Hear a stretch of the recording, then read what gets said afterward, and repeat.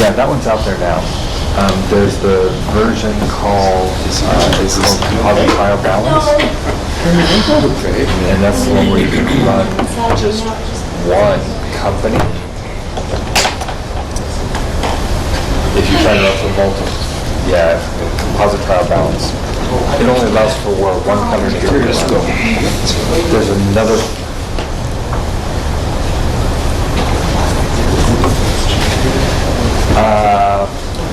Possibly. I had my name as a name. Are we what? Yeah, we're recording. Crap, I gotta take off. Welcome, everyone. Thank you. Council and staff. Excited to get started. This is the big one for the year. We are pretty non-formal here. If you have questions, especially for the new council, it used to be the city, we had a lecture, we listened to it, and then they had a next lecture from each department. I never liked that format, so it will be open discussion. Each department gets an opportunity to let you know what they're doing, how they're doing it, but ask any questions you want. Again, very informal. A little housekeeping, restrooms up to that door to the right. It is involved with Mary Kay, if you're happy to get something you need, that's just fine. Well, feel free to ask questions. We'll have a little presentation, not to do a lot of handouts. It mostly will just be informative, they'll give a little idea of what they've done during the year, what they're looking at budgeting for, and specific problems that need to be documented in any project they're working on. So, let's start. Can I make one quick question? Does everybody know the password if you need to connect to the internet? It's the yeah, it's up there if you can't. You're not, I can see it, we're on. I can't be there. Okay.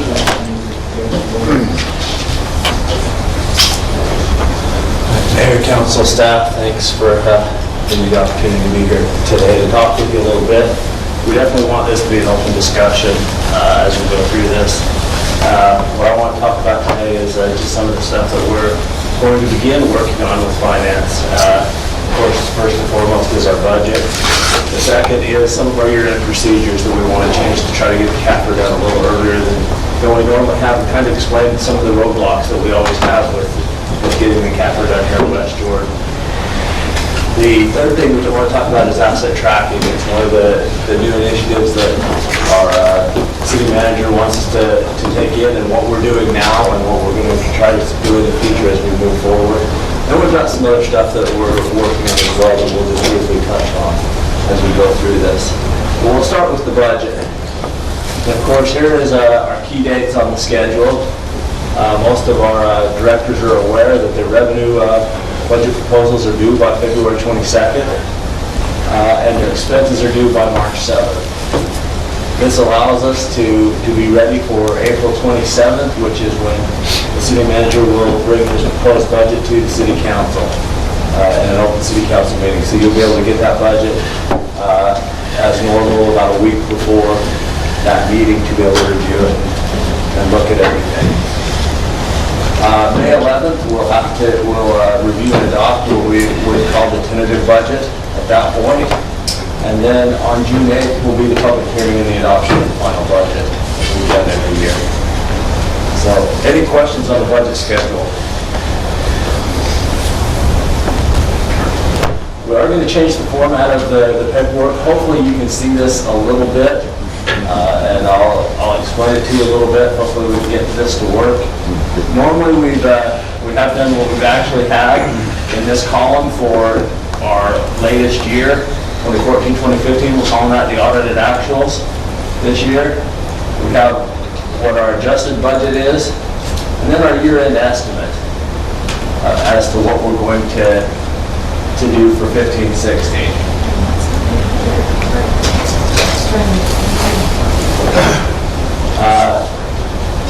This fourth column is going to be where the department's proposed budget comes in. going to keep track of what the department proposes versus the city manager versus what the council approves as we go along. So when we have our budget book, we're going to have all three of those columns present now in the budget book instead of just having the one column, which is the adopted budget, which we've had in the past.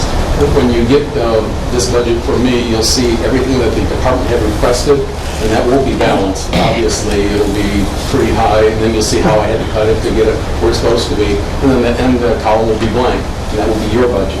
If you want to just move it over, but whatever you do, if you decide to have a $1 million project, then you need to come up with $1 million of revenue to pay for it, or cut someplace else. But we're going to have to balance it as we go there.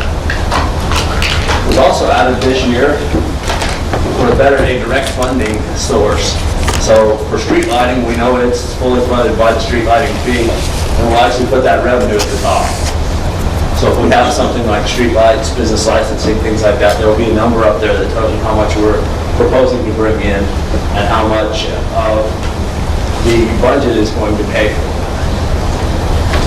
as we go through it. So this will give us a chance to look at how our fees are doing against our actual expenditures and budget.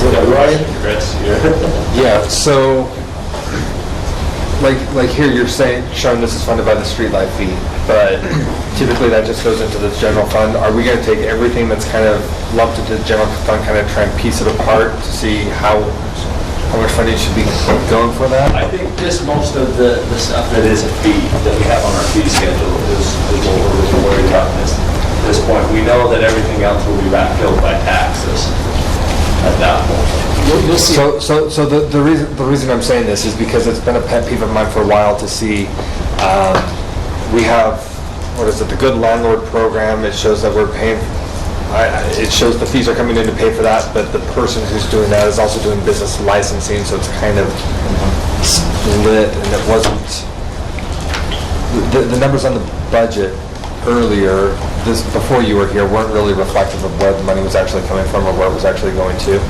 So I'm just kind of hoping, I like the idea of trying to break it out instead of just saying general fund, hoping there's a little more accuracy before than when, like, that one position was kind of stretched all over. You'll see it balanced in the revenues, but then it'll show, as you go through the general fund, what percent is actually paid for that specific service. Like building permit fees, or go into the building department, you'll see it over there. I mean, the revenues aren't, you won't see it balanced there. It'll just show you that that particular fee is for this. And you say, okay, that whole department is based on people using it for a certain purpose.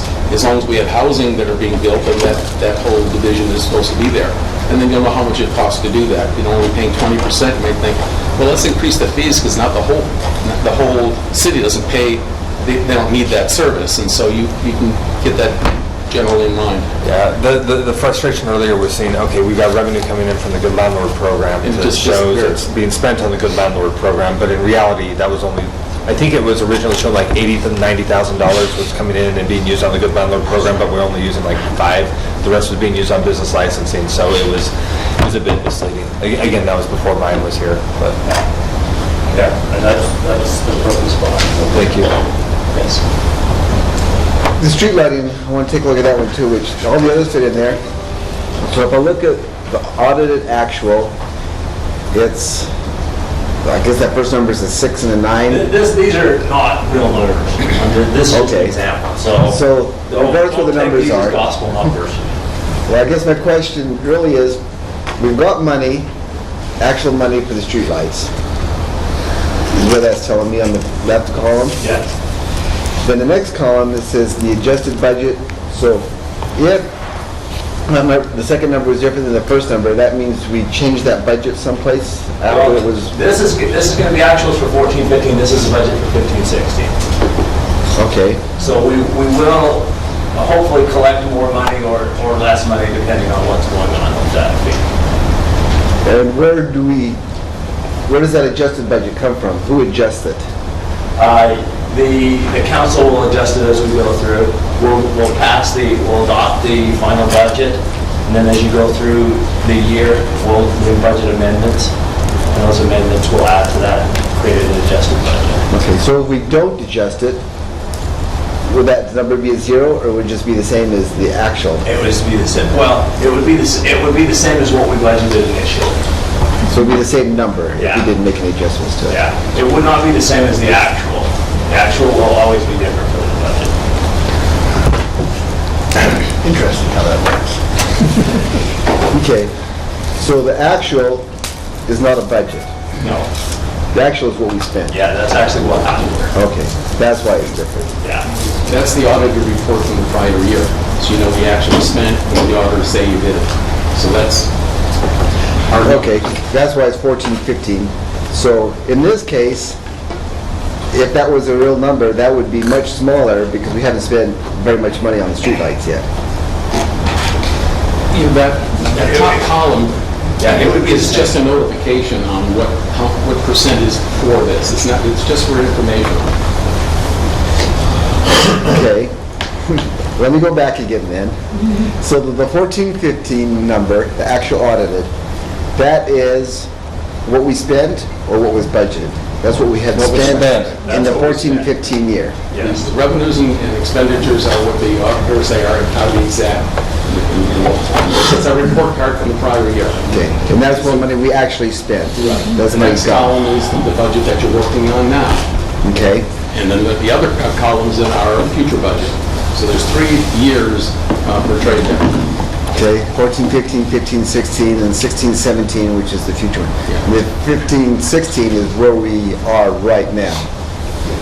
Yes. Well, the improved budget is what was budgeted. The year-end estimate is what our What we forecast is. think we'll end up spending by the time we reach the end of our fiscal year. Based on what we spent already, and how much time was left. And so we actually track how much we have spent already, and then you guesstimate how much you're going to spend to create that number? Yeah, we do that on a monthly basis. That's those reports that you get on the big 8x14 pieces of paper. That's where we track the actual expenses and we do a forecast to see what we think we're gonna end up at the end of the year. Okay. And I'm asking you more questions as I learn how this process works, so Okay. thank you for your patience. It's okay. Other questions? Ryan, you know, when I first was elected, we had an executive budget committee. We're gonna reinstate that. That would be a question more for Mark. I didn't hear the question, what was it? So, 2 years ago when I started, we had an executive budget committee, and Chris and I were on it. I'm wondering if we could reinstate that. Okay. With liaison, I don't know if Chris is interested, but I would be. You know, let me think about that and I'll get back to you. Other questions on this one? Any other questions on the budget before we move on to the next topic? Hey, Ryan, Yes. when are you promising the budget book? When are we promising the budget book? Final, finished, beautiful copy? August 1st. Okay then. That's what we were told, so.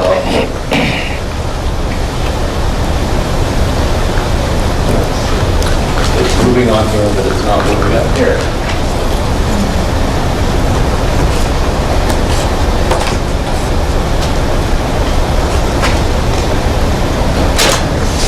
Year-end procedures.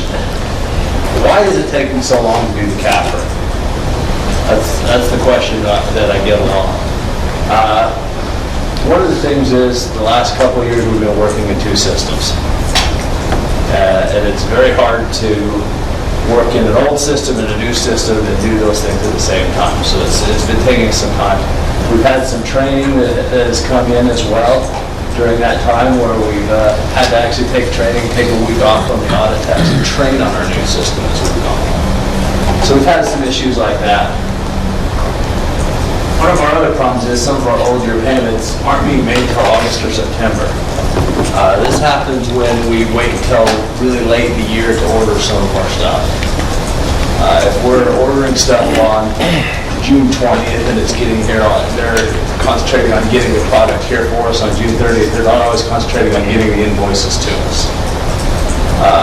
We do know that some of our contractors as well, they work up until the June 30th deadline, and then they have to go through and decide, okay, how much work have we done, and we've got to send a bill to this lady for a quarter of the project, a half of the project. It takes them some time to do some of that stuff. So we're trying to work on a simpler way to do that, get those payments done before. Because unfortunately, one payment can throw off up to 5 different reconciliations as we go through this. And make us have to start over on some of these reconciliations. Right? Yes. It seems like to me that we could, the 1st of May each year, we could have everyone be done with their budget in each department, and May becomes the cleanup month, so that you don't have, I've seen this for 2 years now, that you've had these, those that invoice, and the suppliers or need to be told that it needs to be invoiced by the 1st of May, because the departments can run for 30 days without, they know what they need for that month, unless it's an emergency. Seems like it'd make it a lot easier for you. Yeah, that's, and I have a proposal on the next slide that'll Okay, that'll sorry. go to that. It doesn't quite Okay, go to sorry. A, but it goes there. Fixed asset and inventory information, sometimes we don't get that until late in the time, and sometimes we don't get all of the information that we need. Two of our biggest things that we have to do every year is bank reconciliations and fixed asset reconciliations. They're the most time consuming for us. If we don't get our information in a timely manner, it takes us longer to do them. That delays when the auditors can come in and do the things that they need to do. We've also had some personnel issues. For the last 3 years, I've been here to do it, but I'd never done a capital the first year I got here. So I was learning how to do everything that we had to do. We've had a short staff. The council was good enough a couple of years ago to give us some extra staff to be able to do some of this stuff. And of course, that staff quit on June 30th and left us, and it took us a while to replace them. We're hoping the guy that we've got now will stick around long enough to help us with some of this stuff. But as we go through, we've had some of those issues that have come up. So what we want to do is, with our goal is to complete the CAFR much sooner than we have in the past. And to go along with what the mayor was saying, is that all your purchase orders are done by June 1st. So we don't do any purchase orders after June 1st for the new, for old fiscal year. This would give 30 days for everything to receive, invoices to get here, and everything else to be done. And if we give, hopefully the department's enough time to get that, they'll go through that. Last year we had, like I said, a ton of different things coming through really, really late in the game. And some of them were on June 29th trying to order something that we knew we couldn't get by June 30th. Having to work the phone to try to get some of that stuff done. It's time consuming, it takes a lot of time. What this would allow us to do would be to facilitate payments being made much earlier and allow for the reconciliation of accounts to start earlier as well. And then also putting a deadline on fixed asset inventory information is due from the department, and having that as July 15th, so that we're able to do that. These changes would allow us to begin the audit at least 1 month earlier than we have in the past, which would mean that we would be a lot faster to be able to do the CAFR and not be pushing until the last possible moments in December to get the CAFR. So, are there any questions on this? I know the departments are going to have a lot of questions.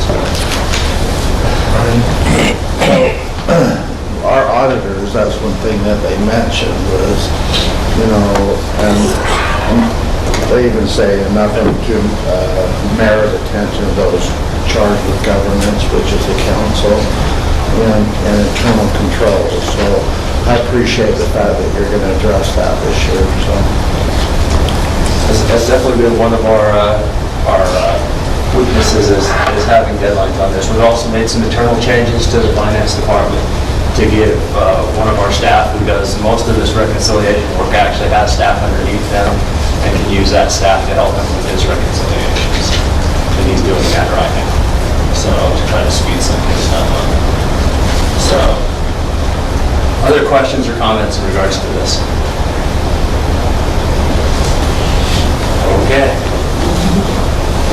Asset tracking. Currently, the only thing finance really does with asset tracking is we track all the fixed assets centrally. And a fixed asset is determined by the city of West Jordan to be anything greater than $20,000 for our audit purposes. Mark has asked us to start looking at tracking and tagging all of our assets over $1,000. We have some of this already in place. I know information technology keeps track of all the computers and has tagged most of the computers as they go through.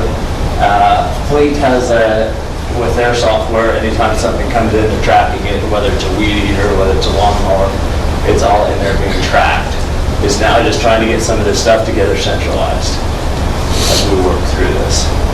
So this is going to take some time for us to get going. We're going to keep our fixed asset at $20,000 for audit purposes, but we're going to track all of our assets over $1,000 to make sure that everything is centrally located and try to do that within the new system. So what's going to happen to the assets that aren't $1,000 and over? $1,000 and under, Yeah. we won't track them at this point. That would be a monumental task to track. Well, I'm used to seeing asset tracking systems that have various types of assets. For example, even an ID badge is considered an asset, so Yeah. tracking who has that ID badge because that gives them access to other things. Or like if there's department-owned weapons that are in custody of police officers or things like that. I assume there's some sort of tracking that's going on for police I'm not worried about, but like the ID badges or Yeah. other. ID badges, we track all ID badges. Police track, something like that. And weapons. How is that, so is that going to be centrally? It's going to be centrally tracked, hopefully within our MUNIS system. When you say hopefully, does that mean there's a project underway to do that, or is it? There is a project that's in its infancy stages to do that, yes. Dream stage or on paper stage or? On paper stage. Do we have any sort of idea of when we, do we have any idea of when we think that can be accomplished? It's a pretty good task. I wouldn't say the 6 to 9 months that we're doing over here. I would say it's going to take a little bit longer than that. So you're suggesting we track ID badges in Munis? That's not practical. I'm not sure where or how it's. They're tracked in the access system. So the system that gives everybody access is where we track who has what badge. It wouldn't be practical to have a $5 card that the value of that card is less than $5. Track it in a whole different system. It's just not practical. And there is a difference between tracking assets and tracking inventory. Inventory is tracked as well. Okay. This is something I'd be curious to hear more. But I mean, usually like ID badges, or if there's a P card that's been issued or something like Those that. are all tracked. Yeah, credit cards are all tracked, we know who has them, we know their limits. All of those things are tracked, but they're really not, a P card's really not an asset, so to speak, and as far as you go through it, say, it's a right, the same with an ID badge, it wouldn't be an asset for accounting purposes. For accounting purposes, no, but the different systems I work with, okay, an asset is anything tangible, which we have. So that's why I'm curious. And at some point in the future, I'd like to see, here's a more comprehensive breakdown. Here's where each one of those is being tracked and monitored, and see what systems are out there, and just get a feel for how we're doing it. Sounds like there's a lot of different independent. It's pretty decentralized right now, so we're working on centralizing. Yeah, I'd love to hear more on that. Other questions on this? All right, just a few other things that we're going to take on here in finance as we go through. We're going to look at the fee schedule and review it to make sure that we're covering the costs. I think we talked about that a little bit as we go through the budget. Make sure that those fees are covering the costs of what's going on. Of course, I don't want to steal Michael Allers' thunder for later, but we're going to hopefully be implementing the MUNIS utility billing, cash receipts, and business licensing modules in the near future. We're looking right now at a date of March 14th of being able to go live with these 3 entry systems. So we're hoping that that's coming, and that's going to take some time and some work within our finance group as well. And then... Ryan, you said March 15th? March 14th. March 14th. Oh, a day earlier, great. Yeah. So is what we're looking at right now. Can I write that down? You can write it down. The way Munis is going, I'd write it in pencil. So, and then we've got some financing options that we're working on, some various projects as we go through. Jim's going to talk about a couple of projects coming up here a little bit that's going to require some financing through the city. We're working closely with him and with Mark on how we can finance those projects as we go through. So, all right, any other questions you have for me?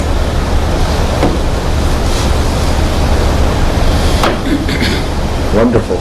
Good, I've done 5 minutes early. Your current staff can handle putting together the line item budget? We hope so. We talked to the auditors, they don't really have a lot of experience in doing what we're talking about, so they can't really help us out. How can they audit it then if we've seen it before? Sorry, what was that? How can they audit it in the future if we change the budget if they don't understand? I mean, they have the experience to, like I said, to go through it, but I don't think they have the manpower right now to come through and help us build the thing the way that we want to. So we're hoping we're able to do it. I talked to Eric, and I think between he and I, we can build it. So, other questions? Mark and I have talked at length about this, but if we have to find a contractor to come in for a short period of time, because this is very important, I think, to the entire council, I think Mark can give you the freedom, if it isn't our auditors, and maybe they wouldn't want to do it anyway because they have to come back and audit the work.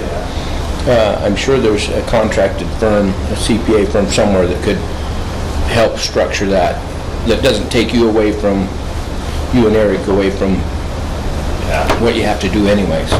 Well, and of course, I'm not going to do what I can do, so we can work with that. So.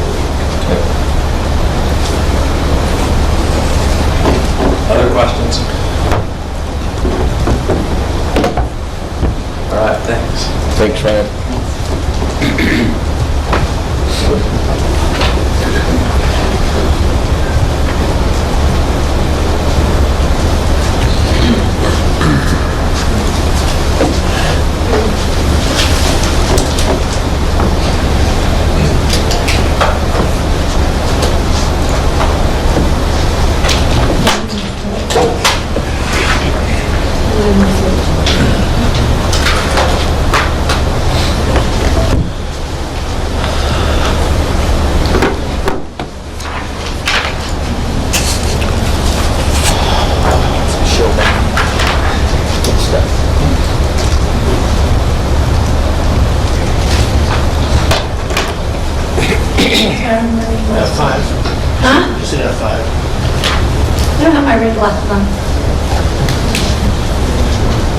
Neither did Zach. Well, he's smarter than I am. Well, you know, when these reading glasses, that would be... Yeah. I'm going to take you through this real quick, and leave it hopefully for a lot of discussion. Just to give you a brief overview, this is what our crime trends look like for crimes against property. They are down, they're going down below what we've had before, so we're in that great trend. This is a nationwide trend, it's a trend in Utah. We're not an anomaly, everything is going down, so we're working on that. Is that per incident or dollar value? Huh? Is that an incident? Yes, that's the number of incidents, it's not dollar value. And then crimes against persons is again going down from the 2007-2008 levels, we're down substantially. So we've got that trend, we see that trend continuing. And property crimes are things like burglaries, thefts, frauds, those kinds of things, car thefts. The property or person crimes are things like assaults, rapes, murders, those kind of things. Domestic violence is classified as person crime. Currently, we're authorized and funded for 111 sworn positions, and we currently are actually at 111, including 4 right now with officers. That will change as of February 11th. I have a guy that's retiring on February 11th, but we hopefully we'll be able to fill that slot relatively quickly. We have a new list that we're pulling from right now that we'll be testing starting at the end of February, so it'll be a couple of months before we have somebody to fill that position. Does that include animal control? No, that's just sworn officers. Right, I have 6 animal control officers and a supervisor. So the current population of 111 and 1 officer per 1,000, you're exactly right on that. Huh? Yes. Yes. And that's what we're going to get into. There's 3 different models for staffing that are kind of out there right now for law enforcement agencies. It's the ratio of officers per 1,000 population, the ratio of calls for service per officer, and then the ratio of discretionary time for officers. Now, there's varying comparisons, and some are more accurate than others. There is no one way that anybody, FBI recommending it, IACP, which is the International Association of Chiefs of Police, there's no one way to recommend how to staff a police department, how many police officers you need for a department, because there's so many variables that are there. For us, for our comparison, this is what we have per capita. We're right at 1 per 1,000. West Valley is at 1.36 per 1,000. Sandy's at 1.24 per 1,000. South Jordan is actually one of the lowest in the areas, just to the south of us. They're about 0.86 per 1,000. So that's kind of where we're at in that grouping. Salt Lake City is, but they have 450 officers for 180-ish, 89,000 people. So they're a little over 2 per 1,000, but their daytime population rises substantially. So that kind of gives you what we have there. For our calls for service, we're in the mix, right in there. We have 579 calls for service per officer. West Valley's up a little bit. They have a lot more, even though they have 189 officers. Their calls for service are a lot more because their demographics is a little bit different than our demographics. Again, Sandy is probably a little bit more comparable for demographic purposes, and their calls for service about 523 per officer. This is 2013's numbers, because I want to show you the comparison between since we started keeping statistics for our discretionary time, 2013, the next slide's going to be 2014, or 2015 slide, or information. See the dispatch time, our officers are spending about 41% of their time on dispatch time, 20% on discretionary time, and the rest of that whole time in there is 39% of the time, okay? The training, the administrative time, all that kind of stuff. What we've been working on is trying to cut that administrative time down.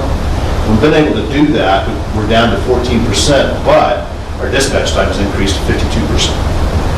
So 11% increase in our dispatch time. And we have increased our discretionary time up by 3%. So we are trying to increase that.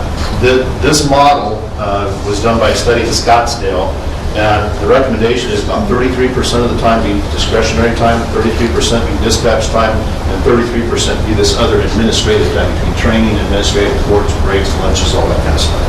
This ONVI, that's on-view things that officers are doing, it's quasi-discretionary time, but not really discretionary time. So what is the definition of discretionary time? Discretionary time is proactive time that they have to go out and patrol, look for bad guys, that kind of stuff. So reports does not fit in that?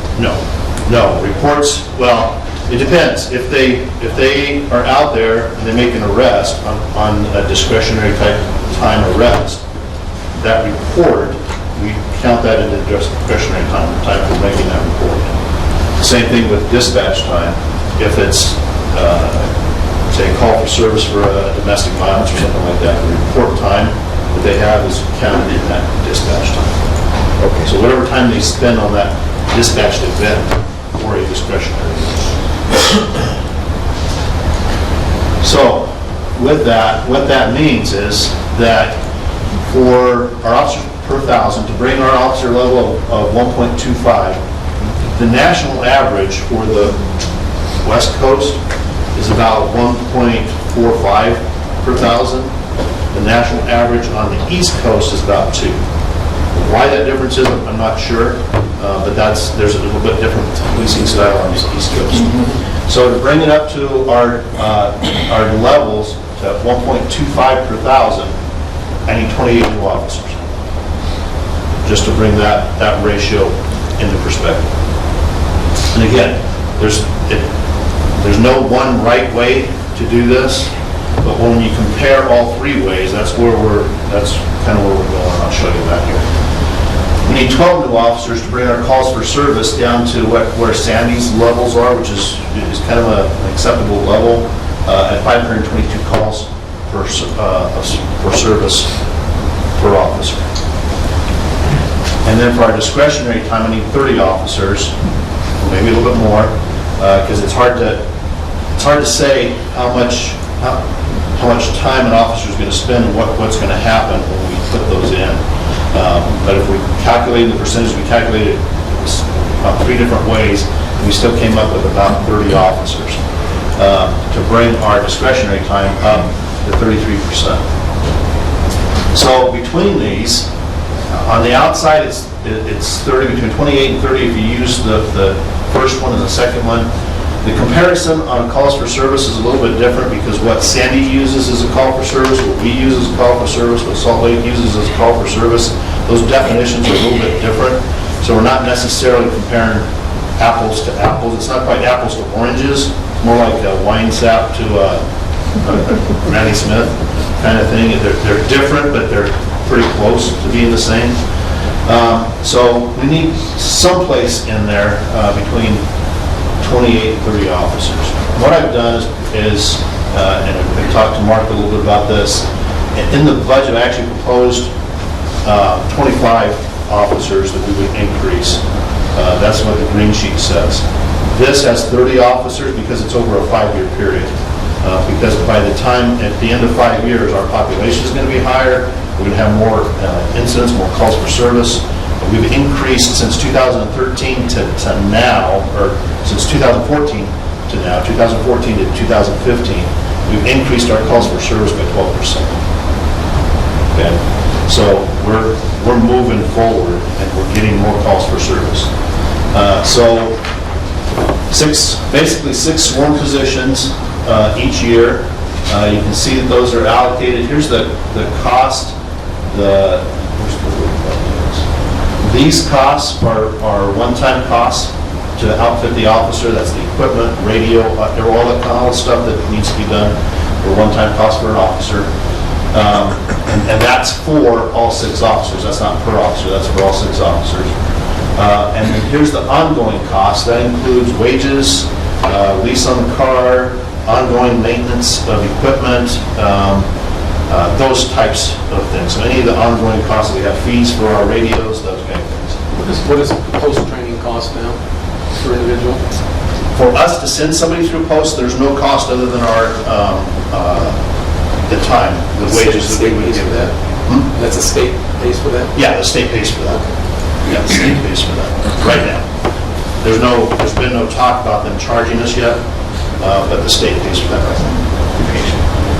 It's about the actual cost. If you were to go through on your own and go through like the Salt Lake Community College Academy, the cost is between $5,000 and $8,000 is what they charge the students. Okay, so that's about the cost. And this is a cumulative cost. So this number are these 2 numbers added together. This number are these 2 numbers added together plus this number. So in order to get the full ongoing cost, just add up this column here. So about $2.5 million, a little less than $2.5 million in ongoing costs to add all of these up there. That's a big chunk of money. But if we want to have that level of service, where we're getting out there, being proactive, doing the things that we need to, then I need those officers, because our rates our traffic crashes are going up. The crashes that we have are going up. Now that may be, and I've got my analysts doing this now, is trying to figure out if because we're spending so much more time on dispatched events, we're not writing as many tickets. I think the judge would tell you that we're not writing as many tickets, and that's, when we don't write as many tickets, the traffic crashes tend to go up. So there's a balancing act that we have to do there. And so if we had more discretionary time to write more tickets, in theory, the crashes should be going down. If we're pulling our resources right, that's what we're trying to do. So, and the reason I have, you'll see up there, a lieutenant, 2 sergeants in the 3rd year, and 3 officers, a lieutenant, and 5 officers in those 4 years, because as we increase our staff, we have to kind of change our organization so they don't have 1 sergeant or 1 lieutenant supervising too many people, because once we start doing that, we're not having enough control, not maintaining the discipline and those kinds of things. When I say discipline, I don't mean punishing people, but the self-discipline of the officers to make sure that they're doing the right things at the right times. And so that span of control for each supervisor, we have to increase that as we increase our staff. Most of those 30 officers right now we have set to go to patrol. So they would be patrol officers. Some would be detectives, and 1 slotted to go to training to help us make sure that we're maintaining our training, because our training needs are going up. The requirements from the state and the feds for training are going up and up and up as we change. I just got, yesterday, we have a court ruling that's going to potentially affect the way we do business a little bit. So we have to have more training on how we use that, how we do the taser, how we use force. Are you still on 40 hours per annum? Per officer, 40 hours? Yeah, 40 hours a year is the minimum that post requires. And most of our officers get a little bit more than that, but not much more than that. Years ago, they tried to get it up to 80 and it failed. So there's a big cost in doing that. There's less people on patrol then. Yeah, there's a huge cost in doing it, but it's, if you look at the private sector, a plumber, in order to stay up, he'll get an average of 80 or 90 hours of training a year. For some of those kinds of things, electricians, they have to go on through the professors at school, doctors have to get much more than that, training hours that they have to go through, teachers have to get those hours. So we have to get those hours too, and 40 is actually kind of a minimum level. We really need more than that. I'm going to try and increase that to about 60 hours of in-service type training, because 80 to 40 hours a year is not enough to cover everything that we have to do. Because we have to go over use of force every year. We have to go over driving every year. There's high liability, shooting every year. And so there's some things that's just kind of taken up that time, and I don't have the time to give everybody the additional training that's needed. So that's part of that. That's not really part of this thing. So that's what we have. The hiring costs for this is for an officer, one-time cost of about $10,000 a piece, $10,800 a piece.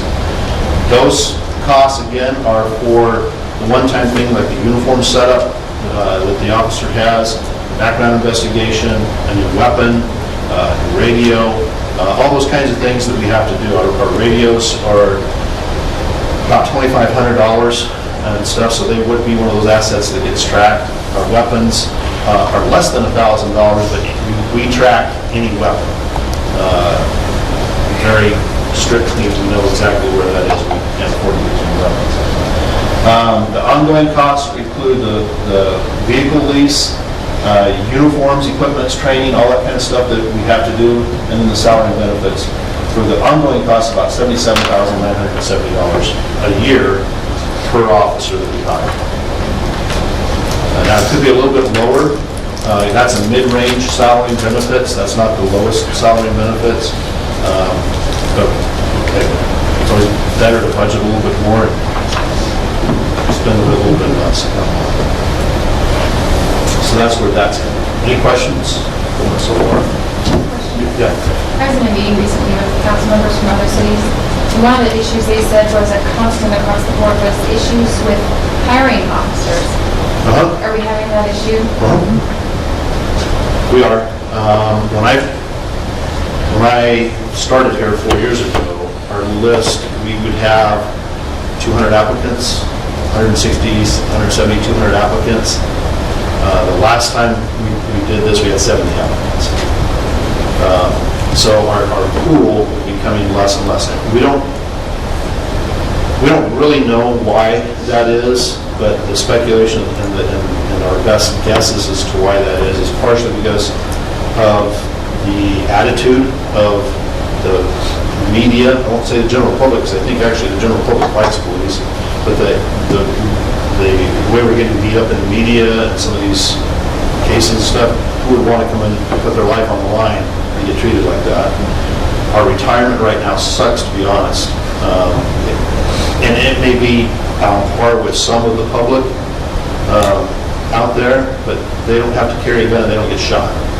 So it's actually below what the military is right now, so I can go in the military and get a better retirement than I can here in Utah, being a police officer.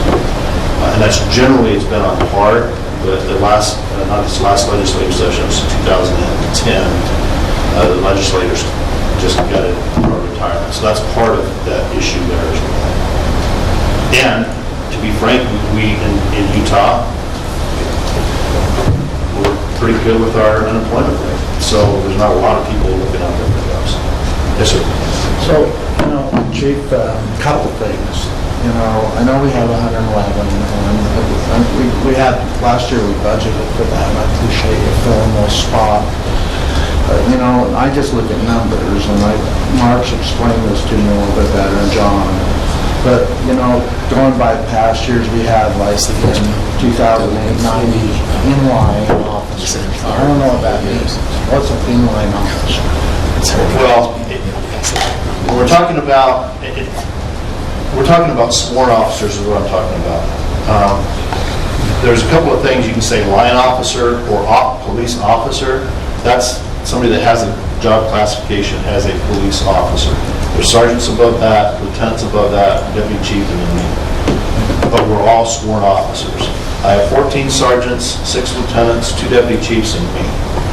So when you take all that out of the 111, I have 88 police officers that are first line officers. So that's generally what we talk about with that. Now, when I came on, we had 97 officers. Our authorized staffing was 103. Budgeted was 101, so we were 4 short. Then in 2012, we got 8 additional positions authorized, but they only funded 110. It wasn't until last year that we actually funded that 111th officer. One other question too, was what about, you've been all of the front runner as far as the body cams and that, using technology. Is there anything in the horizon as far as, keeping our officers safe and using technology that we maybe can fund? I'm not saying we do, but you're the only one that can tell us what we need. Yeah, and I actually have a green sheet in to fund body-worn cameras. Now, body-worn cameras do not technically keep officers safe. They just record the events, which there's a phenomena that when people know that they're being recorded, they act better, officers and civilians. And so what agencies have found that have done a full implementation is that they have less use of forces. Part of that is because the citizens are acting better. Part of it is because the officers know that they're being recorded, so they tend to act a little bit better. Not that our officers act bad now, but you're a little bit more patient, a little bit more, everybody knows, you act a little bit different when you know you're being recorded. And so we are trying to do that. We have I have a green sheet in to move some of our electronic control devices, the TASER, to a program where we, basically it's almost like a lease where we get them replaced more frequently so that they're always working, and we've got the latest up-to-date product. So those are some of the things that we're doing with that. Radios, we're moving our radios, and that's one of the green sheets we have. We've been making strides, but by 2017, we have to do this, move all of our radios, because we have some outdated analog type radios, they have to go to a digital format. And those are some safety issues as well. I will mention here, and this is kind of off topic a little bit, then a little early, so we're okay. But one of the things that I really would like the council to consider is to, in the building code, to mandate in a certain size of building that they put in repeaters for our radios. That's a problem for the fire department and the police department. Right now, if you go to any one of the high schools, our radios will not get out. So if we have an active shooter situation in there, like guys inside that are dealing with that, or a fire guy that's inside dealing with that, cannot get that radio communication to the outside. So we really need to build that into the building code, so that larger buildings, and I'm not a tech, so I don't know exactly how big those buildings are, what size has to be before we get out, what the specs are and stuff. But if we need to look into that, we need to start building that into our. It's mostly the concrete buildings, like a school or. Concrete and steel buildings. That's where wood buildings don't have too much of a problem, but concrete and steel buildings are the ones that we have the biggest issues with. Just one last one. So, go ahead. So, it's a different topic. Because you brought this up last night, and it's interesting. So, we're, I've seen our West Jordan animal control trucks over in Murray, and I've seen the budget that we actually charge them. We're making money. Is that profitable as far as revenues versus expenses? Yes. Okay. We're not supplementing them at all. In fact, we're probably making just a little bit of money, a little bit of profit there. I'm not talking hundreds of thousands of dollars, less than $100,000. But yeah, they're paying their share for that cost, and that's where we're trying to keep it. Again, rather than business making money, so we're trying to keep that level there. Zach, did you have? Yeah, sorry. You mentioned, so just going back to the discretionary time and the staffing issue, but you mentioned calls for service are up 12% year over year, and obviously dispatch time was way up as well, yet crimes are down and our population's not up 12%. What do you attribute the difference to, if anything? Part of it is our accident rate is up a little bit. So dispatch time. That's part of it, the dispatch time. And part of it is that we're taking a little bit more time in some of these calls because of the litigation and everything else that has been going on nationwide. We're just taking a little bit more time to handle some of these things than we would have in the past. We haven't done, and it's hard to do, but we haven't done a big study to see exactly why those are happening. But my gut feeling is, from my experience, my guess is that it's some of that stuff that's been happening that we're increasing so much on that dispatch time. Because I've been encouraging my officers, instead of just running from call to call to call, just shortcutting this one to get to the next call, do what you need to do on that call. Because to be frank, if we're just shortcutting it, it looks like things are going okay, but they're really not. And we get more complaints when we do that kind of stuff. So if I can take an extra 30 seconds a minute on a call to answer the question, get the person settled down, explain why we're doing some of the things, because citizens don't understand why we're doing things, or why we can't do some things. They just think they can do it because they see it done on TV. And so those are the types of things that we're trying to do. I'm trying to get that better service. Increase customer service levels, increase. That's what we're doing. I'll add one little statement to that, is several years ago, I would frequently hear complaints, this is prior to you being here, Chief Diamond, and that was that officers wouldn't respond at all to some dispatched calls. I haven't had that complaint in the last 2 to 3 years. Those complaints have I've gone. had it the last 2 months, so. Oh, okay. Well, from my viewpoint, that's what's happened. And so to me, I'm like, that's success. Because the dispatch time to me means officers are out actually on the dispatch calls. And there have been times, and this may go to some of the complaints that you've got, that it may take us 6 to 10 hours to get to a call that's a low priority call. Somebody stole the bike off of my front yard. Well, that's a low priority call, and in fact, they can even report that online. They don't even have to send an officer out. We're trying to balance that whole thing right now to get that. But I don't want to get to this level, but I'll give you an example from my experience in Sacramento, that I was burglarized. I was an officer. My house was burglarized, a gun was taken. It took 7 hours for an officer to get there, just because of the staffing levels, they couldn't get to the calls and stuff. So it took 7 hours for an officer to get there. He came up and said, "You're an officer, right?" "Yeah." "Here's the piece of paper, do your report, see ya," and took off. Now, I don't want to get to that level, and I don't think we will get to that level.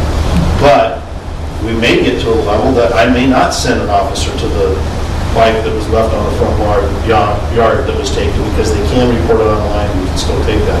Because really, when I send an officer to that, all they do is go and say, "Do you have a serial number? Okay, thank you." And because 99% of the time, they don't have any suspect information, they don't have anything. So it's kind of, I won't say it's a waste, but when my officers are already so used up, I will say, or in use, it does take away from their time. Last thing I kind of wanted to hit on here was, these are some other things that I put in, asked the city manager for budget things. These are personnel type issues, crossing guards. I'm having a hard time keeping crossing guards because we're not as competitive with our surrounding cities. South Jordan, UPD, West Valley, they all pay a little bit more for their crossing guards. Restructuring our pay a little bit for crossing guards and stuff would be about $86,000 annually to try and fix that issue. Should you just add some scale to that? How many crossing guards would that affect, that 86,000? 89. Okay. 89 crossing guards is what we have.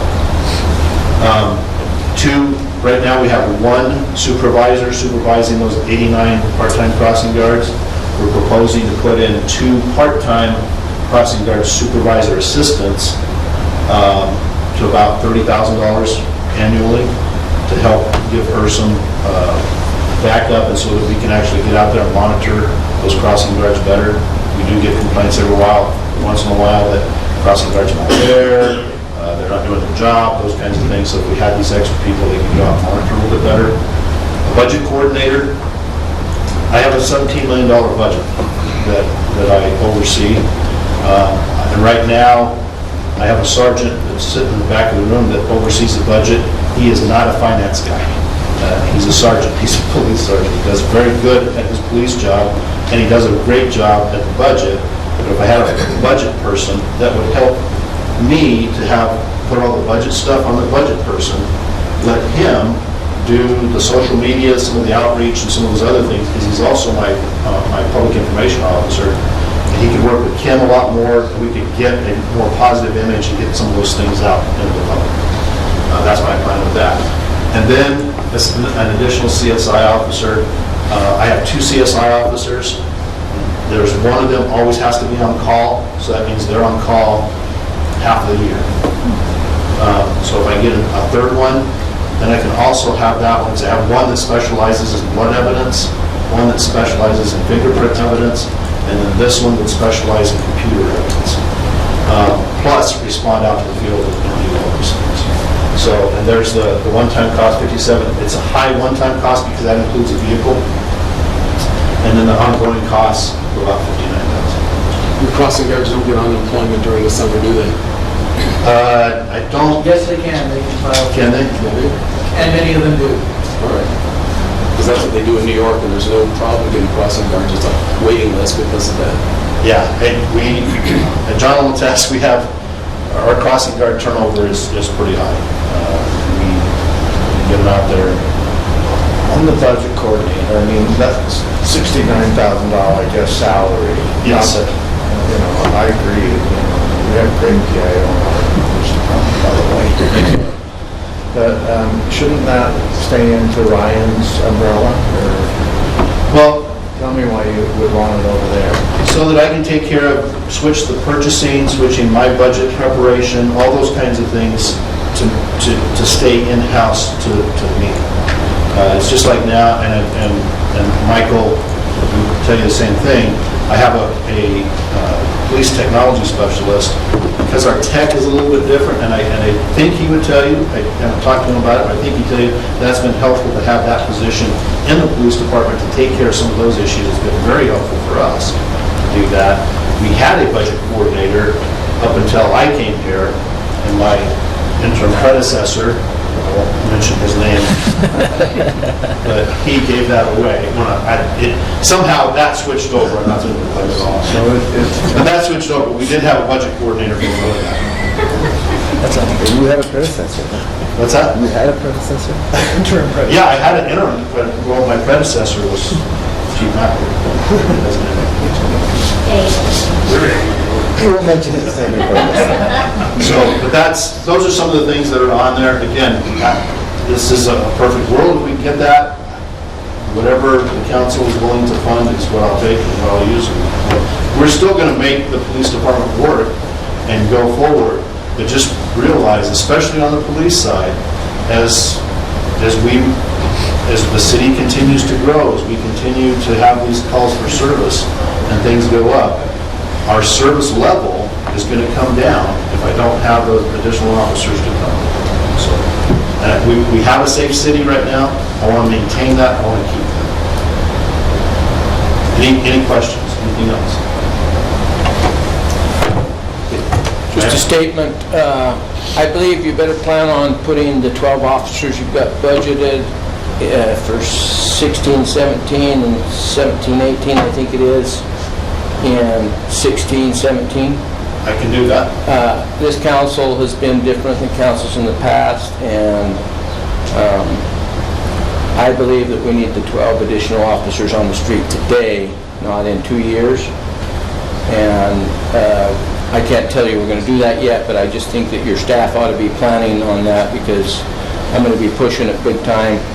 I agree with the chart that you showed at the first, that personal crime is down, and I'm proud of that. But I believe the reason that the property crime is down is because many of the businesses aren't even calling in. I know in my own personal experience, we don't even call in anymore, because there's nothing that you can do anyway. We just turn it over to insurance, and I think that's why you're finding, it's not that there's any fewer. In fact, for the first time, we were broken into just a year ago at my business. Right. For the first time in 30 years in this city, we were actually broken into, and we've gone to just not reporting it, just turning it into insurance. And that's what as I go around to the businesses, that's their big complaint is, there's no sense in us wasting the time to go through the whole thing, because they can't do anything anyway.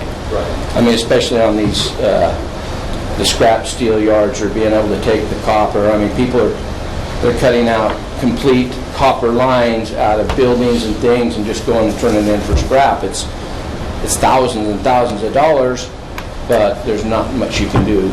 Right. And I agree with that. I can say that our crime rate has gone down in everything just by telling people they can't report.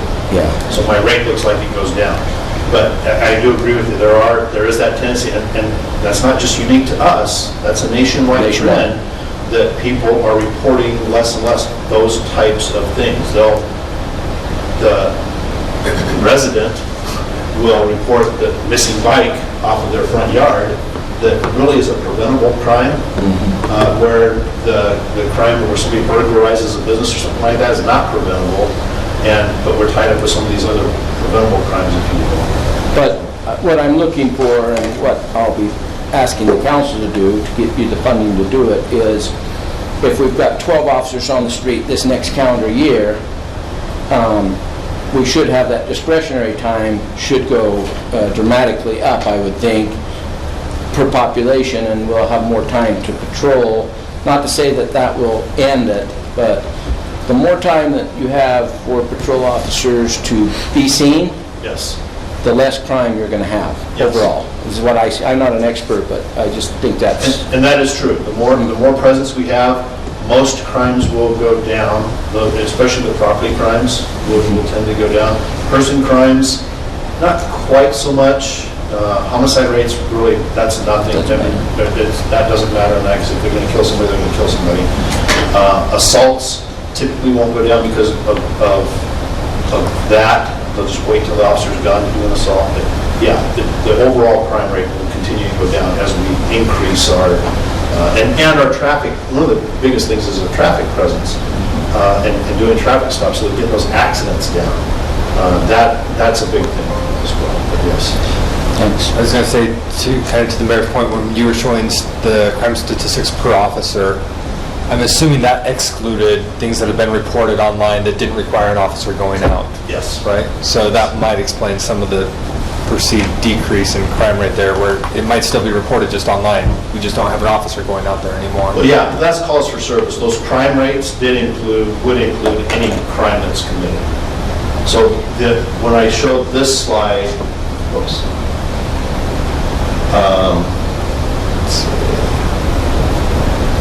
This one, those are calls for service. That's not crime, that's calls for service.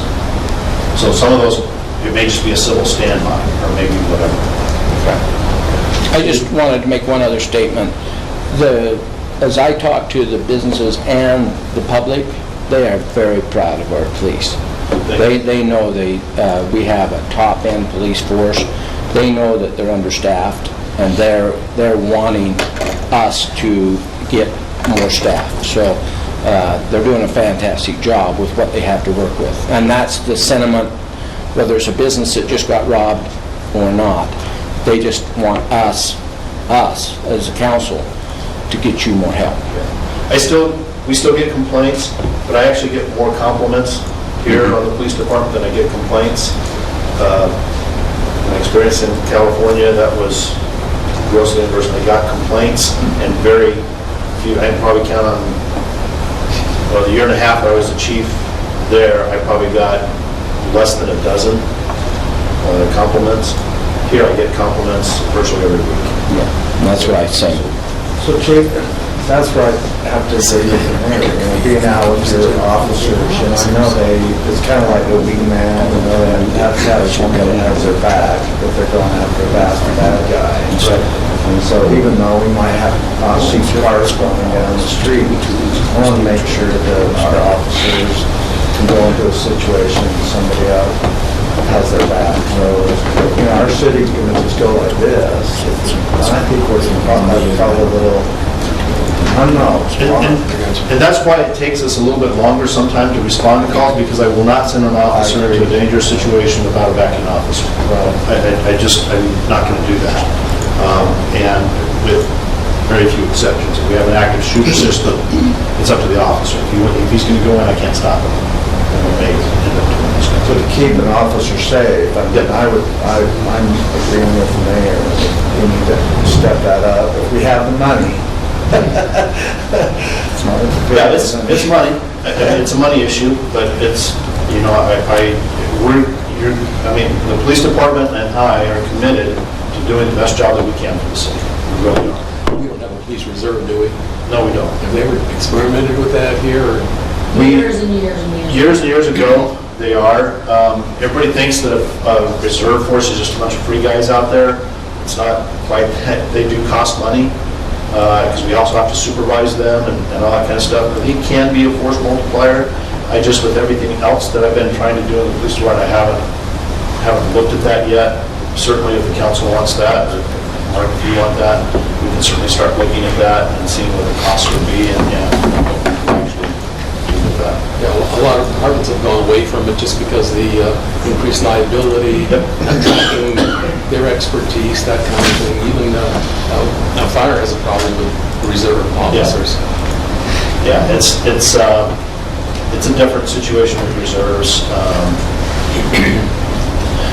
And there are different employment laws and different things like that, once you have those and something happens, you have to lay off, then you have to lay off all those. We experienced that in Sacramento. We had to lay off full-time officers. So the law said that we couldn't use any of those part-time folks anymore, basically. And so we lost a big chunk of people. So there are some things in that. So, any questions? If you have any questions, council or anybody else, please get a hold of me. We'll try and respond as quick as I can and get the answers that you need. Thanks, James. Good job.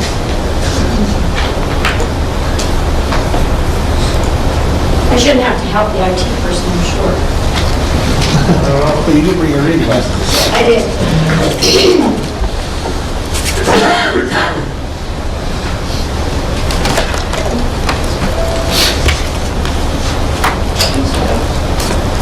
Hey, we're not connected on that. Do you have a Jeff Wright? I do. All right, go ahead. I'll just let you. It's connected to the web. That computer is probably, you have a, You want to show you how it connects to the web? Yes. probably doesn't have a custom. Whining about 4 years. You can make this better.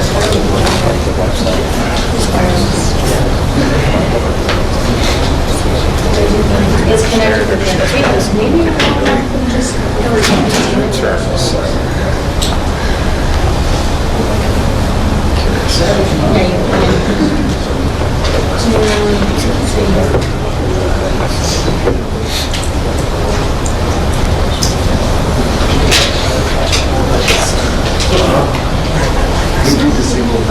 IT problem over here. We do have a person that's hardwired. It is hardwired. Yeah, it's hardwired. I didn't see the bucket like the water, so I didn't try it out with orange juice. Oh, that's a good water. Okay, so you want to connect? I don't know. Okay. I was going to want to. Okay. I didn't see it back there either. They added that afterwards, it's on that hill. That's why we can see it. I don't know, I just have to. I just assumed it was soda. That was gone. Yeah, soda. Not a soda thing. Saturday, you going to Provo? What's your purple on tire? Oh, no, because of the UCLA2. ULC2. It's a new municipal. Is it just the information? I'm going February 6th. I was just ignoring the carpool, but I guess you don't want to, but I don't. Not so much. Maybe you can come anyway, just because it's once. Yeah, you'll be little, just in the back, just listen. Not really smart, but next time you go, I think you will too. Okay. I wasn't available on the day before, something like that. Yeah, they do have a lot of stuff. Don't worry, just turn to Sophie, she'll tell you how to. Talk loud, Michael. I I can't hear will you, Michael. try to talk loud. If I talk too soft, if I start mumbling, if I start going off, Do you know sometimes, anything? I do that. Bring me back in. I was asked to basically give you guys a report on the status of the ERP and on the phone system, and I had a few other things I wanted to share with you. What's ERP? Or Enterprise Resource Planning. Thank you. Baby does when you feed it to it. So let's go right into it. As you know, we've been over a year into this project, going through, different phases have come on. Right now, what we have is we have our finance department, all of the budgeting, your GL, purchasing, all that is online and working through. Payroll is also online, going through. What modules or progress that we have left, and what you see here, permits, building and safety, What we have here, and this is also with ODA, planning and engineering as referred to, they're in a target bid, because as we were meeting throughout this week, which we have Tyler Technology, Munis's implementer here on site, going through yesterday, we finding some different shortfalls in what they have, so we've got to come up with some different solutions to overcome, to continue on to make sure that we can make this product work and meet what current business processes we have for those two divisions. That's why we have a targeted date going out. Electronic plan review that is scheduled to be fully implemented right now. It's at 75%. They are using a software called Blue Review, which they go through. It's to handle all of the red line review processes throughout the various divisions within the departments. As they go up, they're able to open it up, put marks, update. Everyone's able to see the corrections on the file. That file then is saved, and that's what's given back to the developers or to the contractor. That's what it needs to. And then that file will come back and they can see that. And that covers throughout Public Works, out through the fire department when they go through. And we still have a little bit of training. They've been working with it somewhat, but it hasn't been fully implemented there. The employee self-service site, we have up and running, but we haven't released it out to everyone because there's a few tweaks we've been going to establish and make sure that it follows. And if we want to change some of our in-house business rules of how we collect time, right now we use a product or use an application that's called vCity to collect our time for payroll. This system here has the ability to go through and collect the time for each individual through the web. It has a bunch of other neat features and options that are very useful, such as getting your W-2s, changing your direct deposit, getting your direct deposit voucher. You would be able to get all that. The issue with the time collection is that from vCity, it does a lot of the corrections and following the rules of the FMLA rules. It handles and does that for the supervisors. This product here allows the users to go through, but it relies heavily upon the supervisors catching any type of errors or issues with the person's time card and making those those corrections. And moving them forward and going through. And business license is basically fully completed and ready to roll. But they are contingent upon the module of utility billing. Utility billing is kind of the next key module that needs to be released because that contains all of our customers. They use a customer database. We have a little over about 27,000 separate customers, which are all of our residents and businesses that have utility accounts. Those customer account, the way the CRP as you go through why it is you'll have, for instance, you'll have one customer record with the city. That's what follows you throughout the system. And that's why it's so important that we have to have utility billing come online before we do some of these other modules online, because it's the foundation for that record. So that you don't have 5 records within the system. You only have one. So when you come and communicate with the city, we look you up by one record, and we'll have your information all tied to that one record. Same with the Good Landlord program. They've gone through, they've implemented all of their stuff. They're on standby waiting for the same purpose of the utility billing. Applicant tracking, we're at that right now. That is still to be determined by staff. We have that out, and we have to finish up with what internal processes that we have that they wish to accomplish, and then they set a go-live date for that. Utility billing, this is the big one. This is the one that has been causing me personally the most grief. Going through, like I said, dealing with the 27,000 plus records. Our database, to kind of give you a little bit of a size, we're dealing with the technology that we're moving from is right now about 15 to 17 years old.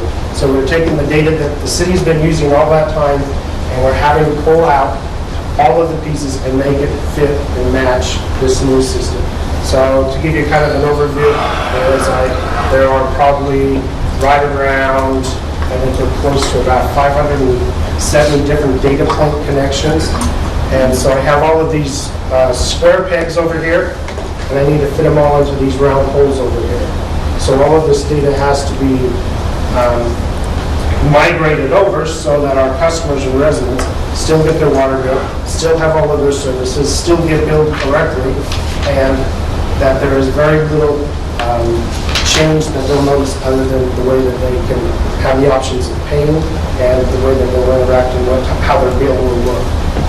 And then they'll go through, but they'll have the same account number, and that's what we're going through the customer record file, is that the customer record file will be the same name that they'll be accustomed to that we currently have.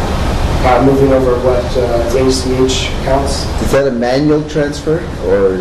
No, it's It's a conversion? It's a SQL from database to database we have to go through. We were on pass number 18 of our data conversion, where we turned our data over to them.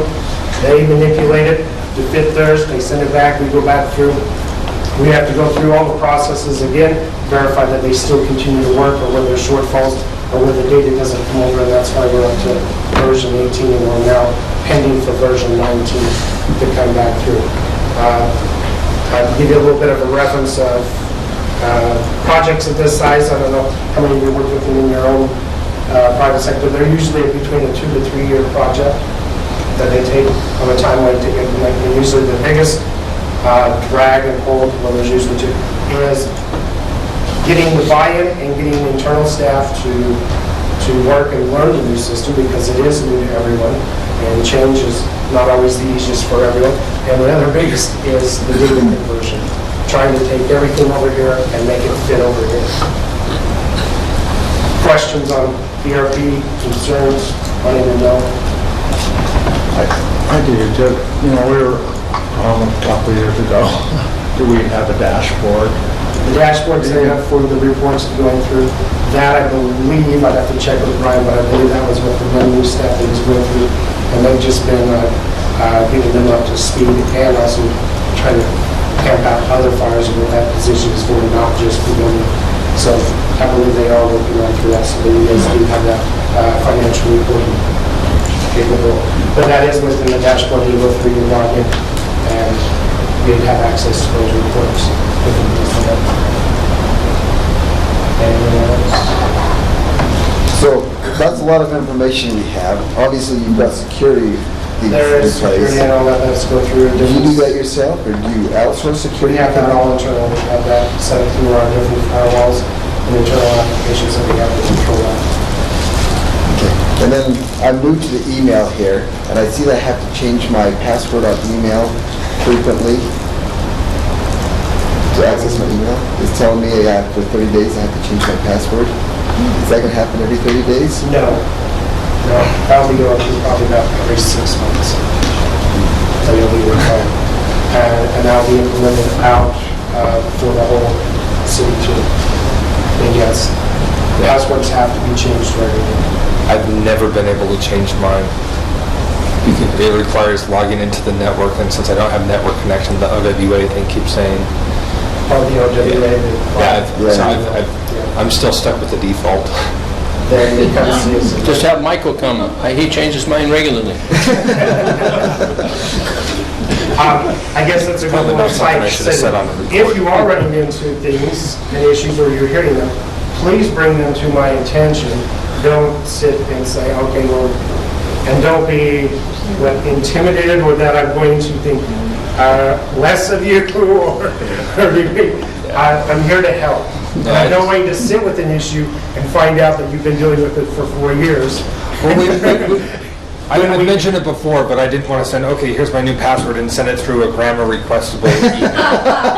So Why that's, not? yeah. I'm going to leave that one. Any other questions or concerns in regards to the ERP before we do the Q&A? Tell us a little bit about the new server room and that. Okay, with the new server room, what we're laying out, I mean, we have our existing server room. At some later time, we'll give you a tour and explain, so it's kind of puts a visual perspective to it. We have a storage room that we've been able to clear out and move the different, and sits to it. We're going to carve that out. The reason, I guess, the more important of why we need to, and you see it, our server room really wasn't designed to be a server room at all. It's been probably put there since the building was built, is where I got located there. There's carpet on the floor, which everyone knows how static and computers work, and it's a big no-no. Fire suppression system that we have within there is the sprinkler system. We were looking at trying to replace that, but we went through and did it. They were not able to replace it due to the ceiling content of the faults. You have to have it where it's a hard ceiling so you can pressurize the room. So when the fire system is activated, it actually does its job and doesn't seep out or go elsewhere. Electrical bit. We got to upgrade the electrical standard because as the new servers, when they come on, they pull and require more power, and what we've determined is non-dirty power, so it has to be a clean feed. One person will, well, I won't say, several of you may understand that before you gotta have to go through. But the floor, we'll be stripping that down to the concrete, which is the pan of the building, and then we'll be putting down an epoxy down onto that to help keep it a more or less clean room. It will be basically fully sheetrock with the hard ceiling and everything. Separate AC units. And we're trying to maintain the cooling capability right now. The unit in there is, I was saying, is at least 15 years old. That's used to cool the room. And if it does go down, which it has a couple of times, that room will spike up in temperature fairly quickly. We have sensors to alert us and go through, but there needs to be more of a redundant capability, plus tied back into the building's UPS and generator system. And it has its own separate feed. As the building has evolved, as if some of their facilities with knowledge and going through wires, people within there have these red plugs. They were dedicated to the UPS. Over time, just people's habit, they're looking for power, they'll plug into whatever they need to. If the power failed, that puts a draw onto the UPS unit there, and which is, its main intent is for that server room. And if there isn't enough power, when that 15-20 second kick over to the generator, the servers will crash and they will go down, which it then turns into, depending on how big of a thing, it could be between a 4 to 6 hour time frame for us to bring the systems back up. Have we looked at outsourcing server capacities somewhere off-site that's, I mean, like Exo Communication or FatPacker or something? Out to a data center? Yeah. A lot of the different applications have to go through. It's something to go through and look at, but the cost is pretty high for storage capacity. And it's mainly is, the other big thing is the data communication that it's back through. You still have to buy all of your hardware so your cost doesn't go down there. You're having to buy redundant fiber channels, so to say, run through so that you can pull the pipe through back and forth through the data center we're still at. So you have to establish those, and then you're paying a storage fee there for cooling and all that. But they don't maintain this one unless you want to pay for an extra level of service from them, then you have to use their resources. Which then you have somebody that's not from your staff or area that's now controlling your data and certain sensitivity information. Does that make sense? Yeah, it makes sense. Personally, it's something that I'd still be interested in because knowing the amount of demand on our IT staff, like looking at head count here to try and do that internally plus find space and everything else, in my mind it might be worth the trade-off for the additional cost if we no longer have to worry about it. We have someone else we can go to and say, you do that, rather than worry about head count, benefits, all that fun stuff here.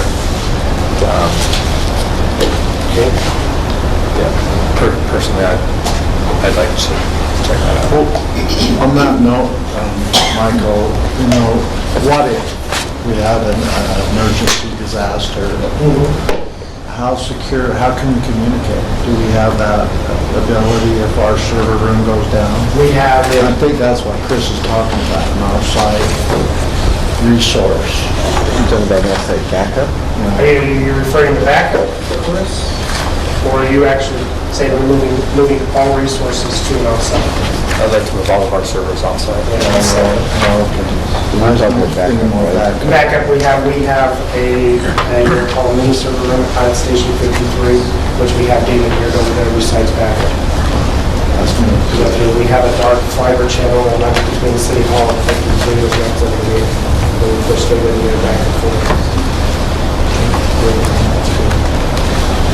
Any other questions before we move on? This basically, I wasn't expecting you to read this, so don't try to. This is just more for visual effect to say, here's the different tasks that we have left pending on the ERP project. Project plan out, it really is blurry on that for the resolution, but that is what you see there. The new phone system we implemented here starting on Friday, going through, reported our lines over, our phone numbers. The new phone system, the brand that it is if you want to, it's the Zolte's phone system that goes through. It has a different client. CenturyLink ported between our 900 and I think 60-something numbers. We got all of them other than about 30 of them, and most of those 30 belonged in the engineering area. So we had to work through to get CenturyLink to finish porting those numbers. So those numbers we're still bringing back to our old system, which they're still getting their calls, but it now involves that they're coming in one. But the hindrance is when you take the call and you're not able to put it into the new phone system. CenturyLink has ensured us that they've now completed that as of Tuesday. Tuesday they have those, and we have thumbs up in the back that it has been moved over. That now all numbers have been imported and completed. Phones going in and out, Nixie client, what we have now working through since Friday going through is what they're coming through is we have those in our call routing structure. Some of our home groups and the way that numbers are being, if no one is picking them up within a particular home group, they're going back to our default line, which we have to establish, which that default line is the 5,000 line, which then rings upstairs at Heather's. Yes, thank you very much. And they've been. And we're losing calls like crazy. I haven't heard that they're losing calls. Yeah. Because I've got a list from them that we've sent through, and so our staff right now is looking through them to change the routing effect on those going through the region. We're going to need another receptions and local calls. No. Seriously. Poor Heather can't. Poor Jamie can't. Yeah. But that should be resolved here fairly soon as they change. We're going to say, though, I've always liked a shortened human being answer, though. Are we going to stay that way? One or two more slides and we'll talk about that. Well, we have series.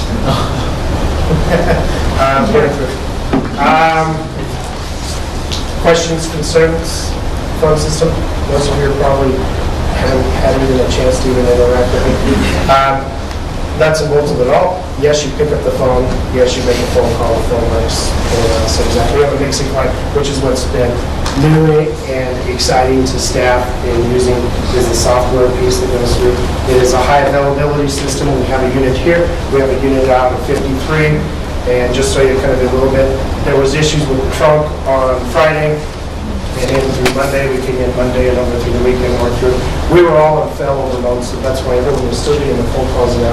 But the main trunk line, CenturyLink didn't have corrected to where they were blocking our numbers that were going in and out. They were having after 50 feet. But a question in the back? No? Okay. It's nice to have that mixing line, as you can see the numbers that call in and have track record of who's calling. Yes. That's a great tool for staff. The new phone system, as we'll cover here in a couple of slides, allows us in the city a whole lot of flexibility. We basically can virtualize your office to where I have here and my phone, you can ring my desk phone will actually ring here on my system right here now, and I never have a piece to answer and communicate. And no one has to know a new number. My number will track, follow me wherever I go. I get my voicemail from here. I can see presence of my staff, whether they're on the call, but they're away from their desk, how they go through a record, whether I wish to drag them and send them a call. I can be part of a call queue and still call here remote. And not have to physically be sitting at my desk to receive that call. Can you interrupt our calls? Can I what? Interrupt the calls Can I take over someone's call? Depending on without their features? permission? In a call center environment that we have, yes. The manager can do what they call a listening whisper. Okay. So they can actually communicate to the rep on the phone with the customer without them knowing. And it's a training skill. Good. Call center rep. They have that capability. We are also in the process of redesigning the website, which is much needed. It's been outdated for the last 6 years. I was going to show you here live, but due to time, I'm not going to go into that. Right ahead, you can make them online. You'll yield your time to the senator? I want to see it, because I've been anxious for this for 6 years. Have your email chat. I will have to admit, I do hear about this often. Yeah. So what this is basically, it's a HTML5 technology, replacing all of the different technology that we have to go through. So this is compatible on mobile devices, like you have to go phone, tablet, independent, it'll resize and refigure, do whatever, however the individual wishes to communicate. The city, the site readjusts itself, changes it, but yet still gives you all of the information. This here that I'll show you is basically just kind of the front go of it. It's obviously not a full-blown implement. There's a whole lot of work that still has to be brought over in what detail. I'm going to switch this. No. Uh-oh. That wasn't a good, Michael, what CMS is it built on? The CMS. Yeah. We are using the service from Wix. Yep. From Wix? You get a free one, or you have to cancel? Yeah, a little thing up the time. No. You can eliminate that. Yeah, I know. You can't, it's just because it's money. Wix has a limitation on it, I don't remember what it was. As far as installing Less savvy people. scripts in the head. They have different things that we're going to go through, and we've verified and gone through what they have already. It will satisfy pretty much all of our needs that we've seen so far without getting into customizing. But what it does is helps give us a much higher availability and makes it much easier for additional staff to update and maintain instead of making it totally dependent upon IT. It's better than using WordPress, which is kind of the industry standard these days. WordPress is one of them. There are a couple out there that are all fine, but there's a whole bunch of different ones out there. They all have their advantages and disadvantages of going through. So, I assume. This is when I used Wix for my campaign site, and I couldn't install Google, not Analytics, because Analytics work. Because the analytics come through. Yeah, Analytics work, but Google Web Services or Development Services or something like that, I don't remember the name of it, but I had to install a script in the head, and I couldn't do it. Because it didn't give access to the HTML head. And you can get that, should be used, whatever, that they'll go through, so then it has to change. I couldn't do it either. Yeah. I didn't try. If I tried, I couldn't have done it. I used Wix too for mine. I just use it because I needed something I could build quickly. And something easy to change. And having to, due to The that, website is really the school district here blocks the website, instead of what I have to, and I'm going to go through VPN, back through this device, back to my desk sitting on my, Would you like to just use T-Mobile wireless? if you get a T-Mobile or Verizon, I tried that, and that's blocked here too. So I'm surprised if you can get out, I don't know what they have here, but they're blocked as that, so. I've tried my pocket and everything. Most do What did have I access. just? My Wi-Fi is getting out. Well, they got blocked. You got access to it. Michael, my Wi-Fi is getting out. I get a signal from it, and I can connect to my Wi-Fi, but I can't, it won't get it out to the web. Do you want me to make you a hotspot? Mine's getting out. Okay, this is what I was afraid of when I unplugged that. That I'm now, do we have to, where do they have the controls for this? They told us not to touch them Michael? in the stream. Michael? So the Wi-Fi they have here is blocking a whole bunch of stuff, but if the chief has his MiFi That's what I jetpack, have here, and when I hit, it wouldn't allow me out.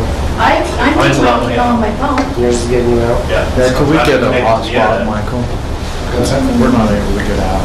Yeah. Told us not to I touch mean, them. I've got on the guest. Seriously. Oh, I saw on me on Saturday night when I had surgery on the 2002. I stayed over at Unica. Yeah, we Again. can do it as a. Yeah. Because this will take time. Yeah. Let's just get back together. Wonder. Can you unlock that up there? I'm too short, I can't reach it. Don't Then we're laugh. gonna go through. I didn't laugh, I smiled. Yeah, good. So if you want to keep going, the other stuff, just put a little layer. Yeah. They Get on a can see. chair. That's what I did. And if I'll break the other knee. Mel, I don't touch anything, you'll see. What's that?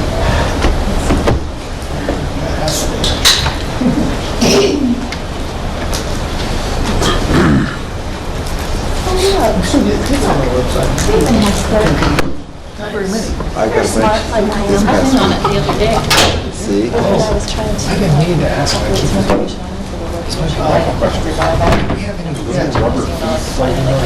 the bottom of the microphones? You can Google this.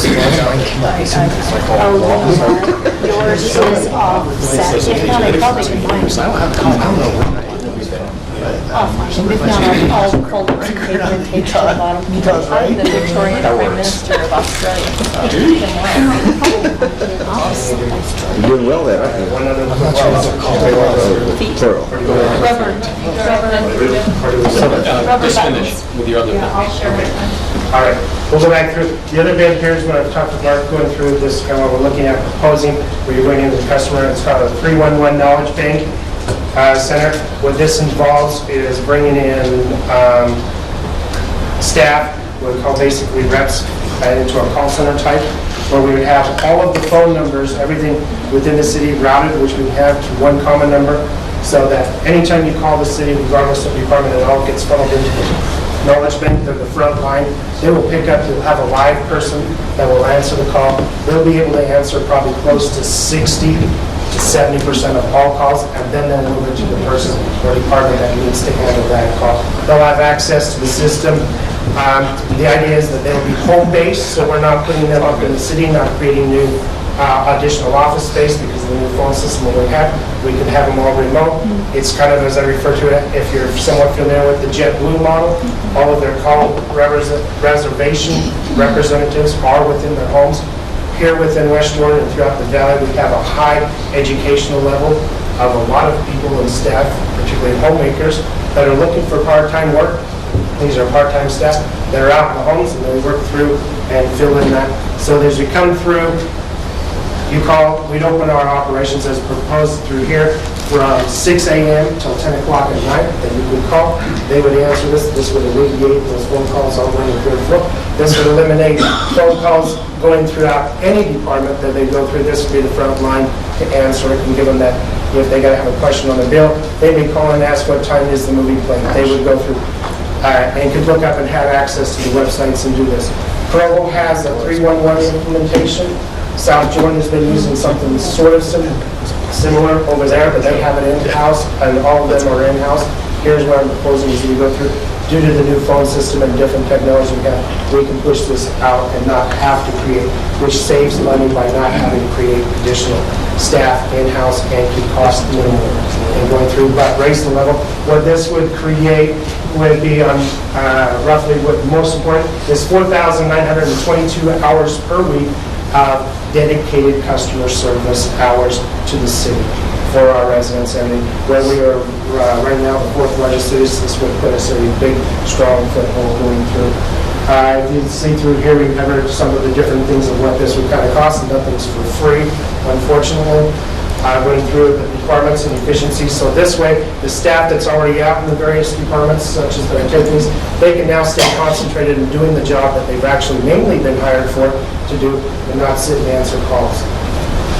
So it makes those departments, all departments across, run a lot more efficient and make us give us so that when you call, you're not getting an auto attendant asking you to listen to the first 30 to 45 seconds of every call of which number you wish to push to get to the department or the person you're wishing to ask. Because every time the rate calls, they're after a question, they want a body and they want to go through. It puts that more, as I'll go back to our motto, the good neighbor feel of interacting with people. Other than that, that's initial. Any quick questions? I've got 15 minutes of your time. Oh, you're good. Because I was going to talk about some of the website stuff as well, so. Can I ask mine? Yeah, you're just already on there. So you're talking, we're basically outsourcing our, No, this will be all in-source, so we go through and this will be These will just like, be in the they know it's got your source, they have access to all that. so you will manage them. Yeah. And it'll be tied in there. And the idea is every department So say in the morning, they do put a briefing into this knowledge bank.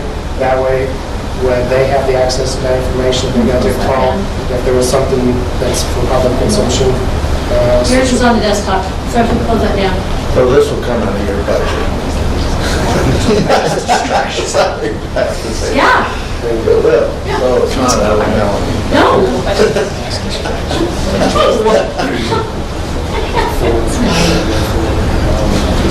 Are those, none of those? Michael touched on one of the first tools that I wanted to talk about, and that was the website. So I appreciate his update. We're very aware that it needs to be updated, and it's still one of the very first places that people look when they're looking for information on the city. I know when you go and you're trying to find information on a place to travel or a hotel to stay, the internet's typically where you look first. So we really do need to improve our website. So that's on the list. Also, I'm just giving you a quick recap of some of the things that we did last year. We are currently using the West Jordan Journal to distribute our newsletter, and that's about $2,400 a month. In the past, when we've researched things, that has proven to be the most cost-effective way to get that information out. Is that the only way? Absolutely not. Is it still the cheapest, most effective way?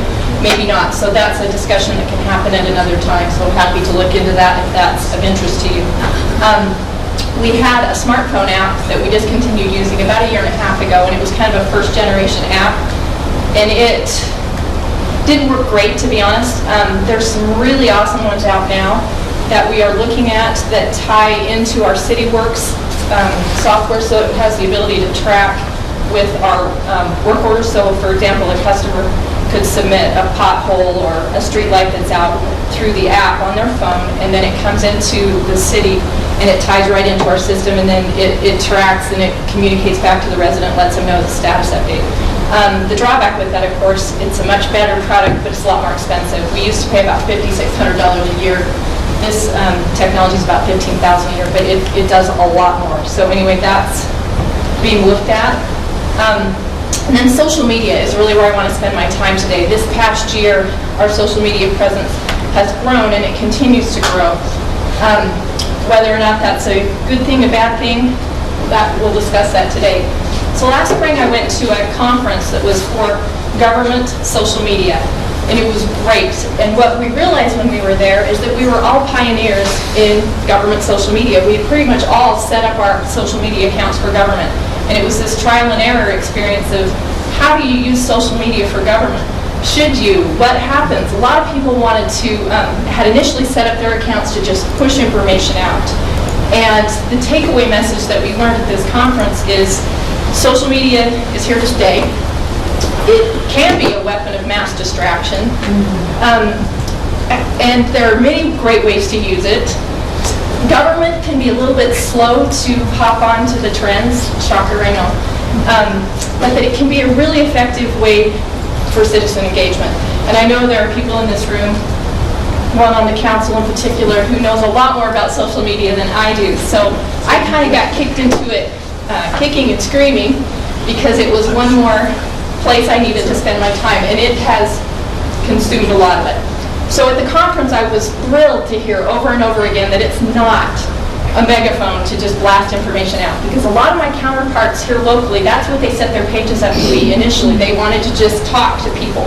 They weren't interested in hearing from the residents because, oh my goodness, they might say something bad or negative.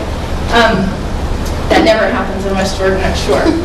So what they all decided is that to really be successful at social media, you need to allow that conversation. Our page is a two-way conversation. This is some actual dialogue from the page, and this is, and I didn't do this intentionally, I want you to know that, but if you look at the date on it, it was Christmas when this conversation started. So it started at 5:57 that night, and this gal was really upset because the street hasn't been plowed to get her grandma out, and her grandma can't get to the grocery store and whatever. So anyway, this conversation kind of goes back and forth over the days, and it can continue for days. So anyway, but by the end of it, she's excited. You know, we've helped to resolve the problem, and we've been able to communicate quickly with her. And but the drawback with this is it's become this customer service tool, and it's 24/7. So I mean, you can see that it goes to 11:35 in the morning to 10:40 at night, or it's all over the board, and so it doesn't ever sleep. So that is a bit of a challenge for me. The conversation isn't always pleasant. And that's one of the things that government officials in particular were not comfortable with initially with social media, was the possibility for the negative comments and things like that. And a lot of times people come on social media to just kind of vent. They can be angry and upset. They're blown away when they get a response back. In fact, just this week I had somebody on there who went on for days. I mean, it was a really long post. She was super upset with something with police. Sorry, Doug. But it turns out it wasn't even our police department, it was somebody else, but she assumed it was ours. And so anyway, it was this big, long conversation, and so when I responded back to say, let me do some checking and see what the issue is, she was like, whoa, I can't believe somebody read this and actually responded. So, it turns into a positive thing, but the big epic fail with social media is when people don't respond, and you have these comments that just sit there and nobody pays attention to them. So I had Mark ask me once when I was kind of showing him some of the conversation that was happening. He said, "You respond to all those?" Well, yeah, I try. And sometimes we get a poster who is just unhappy no matter what.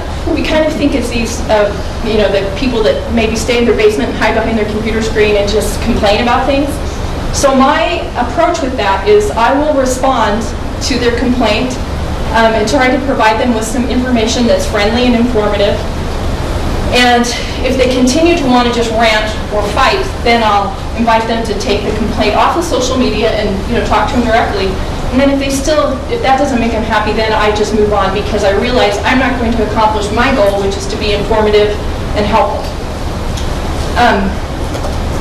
All right, we also get immediate feedback. So this was from the storm a couple weeks ago, and just within the day of the storm, we reached over 8,000 people. And then by the time the snow removal concluded, we reached over 15,000.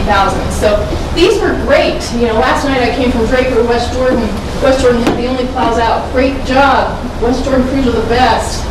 Yada, yada. So this is an example of some of the positive feedback, because I know there's this idea that sometimes the only stuff that goes on social media can be complaining and negative, but that's really not the case. We get a lot of really positive feedback and some great ideas. All right, so do I respond to every post? Yes. But like I said, I'll back it off if I know I'm not going to make them happy, and if they just want to complain, then we'll just stop. But oftentimes I find that somebody will complain and throw something on there, and there's misinformation in it. So I use it as an opportunity to correct the information and to let anybody else that's following the conversation know, the city was responsive, here's what we said, and here's why. And then if it continues, like I say, I'll just encourage them to take it off book. And I like this one because it shows that we do try to be responsive, and we really do, but it does go around the clock. So whether or not that's where I should be spending my time, that is a discussion for, I guess you're my boss, not really sure. This is something we can also have done with home bodies, right? Absolutely. Well, and I'm typically at home on Christmas when I'm responding to a lot of this. You gotta get life. It is hard though, because it pops up on your phone and you're like, oh. And there's a couple people that I know by name that are kind of frequent flyers on social media that there's a couple that I'm like, oh goodness, it's not going to be pleasant, because it never is with a couple of them. But it's hard to ignore. And a lot of times I know the answer and I'm able to just quickly answer the question, but sometimes I'm not. I don't know. The city's pretty complex. And I know this much on a lot of things, but I don't have a lot of depth on some things. And things like, when were the plow crews deployed, or what time, and things like that. I don't have the exact specifics, so I'm really grateful when I can text a lot of the people in this room, and they'll shoot me back a quick answer. So it's a group effort. In addition to being informative and friendly, I really try hard to sound human on social media and not like a government robot. So this means the communication style on social is a little more informal. I still try to sound educated, and I don't use a bunch of acronyms. It's not like a text message or a teenager style of communication, but it is more friendly, and I try to acknowledge, oh my gosh, that does sound like that would be frustrating or whatever. So I try to treat the posters as people rather than problems. So we created our Facebook page back in 2009, kind of when government was starting to get on the bandwagon, but we really didn't know what we were doing with it. And it wasn't until 2011 that the city council basically said, let's use this better as part of our communications plan. But it's been tricky because it really does take a team approach, and at different times I've had Yeah, there's Dirk and Sophie. At different times, I've had people trying to help. Like, we did have somebody in police for a while that was providing me with some content occasionally. They no longer work there anymore, so that kind of fell off. And so it's really me and Maureen Casper, who's a part-time engineering contracts administrator who deal with Facebook. So last March, I enlisted the help of a social media management company.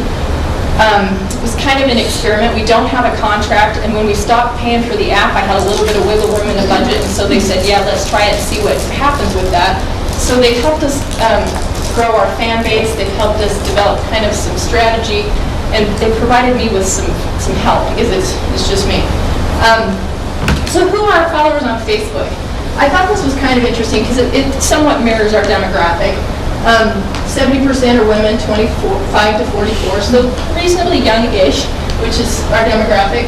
26% are 45 or older, which is still very young-ish. That's my story. Exactly. 75% are married with a college degree. 80% are homeowners, which I can tell when I put posts out there that impact homeowners, basically, so trash removal or even the snowplow stuff, they really eat it up. Initially with this company, we were their first government clients, and so we get a really good deal from them because they wanted to kind of experiment with government. But he was like, I don't know, your road posts aren't super exciting. And I'm like, oh, yes, they are. You wait and see how many people get excited about our posts about road work. And it's true. I don't think the city Facebook page is necessarily a place for me to be super entertaining or have a lot of personality. For me, it's more informative and friendly, but it's the nuts and bolts of why we exist as a city, and that's to serve our residents. The page is most active between 6 and 9 p.m., which again, can present some challenges. There's lots of social media out there, and I get people regularly saying, well, you should be on Instagram, or you should be doing this, and the reality is I'd rather pick a couple and try to do them okay, rather than spread ourselves too thin. And especially with just me and one other gal, it's too hard to be all things to all people. And I've learned that when we throw something on Facebook, I better be prepared for a reporter to show up. They do fish that for story ideas. Our Facebook page tends to be more residents, and Twitter is more businesses and media. And I have not done as well with Twitter recently as I did in the past. You can hook the two accounts together so that anything I post on Facebook shows up on Twitter, but that's really not ideal. They're really two different communication methods. So I disconnected it, it's been a couple of years after Ben Winslow from Fox 13 was like, Kim, you're just taking the lazy way out, posting the same content from Facebook on Twitter. I'm like, okay, I'll disconnect it. But the problem is it takes some resources to really populate the content. It's okay to be lazy when it's just you. Okay. And it's frustrating because social media is very social and the conversation goes all over the place and they'll tag you into posts. And so I know, for example, when Zach Jacobs tags me into the post on a different Facebook page where he's asking me a question or, Kim Wells does the City Hall Facebook page, talk to her about doing it better kind of a thing. I'm like, oh, call me out. Dang it. I had that coming. I called Garage, called me out. He totally called me out.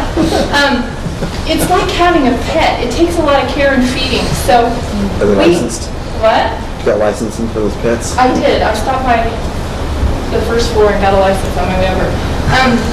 We have several Facebook pages, including the City Hall page. We have a Stampede page. We have a Motorsports page. The Animal Shelter has a page. Police and Fire would both like theirs, and they're kind of in talks about do they have the resources because it's resource intensive. And we have a lot of unofficial pages that the city committees have created. So I would invite you guys as council liaisons to these committees, when you meet with them, touch base with them and find out what they're using, because invariably they create stuff that I don't know about. I just found out the Symphony has a new website. Who knew? That they've created on their own. And the Arts Council wasn't even aware that they've created it. So as you meet with your committees, that would be great to know. News to me. Really? Yeah, me too. I knew about the arts group as a whole trying to move to Constant Contact. Yeah. Which had the Symphony. I know the Symphony has their, because they called me and they're like, your information on the city website is outdated. Well, that's because you need to tell me when you change stuff. And that's when they told me about their website. I'm like, wow, I I didn't know about that. All right, for example, West Valley Police Department does a great job with their social media. They use it as a crime-solving tool, and they have a lot of fun with it. It's the gal that runs it is a friend of mine, and she's a full-time civilian PIO that works for the police department. A lot of her job is social media. So she develops a lot of custom video, and they do these posts, and and they have a lot of fun with it, and they have a lot of success with it. They solve crimes. West Valley City has about 135,000 people. They've got 7 people in their public relations department. So they've got some manpower over there to put behind this, because to create a video is time intensive, and we can do it, but it takes my friend Michael Oliver too, which you can see he's already involved in so many things. Provo City is who I want to be when I grow up on social media. They do an awesome job. They've got 21,000 followers, which is a lot. And they have great content. A lot of it has to do with their economic development stuff that they've got going on. And they create video and pictures specifically for social. And then their mayor is super active on social media as well. He's got his own page with about 5,000 people, but he does fun things like this, ask me anything, I'm going to be on Facebook today, give me your questions. That would be way fun to do. Again, it just takes more resources and we're devoting to it. So bottom line, there's a lot of great social media tools available, and the number expands daily. But we need to devote resources so that we can create engaging content, monitor, respond to the conversation taking place. In the last 9 months, we've about doubled our following on Facebook. I think when I started working with that contractor last spring, we had around 2,300 people on our Facebook page. We're over 5,000. And part of our strategy has been to actively build the fan base, but I wasn't interested in numbers for the sake of numbers. I wanted quality numbers. I want West Jordan residents and stakeholders, people that really have a vested interest in this community. And it's worked, but as one of the downfalls with that, the more people that we've added to our social media, the more comments and stuff that I get. I've kind of turned into a customer service center, and if that's what we want to do, great, but it would probably mean I should refocus my time a little bit. The 311 call center that Michael talked about is something that I had a call on that just yesterday, and we went to a presentation on it. Orem is getting ready to hop on board with that as well. With communication, I can see it being a kind of information center, and from that you could spew out your social media and use it as a call center, things like that. Last summer, Julie and I, because I get pulled heavily into events, which chews up a lot of my time as well, we had an intern, and then we also had a part-timer, because when Goulet, the volunteer coordinator, left, we had a hole there and we had a little bit of budget, so we were able to pull in a little bit of help with events and volunteers.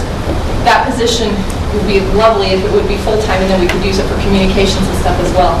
So if the council would like to see social media expand to have a little bit more custom content on it, that's absolutely something we can do. It just would require a little bit of a shift on where we spend our time.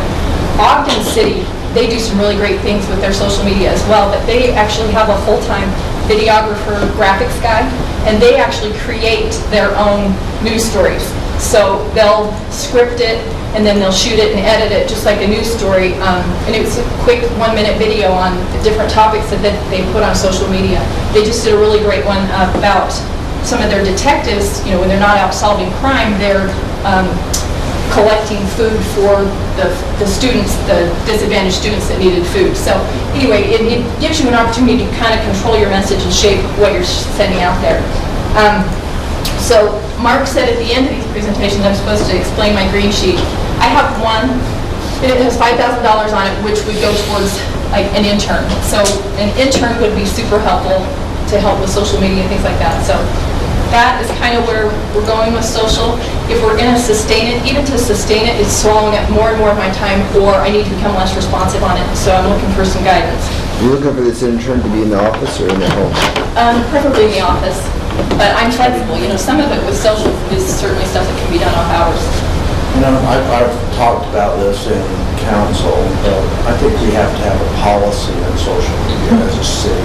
And we do, and that's actually something that's in the employee handbook. No, it just got re-expanded, it's big. It's in the employee handbook that you guys saw in December. So the whole communications section got revisited. So, You'll have to show me that. 'cause Yeah, I they're actually putting our have it. bid in, It's just one credit. no, I actually have it. Yeah, I show me do. that if you will. And that's absolutely true. Did the People, council approve that policy? yeah,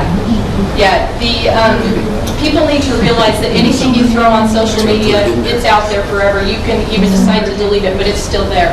In fact, there's software out right now that allows us to collect every post and stuff that's been out there for grammar request purposes. And they said the number one thing that's grammar requested are all deleted posts. Because people want to know what got deleted. What did you think twice about once you threw it out there? So, Have we looked at asking for volunteers to help with that rather than the intern route? yes, but there's pros and cons of that. I mean, even with as much knowledge as I have about this much, it's not just yes or no answers to throw out there typically. If you're trying to just respond to people, we could buy some time.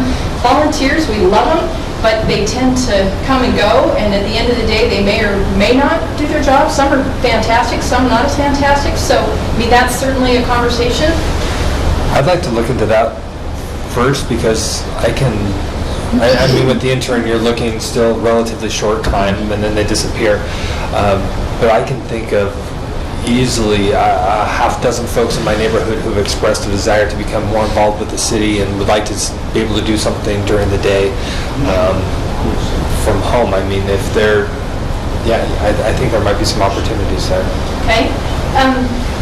Here's what I found even with the company that I'm using. I still have to put together the content. You know, that's the hard part. Copying and pasting it and putting it on there's not the hard part. It's developing it. So if you want to do anything custom, so say a nice little short video on something, that's some time. Are you envisioning volunteers being able to do stuff like that maybe? So I'm thinking the volunteers more for just responsiveness in general, not necessarily creating content, but as people ask questions, someone who can say, oh, I'll go figure that out, and they Well, I even found with my intern last year, she was across the hall from me. There's very few questions that they could just respond to. They typically require another layer. Even with the gal Maureen in engineering, she's worked for the city for 10 years, we still, you know, it takes some verification. What I don't want to happen is, I try really hard not to lie on social media. I don't want misinformation out there. So I'm all for that. I just have some reservations with how you control that. The other challenge, and Maureen and I run into this, sometimes we're both on it at the same time, responding to the same question at the same time. And so the guy on the other end, thankfully, we've always had the same answer, you know, but they get answered to at the same time. So the more people you throw into the mix, I'm not sure. But yeah, I like the concept. I called and talked to Public Works the other day because one of the things I really noticed over the holidays is I got slammed on social media with questions on Christmas tree pickup and holiday trash removal and snow removal. But I think my perception might be a little bit skewed because it was holidays and weekends, and so nobody was answering phones, so it was all coming through social. But people are all over social. They're using that, you know, to communicate. So if they're on there, it's easy for them to ask the question on there. So I called to say, you know, would you guys be able to help with some of that? And they were willing, but a little concerned. So, and I know that's kind of the theme you hear over and over is resources and stuff, but, and we don't have to do social media, but I think we're missing out if we don't. So. Yeah, social media. I think there's a couple ways that the concerns can be addressed. I'd like to try that. Personally, I'd like to try that first because I think it would increase the involvement of folks that are in the neighborhoods. I know there's a lot of stay-at-home moms that would like to get involved with that. As far as multiple people jumping in, if they have like a Skype group or instant messaging group where they can say, I'm taking this, I'm taking that, and then just have them both open at the same time. So before they post, they just say, hey, I'm going to take this one. And then they see, oh, it's about Public Works, or trash removal, I'll call over Public Works, or just give them a list. Yeah, we still have to develop the content, but we'd have that with an intern anyway. But it just depends on what type of content you're interested in. I think, you know, video is awesome. It generates way more interest than even a photo on there. But video takes longer to produce. Yes, I like the volunteer idea better than the intern. Than an intern? Oh, that intern is on the green sheet for other purposes, not just social media. And then Julie, the reality is the events and stuff have just mushroomed so big too that we're just running too many directions. So I feel like we're not doing anything particularly well. We're just running all directions. So that's, I'm hopeful you guys can really set some good goals and really get us focused again. So, Mayor? I believe that we need to be involved in social media. I would like to focus though on a couple of points and make it really good rather than be all over social media. I think that we could spend a lot of money with employees and things doing the Twitter and everything else. I'd rather have good, solid answers on a couple of areas. People can get to it. Not everybody in our city cares to be on social media. Especially on the east side of our city, I think that there are a lot fewer on social media than there are on the west side of our city because it's a younger population there. And so trying to spend all of our time on that, I don't think is... No, and that's definitely not what we do. If I could make the city newsletter required reading, wouldn't my job be easy? But the reality is people get their information from so many different sources that, that's kind of the approach I take. Different messages, different methods, and, kind of combine them all.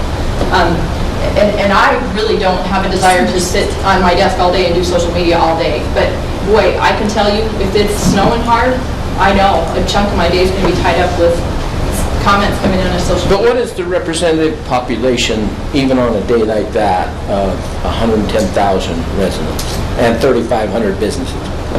I don't know, but what I do know is that, to me, it's the same as them calling or emailing. I have a hard time just ignoring it. I feel like No, I need to agree. be responded I'm just to. saying, what do you think? I mean, do you have 1,200 people on a snowy day? Oh, in terms of the comments and stuff, a lot. Is it more than 1,200? No, it's not more than 1,200, but it's a lot. I mean, the conversation is very steady and it goes back and forth and, And I'm not saying don't do that. I'm just saying 1,200 people of 110,000 and 3,500 businesses is not a real representative population. No, it's just another avenue that those questions and comments are coming in. Even when I called out to Public Works to say, what the heck is going on with the Christmas tree removal, all these complaints that I've had, she's like, we haven't had very many calls. That's because they're all coming in on a different method these days. So, yeah, I don't know, and that's a policy call for you guys to decide.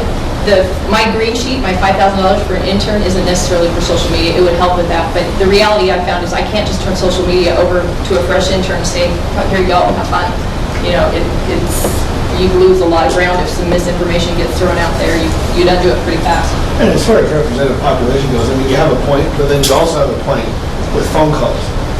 If 20 people call in and say, what's going on with Christmas tree collection or snow plowing, yeah, it's 110,000 people, but if you get 20 people calling in an hour or 2 hours, you've got an issue, right? Right. Because for every person that calls in, you've got 500 people who aren't calling.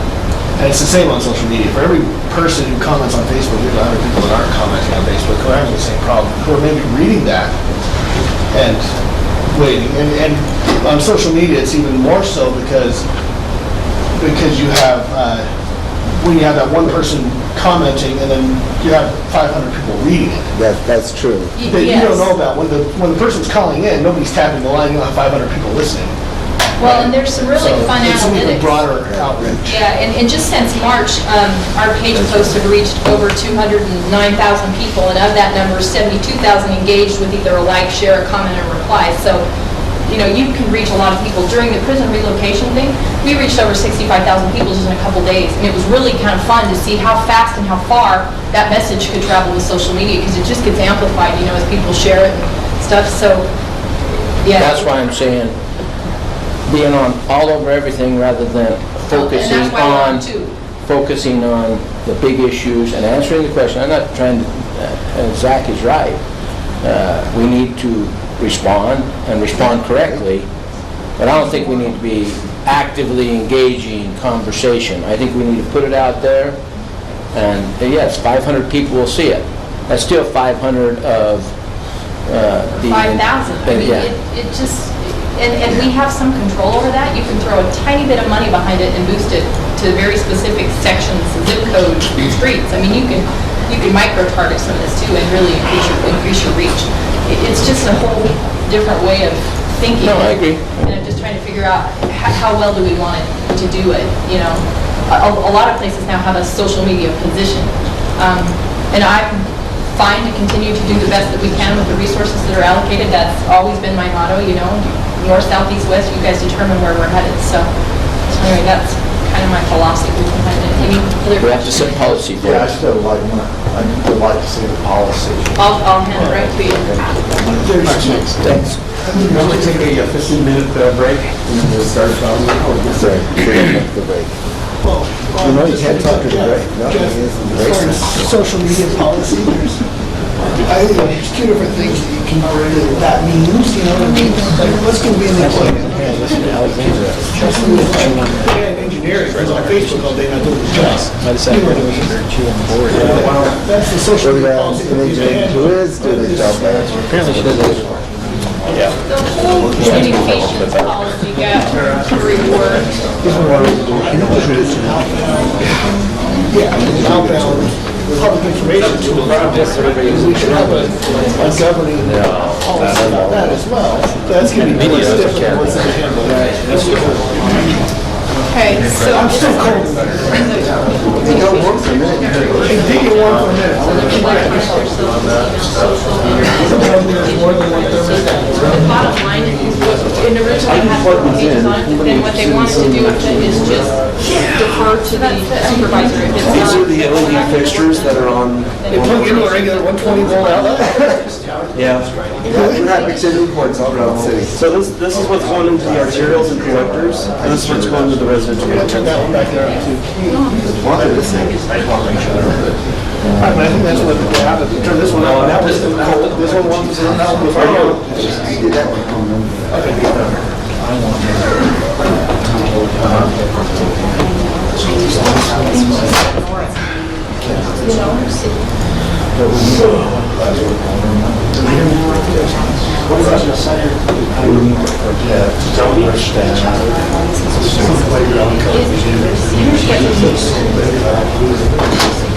It morphed a few different ways, because originally it wasn't going to be in the Madison separate, and then they wanted it back in the middle, and so it stayed. The bottom line is what happened. This was just violated. It was violated. Social media? The employees? What do you mean?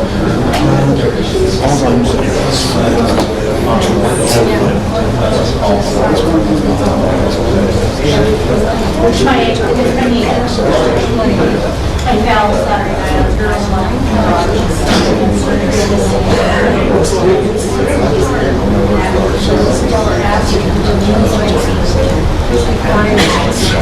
Yeah, I felt bad. Yeah, and I think for this, we need to have some training, because we may have, yes, if you're gonna go online and bash a lawyer, you need to understand that because there can be impact for employment status. The whole no expectation of privacy is what?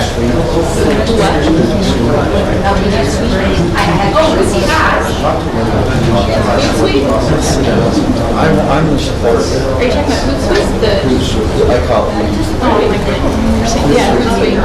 And here's the thing, like, we can shut down everybody from Facebook if they want, but what we decided to do was, if somebody's on social media 4 hours a day, they're negatively affected, their supervisors should know. And so then they can handle it on the one-on-one. We have to have some sort of freedom of speech thing. Yeah, you can say what you want, but you can't control the consequences. They can't control the consequences. It may negatively impact your employment status, you know, and they have to understand that. It's not private, nothing private. So,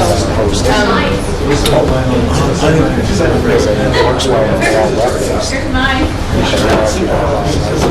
well, and social media, that's to hopefully get rid of some.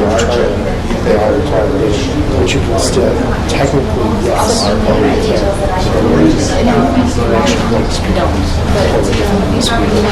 And social media is huge with people, huge, you know, so. Through the web.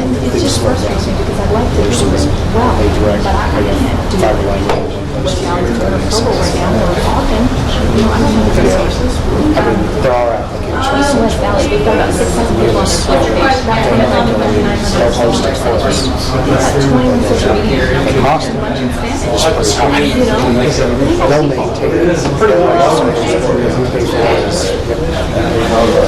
That's what we usually find out, because you're shifting cost. But one thing that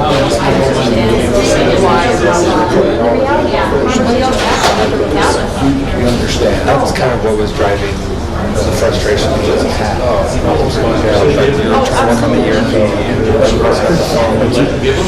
how many of these, see, this is what I want to hear from. Well, and some of this you'll see in my presentation.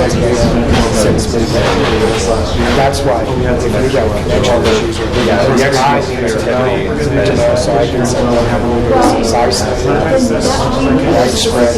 We'll go over some of that. I'm not sure. No, it'll be new projects. There's so many. How about the Jordan Allen Scout camera? Same roads. This camera, because I'm getting the things the best Okay, let me send a bunch of tests for different reasons.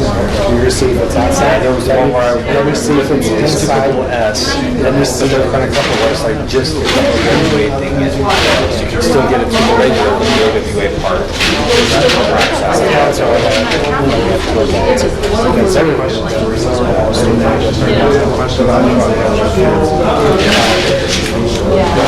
all of you have their ups and downs. Gmail, personal reports, they have their outages. ICD affects different regions of the country depending on where their servers are routed. I want to push it that way. Good, how are you?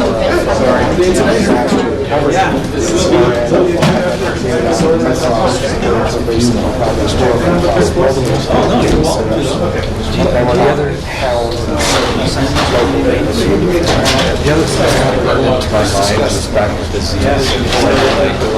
They sure show that. To go IT by back. I need to block off a week. And I know that's no more. Well, that way, yeah. Now we're on to the back. With the organization, stuff, even if it's less cost of living. Get some resources to install servers and focus on applications. So that's an interesting spin, but That's kind of the direction. He tried to do like a lot of internally programs. Yeah, some of those, the custom vendors that kind of cut us back. And you'll find this in a lot of different shops. You probably see this in the world.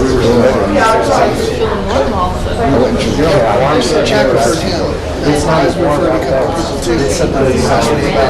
Right here.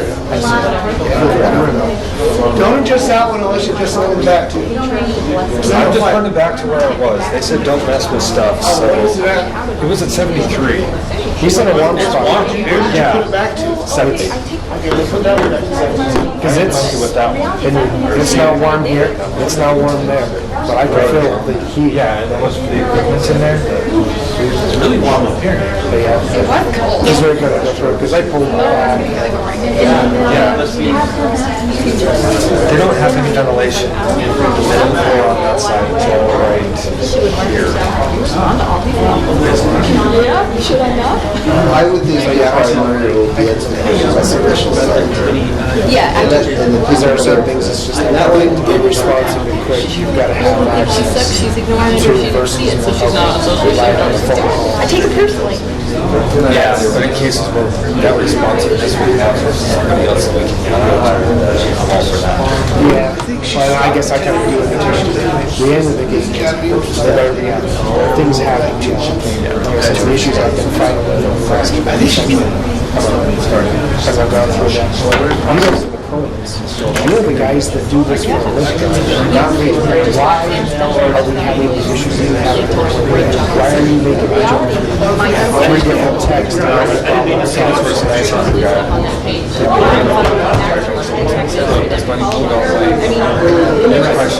takes a lot of time. So, Can we push Century back? Oh, we have fiber optics. I guess what I'm, speed or whether you, Well, you were mentioning that we have a dark fiber line, which is a dedicated, it's running right in now at gig speed between the fire station. It has all the, it doesn't do, it doesn't flash. It's a direct link. Have a very specific. maybe we're just not 5 years ago. Yeah, so that's what that's supposed to be, looking back. So traffic comes from public works, all things back. We put fiber out at various different stations around, and they're all captured under there.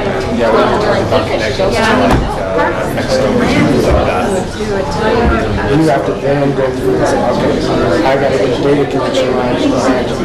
They're coming through the internet, which means like if they pump up, they push out, they run through CenturyLink, spit, we'll then go back to this. We have two internet fiber cash. One's at a 200 megawatt, one's at a 100. We consume probably between 20 and 30 megawatts. There's a bandwidth that we're expecting a lot more issues or more consumption coming through.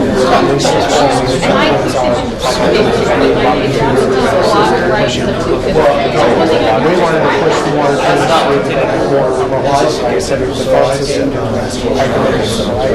Even everything in your office, I can handle, so I can communicate. Except like, that's what about this. Couldn't the ducks work? We got the same water, same surface. Why is your taking time to release this? They really try to, it's just basically told him, you know, if where we can reduce the number of It's the same as in a private organization. we just have to be super careful, Jeff. That's security. We do. Family trial, we have EMC, we can interact with the I can delete it. Yes, but we'll get sued. They can say it for diet, I can really talk to them. We know that they can say, we do have policy of thankfully. Yeah, absolutely. Right. Yeah. The company I worked for before, they still, they would increase about 10 pieces. Okay, that box, yeah. It's still limited to what they could put out.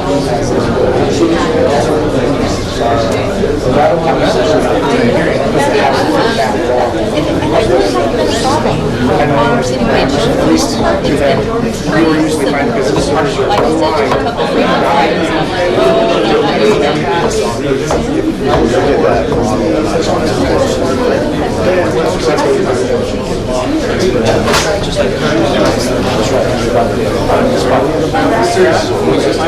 I'm like, oh, I'm not doing that.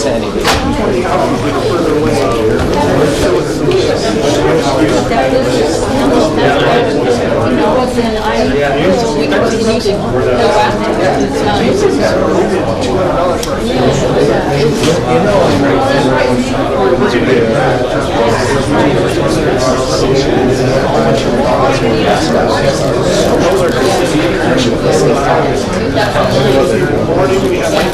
Yeah, and I've known Aaron all along that we've had conversations on that.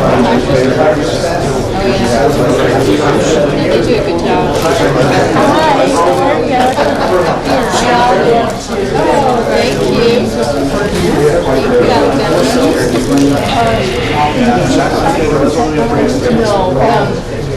But I do the communications on our social media, so I get questions and stuff for all the departments. They kind of come back to me, and I funnel them to where they need to go.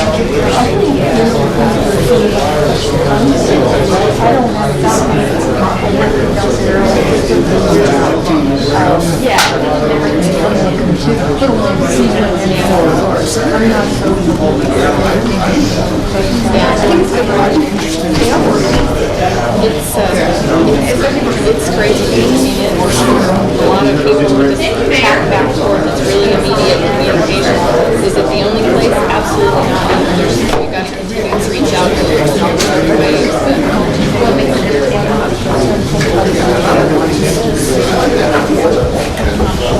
I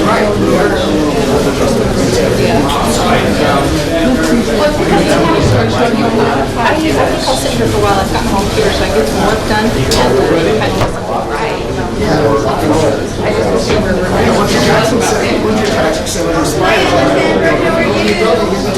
to be at social media stuff. Yeah, and I want to address it, I just don't want to go crazy. Whatever we do, very well. I just don't want to, I would love for us to be able to tell our own story. So let's say we've got some more fuzzy, we can create our own minute-long video, you know, with an interview, looks like a news story. look how far the video's going. But the reality is, Nicole and Michael Oliver back off the ERP phone systems and websites, not to mention all the day-to-day crashes that people Like South Jordan, new extra people that know how to do it. We already have the voiceover. That's the guy I would really like to hire. That's the guy that helped us last summer, part-time. I would love to have him on staff. That's what I keep saying. That particular guy you're talking about, he would be awesome with events and communications, and yeah, he's got the great radio talent voice. So, yeah, he's I think we should do like the IRS, they take these 10 different lists of things you can do, and then it automatically hangs up. You'll never talk to it. it's kind of a work habit. It's core too, because I like to find trouble. In fact, my goal is when they're mad, especially, to make that person my friend by the end. Okay. Doesn't always happen, and my default card, my final card is contact your elected official. That's right. All of there. No, We take them all down, angry ones, yeah, they're just frustrated, you know? They just want to hear. And it's not easy to understand sometimes, so they need some answers and a path forward. They're just super great ones, you know? And they at least walk away. Yeah. They may be still mad. Right. Jack Handy. The first one goes cold. All right, Public Works is on now. You want to take a seat? Dave, it's yours. I'm glad to see that at least 4 or 5 of us took it to the level of casual I thought we were at today. Thanks, everybody, for giving us some time to speak to you today. Hey, just real quick, a little bit of news reporting here. The California Institute of Technology yesterday reported that we have a 9th planet again in the solar system. Nice. If anyone saw that report, it was interesting. It's out past the orbit of Neptune in the Kuiper Belt. And the way they found it is rather interesting. They found it through the gravimetric effects upon the asteroids and comets that they knew that are out in the belt. And they saw an influence on those objects, and they tried to pinpoint where it was. And they eventually found that it was a planet that's disturbing the comets and the asteroids out there. So they found it gravimetrically, and by calculating the size of the planet, it's about 10 times the size of Earth, which is very, very interesting. Don't know what it's like to stand on the planet, but it's probably similar to Pluto or Neptune. That's cool. So, That'd be cool. thought I'd share that, just as a gee whiz, back to 9 planets in the solar system. The interesting part of it is that they said that we should have had a planet of that size in our solar system, just based on observations of other solar systems. And so when they found it, they were kind of like, well, guess we're normal then, which is nice. Okay. That's speaking collectively. Now, getting our heads out of the clouds now and back to Earth, and let's go under the Earth for a little bit, talk about sewer. Let's get down. This project right here was our 78 South Pipehurst project. And we're going to talk basically sewer projects and funding for those projects today. This project, by the way, has not been equaled yet in the state. It was the largest Pipehurst that has been attempted in the state of Utah in this functional, of course, today. We went from a 15 to a 24-inch pipe. Double Pipehurst is unique, so just thought I'd share that. But that's what it looks like looking down some of these sewer trench jobs. Sewer fund. Just a quick history here. The Bond payment for the treatment plant was put in place in about 2005. It's a 25-year bond, runs till about 2030. And with that, the problem with that, and what we're going to be discussing today, is that the downturn in the economy affected our impact fee collections, okay? And that's been going on since 2007. There's been a downturn in, obviously, the cycle of building homes and multifamily residential. So that has had an impact on our funding that's being collected through impact fees for sewer. So in order to move ahead with capital projects in impact fee and growth-related scenarios, we've had a problem balancing that fund right now. So this is the data that I collected from all the capital reports. And this is a very busy slide. I apologize for it right up front.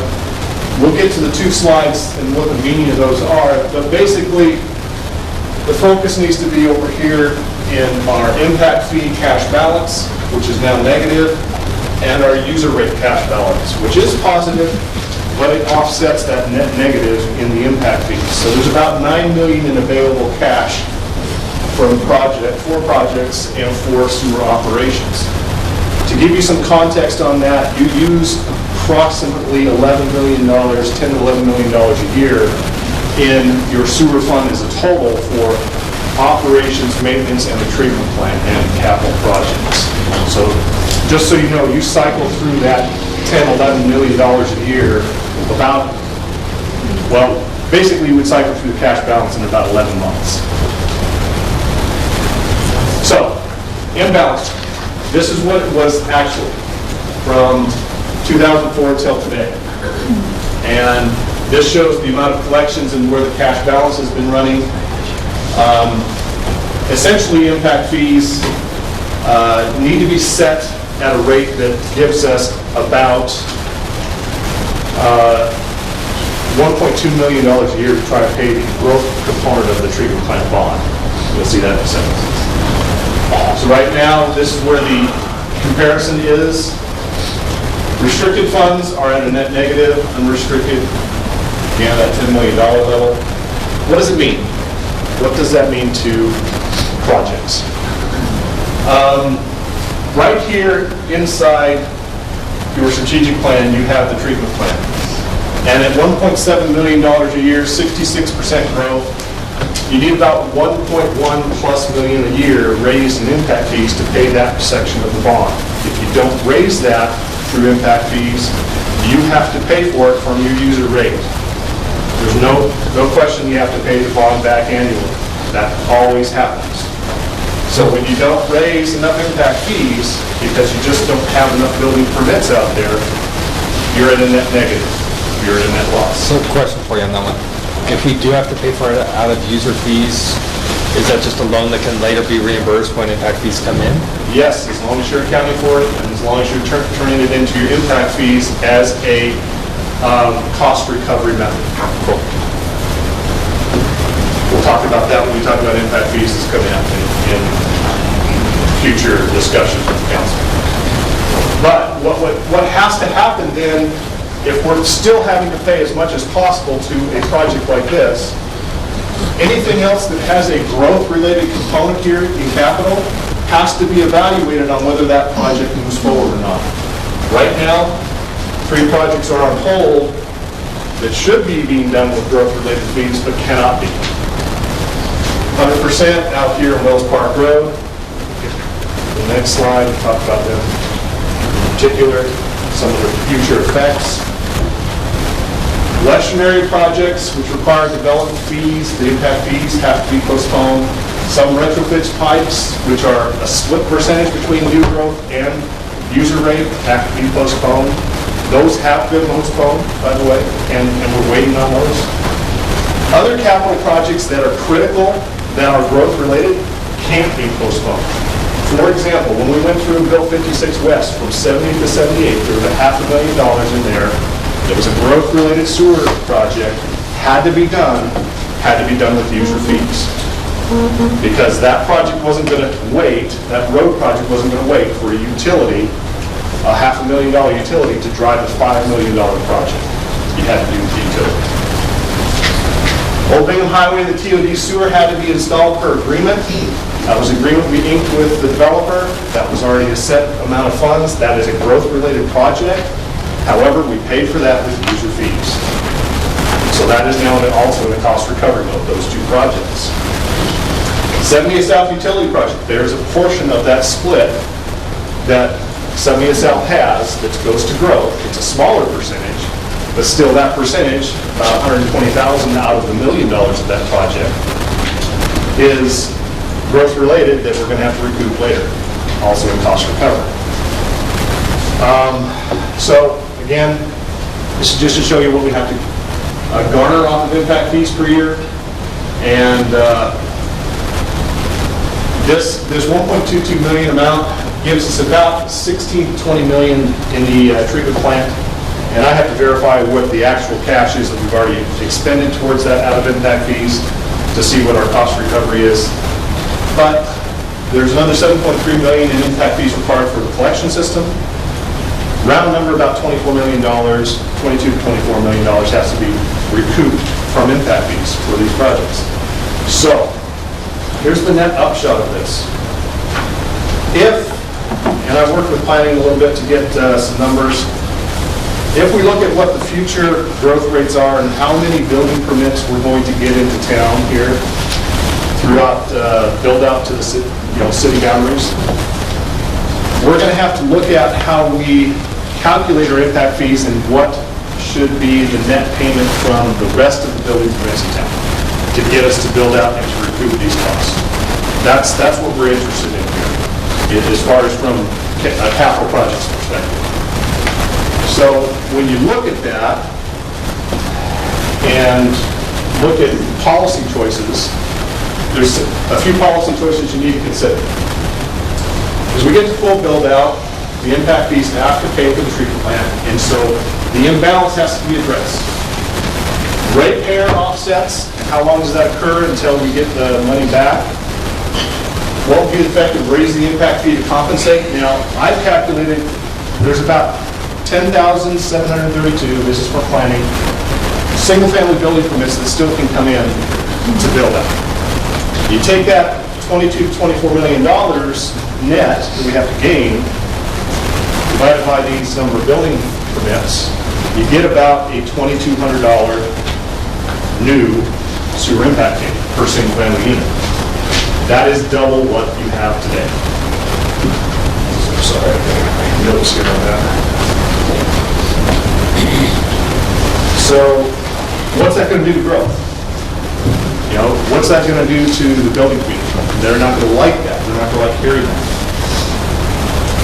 You also have to make a determination of when those growth projects move forward and which ones you select, which ones you prioritize to move forward with the funding you have available. I can help you do that. It's not a hard task. We can tell you where the priorities are and help you with that decision making. But how does this affect future development projects? It's city negotiations with developers. I think one of the offsets of this is you need to look at carefully when you do development agreements that the sewer component of reimbursement, you change how the developer pays the fee. And that's going to be a tricky subject because right now he's paying it at the building permit level. So I'll give you an example. For example, if the Oaks were to walk in here today, Wasatch Pacific Development, the Oaks, the Sycamores, and Maples, and he were to say to you, I've got this project for 600 homes, it's great, rah, rah, rah, and he were to ask you to approve his development, you would probably have to say to him, well, we've got to build this sewer line out to you. We need the cash for that now. That impact fee has to come in at the time of the development agreement instead of at the time of the building permit, or you will not be able to build this project.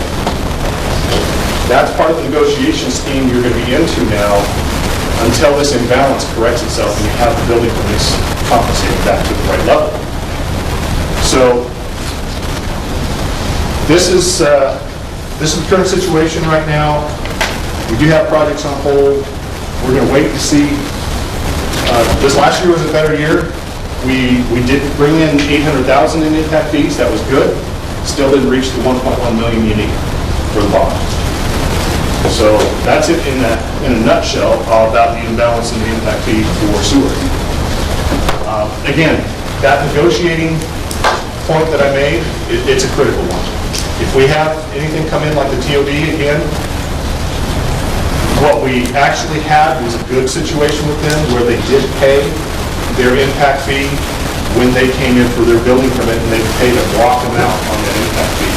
That was very, very good. But if you're into a single-family situation where people are coming in and bringing the single-family permits for big subdivisions, that's not a great situation. If you have to build any sewer for them, you're going to have to renegotiate that and rethink that.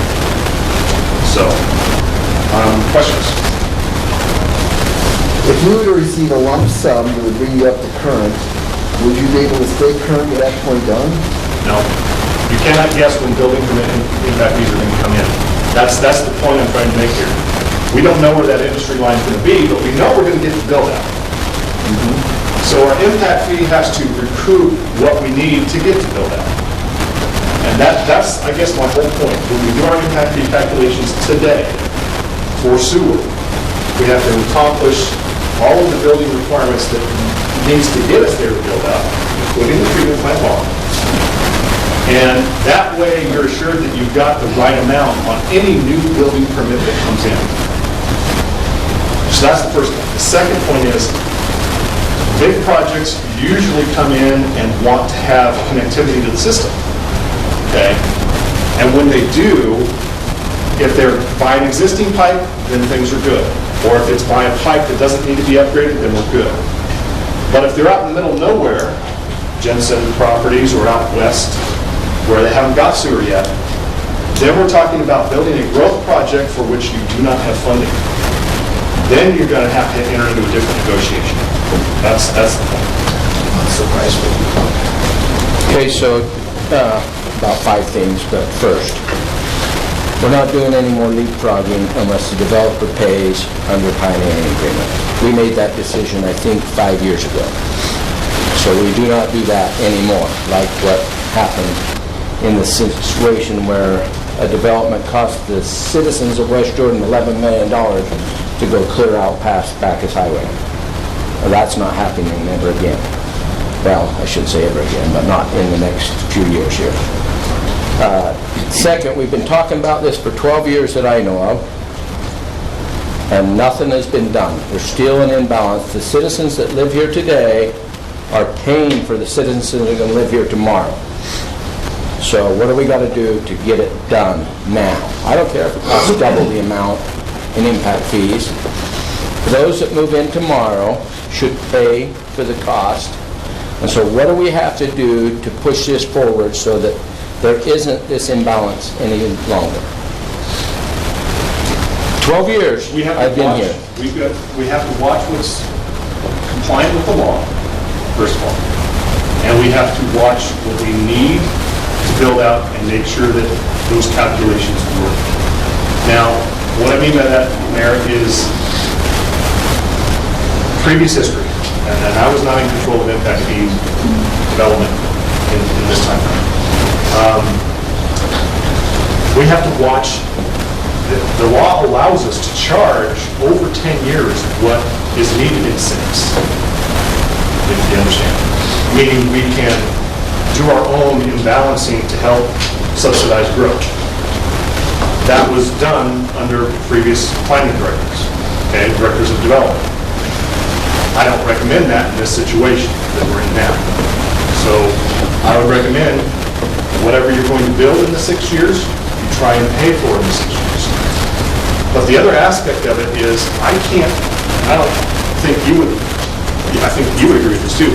We can't charge a sewer impact fee that is imbalanced against the very next building permit either.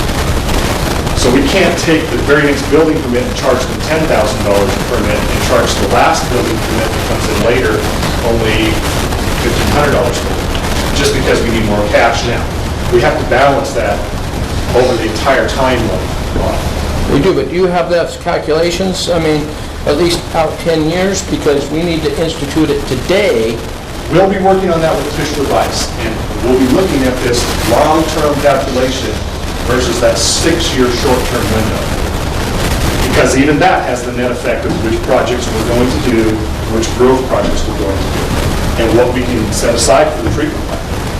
I think we're still going to be in a situation, just to talk it through the scenarios here, you're still going to be in a situation where you're subsidizing that treatment plant bond for another maybe 5 years. So that's going to be the real selling point. I think I could handle the collection projects with the impact fees that are coming in now, but I just can't handle the treatment plant bond at the same time. But so long as we quantify that, and you and Tischler Bice, I mean, this will be the third Tischler Bice I've looked at since I've been involved, okay? And so we know, I mean, they know what it's going to cost. What hasn't happened is the councils haven't been willing to make that hard decision to make sure it's covered going forward. And we can, you've got 9.1 million sitting there. We can use half of that to... That's cash for operations. It's not just... No, that's excess cash to operations. That is surplus fund balance in the sewer fund. So it's excess. And I'm not saying spend it all, but spending 50% of it when you know that you've got building permits that are going to recharge that is a wise thing to do. I'm already counting on 1.5 million this year as a loan against the impact fee to imbalance already. So I'm already taking of that cash balance $1.5 million to cover the loan this year. So I am counting on that. Yeah, but let's go forward to the other projects you just described that need to be done and are 100% funded. We get them built too for half of the rest of that surplus fund balance. And knowing that we account for it and it will be reset and repaid over the next 5 years with building permit fees and... And you're right, and it just still requires a reset in the thinking of what that building permit impact fee should be on sewer. So, like I said, you probably have to look at a double issue. When will we get the impact fee analysis done? Steve and I are working on it. Steve, do we have a track on that? We're going to have a rough draft next week. Okay. Soon. Dave, so the treatment plant, I've studied this, go back. Go on that one. Okay. So, do you have 60% of it funded already? Meaning where are our collections to date this year? Treatment plant capital. See your yellow line there? Yeah, I don't know where the collections are to date this year, so I don't know how much of that 550 that we projected to collect that we've actually collected against that balance yet. I don't know. That would be a Ryan question, and I'd have to defer to him. Yeah, we should probably get an answer. In other words, really, I can't see it. It's foggy. Which one do you want to see? It's 550. In other words, really, we only need 34% more to fund the treatment plant project. This is annual. These costs roll through annually. 34% is user rate, 66% should be at growth. So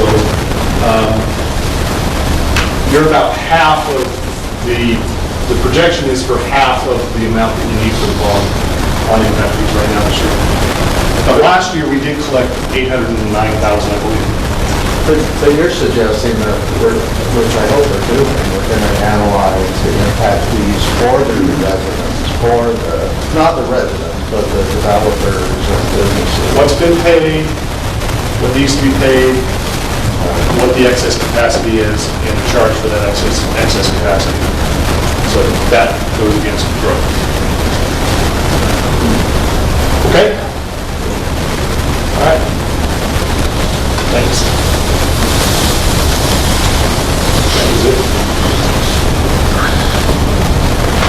All right. Keep building, Dave. Justin.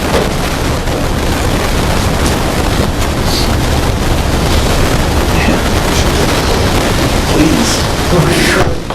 You're just in time, thank you.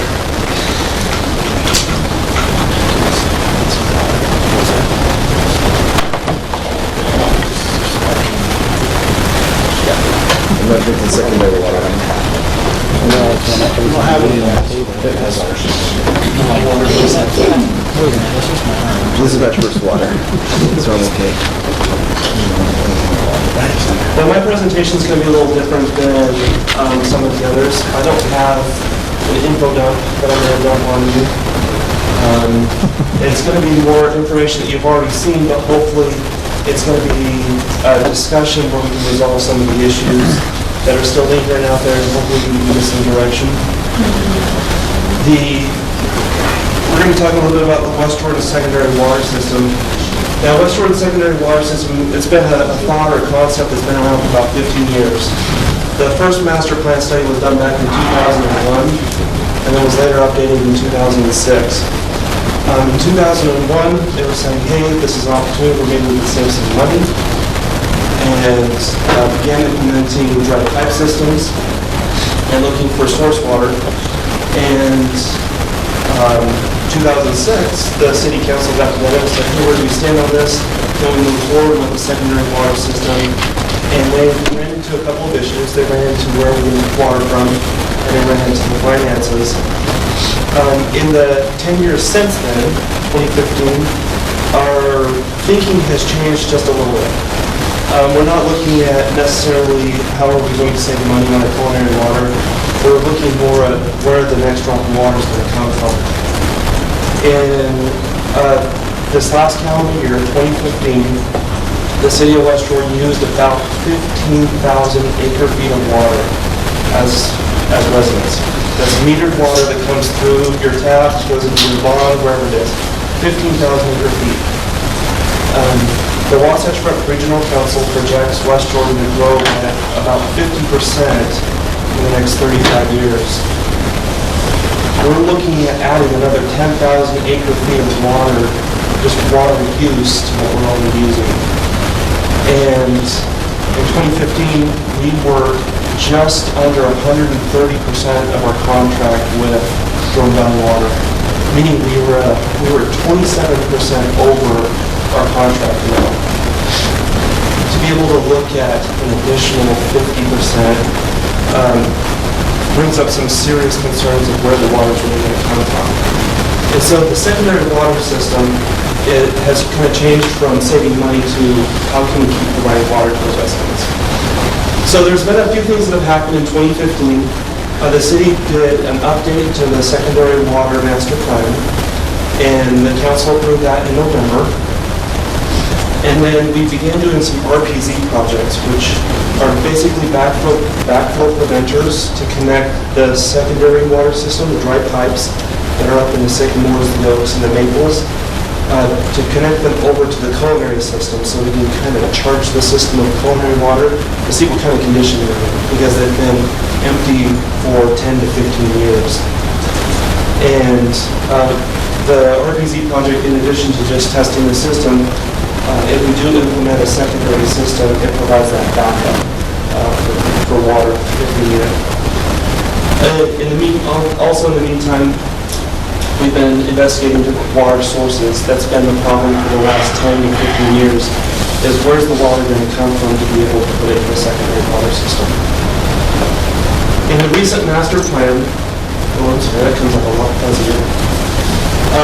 The secondary water master plan identified a bunch of areas on the west side of the city that would be candidates for the secondary water system. And much like the 2006 master plan, they provided two different options. You can see some of these areas in here that have these lines inside of the subdivisions are the communities that have dry pipes already built into their communities. And then the other areas are areas of new growth that don't yet have that stuff. So there's two different options. The first option is to just do the subdivisions that have the dry pipes. Just get secondary water, get them to the areas that already have the dry pipe systems to help offset that use from our culinary system. And the second option is to eventually do a full build-up to get secondary water to all of the west side areas. In the master plan study, they looked at primarily candidates for the low-density residential development that would have the large lawns. They looked at parks, they looked at schools, things like that. They didn't look at the high-density stuff that tends to not have much use for secondary water. This is what the pipe system would look like across 9 different phases if we were to do a full build-out. It includes, I believe there's a laser pointer for this.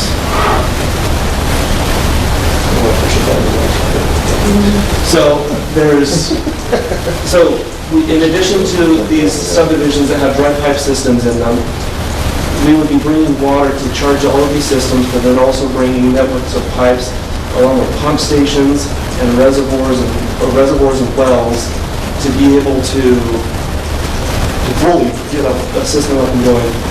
It also includes some wastewater reuse down here at the treatment plant, where we would take the water that comes out of the treatment plant, increase the treatment to include filtration and disinfection, and then to be able to pump that back up 70 itself and be able to put it into the system up here. It also includes a number of different options.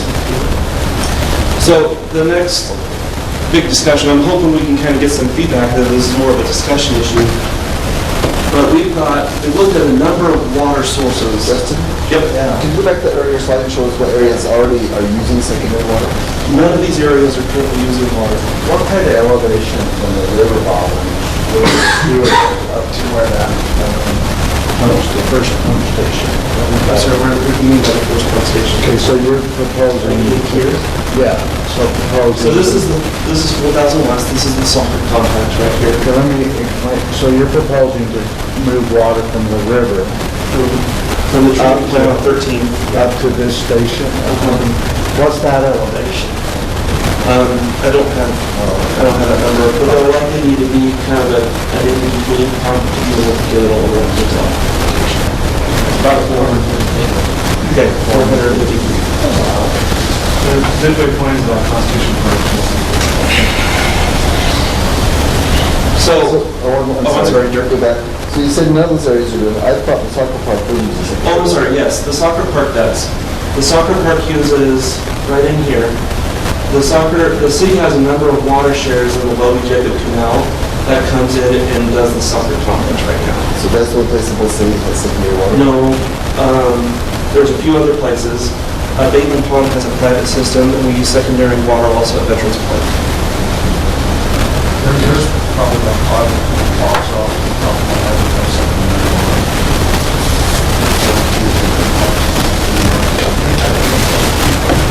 Okay, do we have any water rights that are not being used in some of these areas? Very little. I mean, we have a couple water rights that are kind of remnants from some of these old wells. And I can just kind of run through these wells really quick. The Stedman well has very limited flow. We're thinking it's blocked up with drilling mud. When they drilled the well, they didn't properly clean it to be able to get it to produce, so it doesn't produce very well. The Jordan River well was drilled a number of years ago, but it was abandoned because of water quality. It was originally drilled to be a culinary water well, but it could be a candidate for secondary water if we want to go and refurbish it, put it back into service.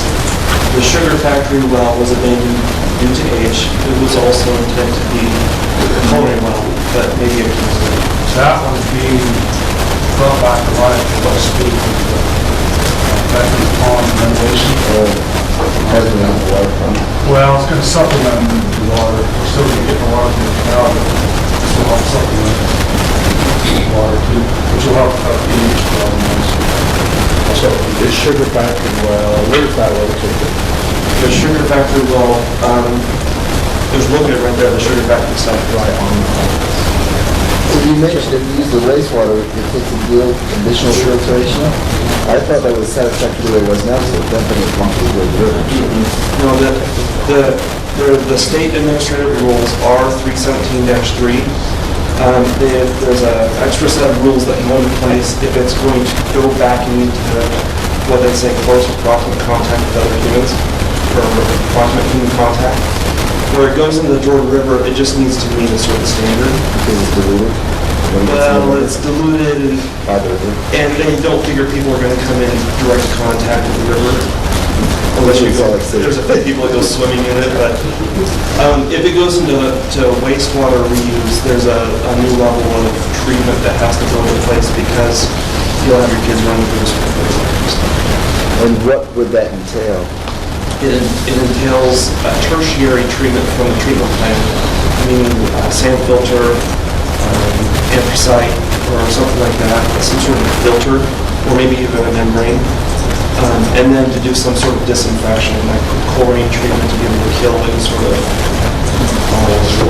still there. So similar to what they do with the other plants that filter water to place in the lines. There's two treatment plants, water treatment plants, that use reverse osmosis to be able to treat chlorine water.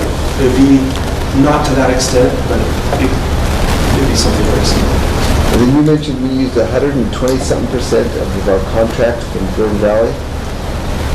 Can we increase that contract? We could.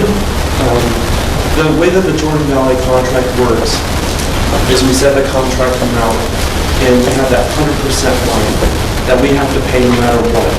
If we only use 90% of that water, we still have to pay the 100% amount of the contract. And then we've got this buffer that goes to 120, so we can go 20% over and we pay the same rate as if we were at 100%. Once we go over 120%, that's when we run the risks of water shortages, rationing, water outages. But right now, we've been consistent in getting by without 15% over contract for the last 4 years. So I was talking to them about increasing at least another 5 or 7%. So we already know that, but we're using it. And also, we were at 127% last year, but we had a well that was offline the entire year. And we believe that with that well back online, we'll be back below 120%. So the well provides like 10%?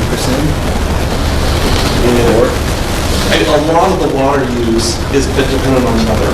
If we have a really wet August like we did in 2014, or a really wet May like we did in 2015, that really drives water use. And so you can't draw a correlation line from year to year and really say this is how much water we're going to use, because people turn their sprinklers off when it's raining off.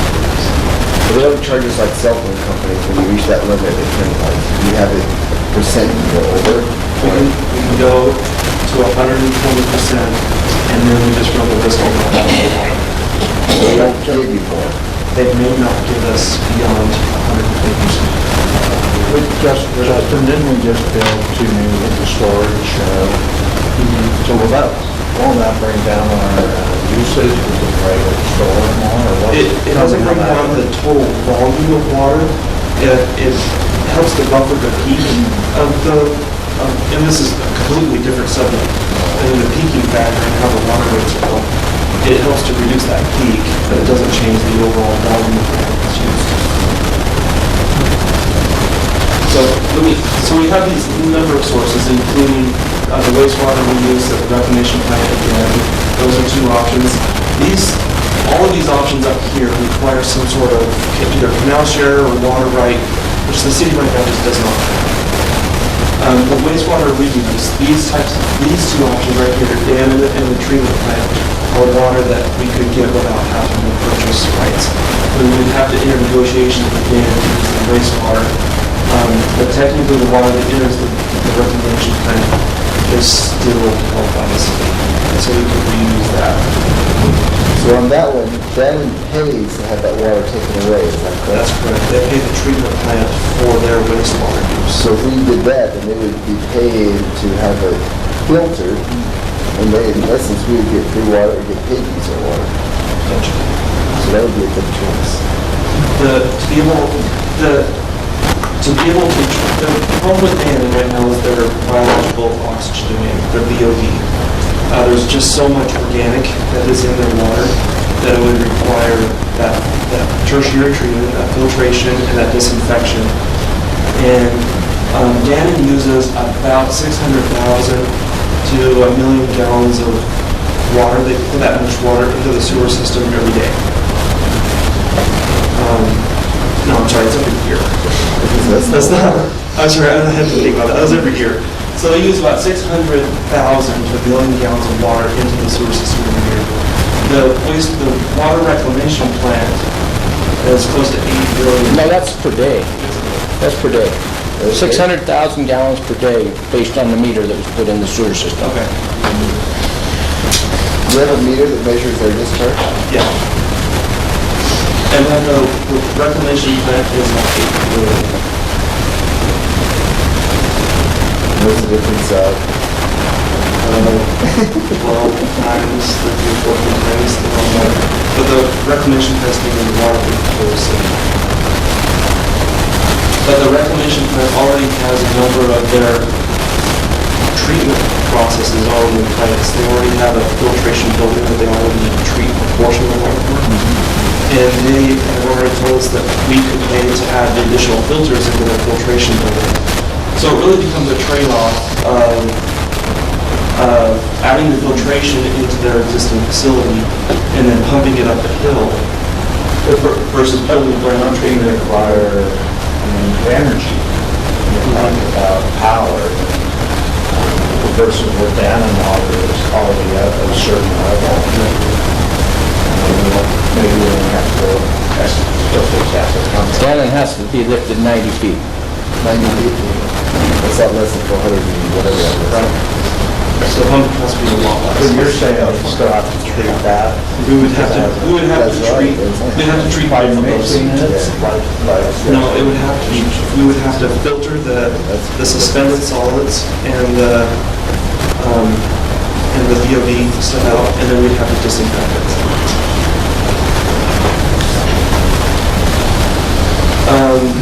And then this is just the finances. The secondary water system is going to be expensive. The master plan estimated that the infrastructure costs will range between about $16 million if we were just to put water into the dry pipe systems, up to $72 million if we were going to build the pipes, the reservoirs, the pumps, everything for the entire potential flood out. The trick with that is there is no revenue stream to be able to offset those costs until people are connected to it and using it. Or impact fees? And that's something we'd like to discuss here in just a second. There's no impact fee money that's been collected to date for that kind of stuff. Justin, can we go back to, in a different administration, but 7 members of the council gave instruction to purchase and you know the water right, not share, water right. And where are we with that? Because 7 members of council gave, I can't speak because we're being recorded, but they were, administration was instructed to get that purchased by 7 members of the council. Where are we with that? And I could go into a lot more detail in the closed session about that, but we're still in process. But how far along? 8 months ago, we should have it purchased by now, as I see it. We're having the water appraised right now to find out how much. Yeah, we hired an attorney, the water rights attorney, I know that. The attorney's already looked into the validity of the rights, if they're any good, and now we're having them appraised to find out how much they're worth. Okay, and how much longer do you expect that to take?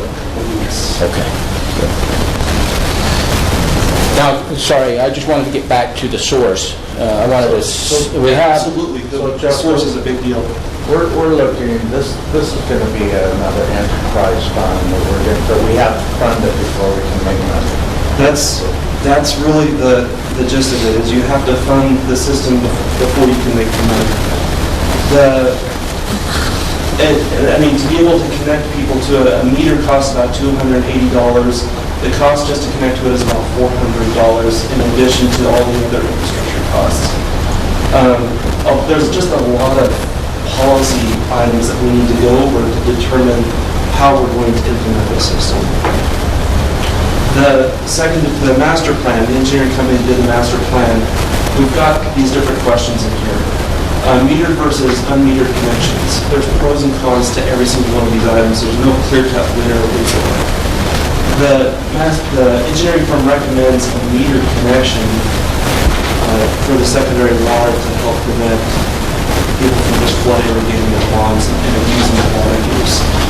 But this is an item that we need to get clear direction on, is to whether or not we're going to put meters in, because that potentially is a cost of about $400, $280 for the meter, about another $120 for the installation of the meter that has to get passed on or incorporated somehow into the other policy decision is this re-implementation of the dry pipes. If the city's going to move forward with a secondary water system, then all of these developments that have plans submitted into the city would need to put dry pipe systems in, or else they can't make it into this list of dry pipe. And I don't think the residents of the city want to go back in to dig up the streets and put those pipes in after the fact. This other question here is the secondary water is its own enterprise fund. Councilmember Hagy, you mentioned that the secondary water should be its own thing. The really question comes down to it is the city, the whole citywide, going to pay for a secondary water system that's going to service residents that are primarily west of 5600 West, or do we need to do a special service district or a special assessment area to help cover some of those costs? And then the last question in here is this opt-in or opt-out program. The pro and con with regards to that particular option is, do you require all residents to connect to the system? And then do you, under certain hardships, allow them to opt out? Or do you allow people just to opt into the program? When the secondary, the master plan did a financial analysis of how much it would cost for residents to connect to the system. This top one, alternative number one, is that $72 million option where everybody is connected. This alternative number two is just the dry pipe system. Whether we're looking right here at a monthly rate of about $54 a month or $72 a month for a full build-out, and that climbs all the way up towards $133,000 just to be able to cover that $72 million per user. Per user per month.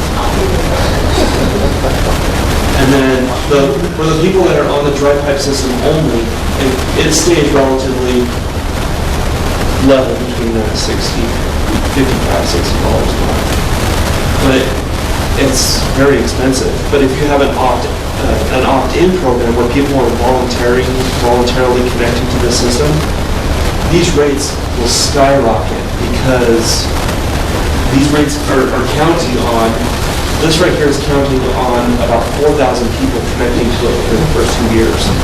And this is counting on up to 10,000 people connecting to it after 10 years. It starts with the 4,000, the same blue dry pipe system, but it counts as new development goes in, you're going to add in another 6,000 connections. I'll pay that $72 million.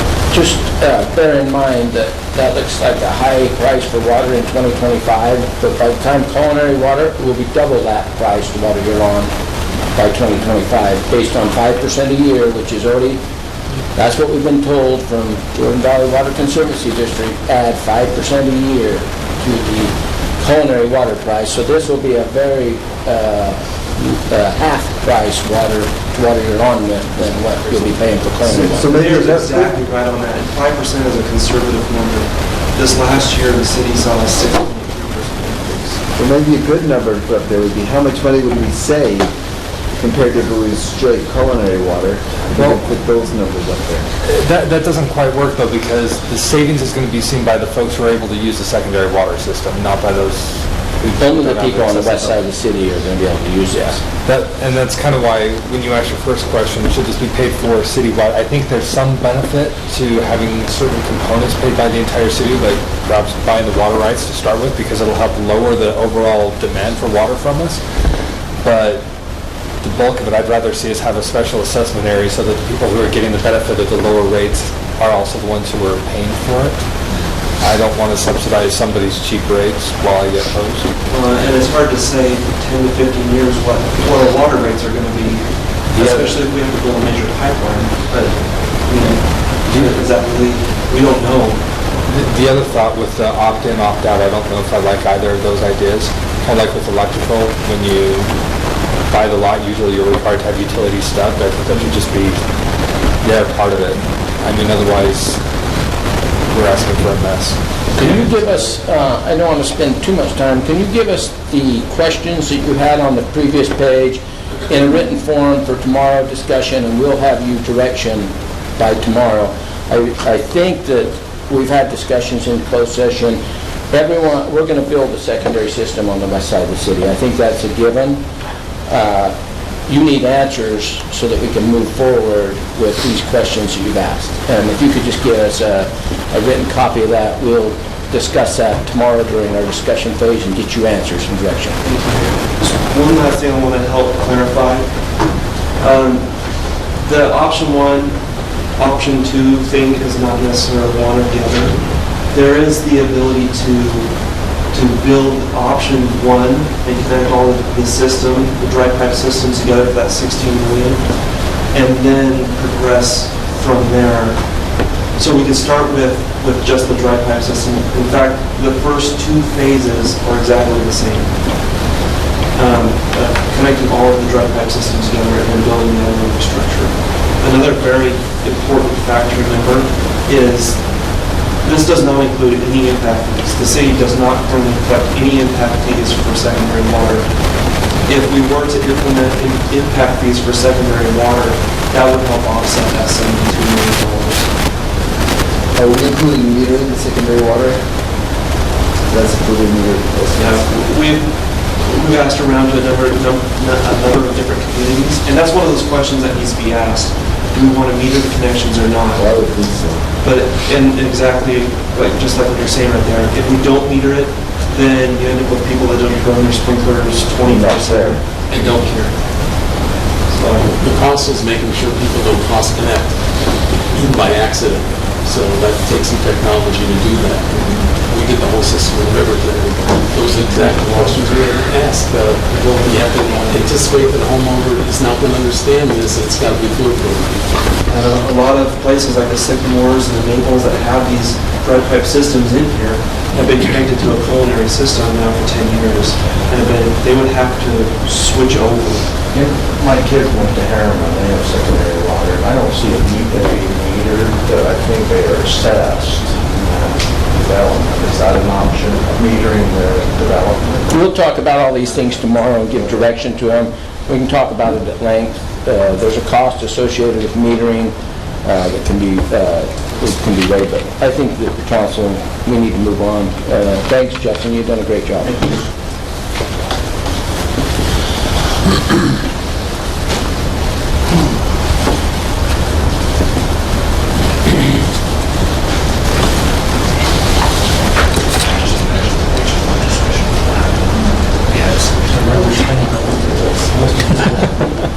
Almost invisible. Yours on there, Greg? It is, I'm trying to figure out which one's mine. Mine counts really small, sorry. I know, no, it's tiny. F5, that's what somebody told me, Zach. Oh, thank you. This one. So that's the secret I learned a long time ago, I can never find the button. Great. Okay, so good morning, my name's Greg Davenport, I don't know if I've met all of you. I work in our capital projects Hi, department. I'm Dirk. Nice to meet you. Dirk Burke. Dirk Burke, okay. I work in our capital projects group and I do our pavement management. That's just one of the things that I do, but I work with it the most, so I'm going to make a presentation about it today. If you have any questions, go ahead and answer. Just ask the question. We'd like to make this informal if you can. I like the first part better. If you have any questions, just go ahead and answer. Yeah, I'll just know exactly what you think. We'll go on to the next one.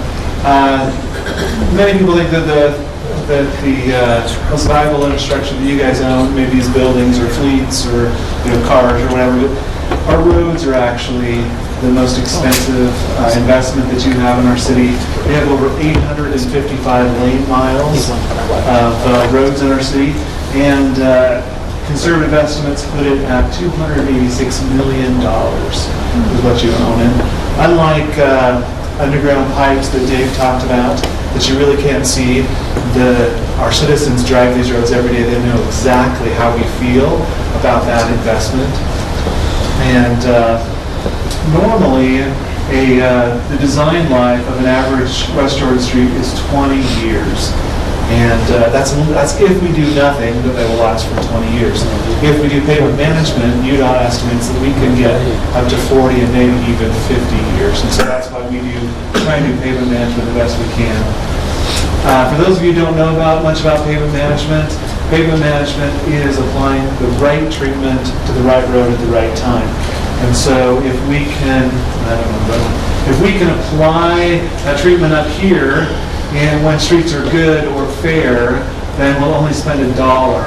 If we have to apply a treatment down here when streets are poor, very poor, it can cost as much as $6 and $14. And routinely every year we're spending that. We're spending $1 on roads, or we're spending a little bit more than that, $2, and we're spending up to $10 this year we spend on. That's by square foot. And that's by square foot. Thank you, Mark, for pointing that out. One thing that the pavement management system does do for us is it helps us to know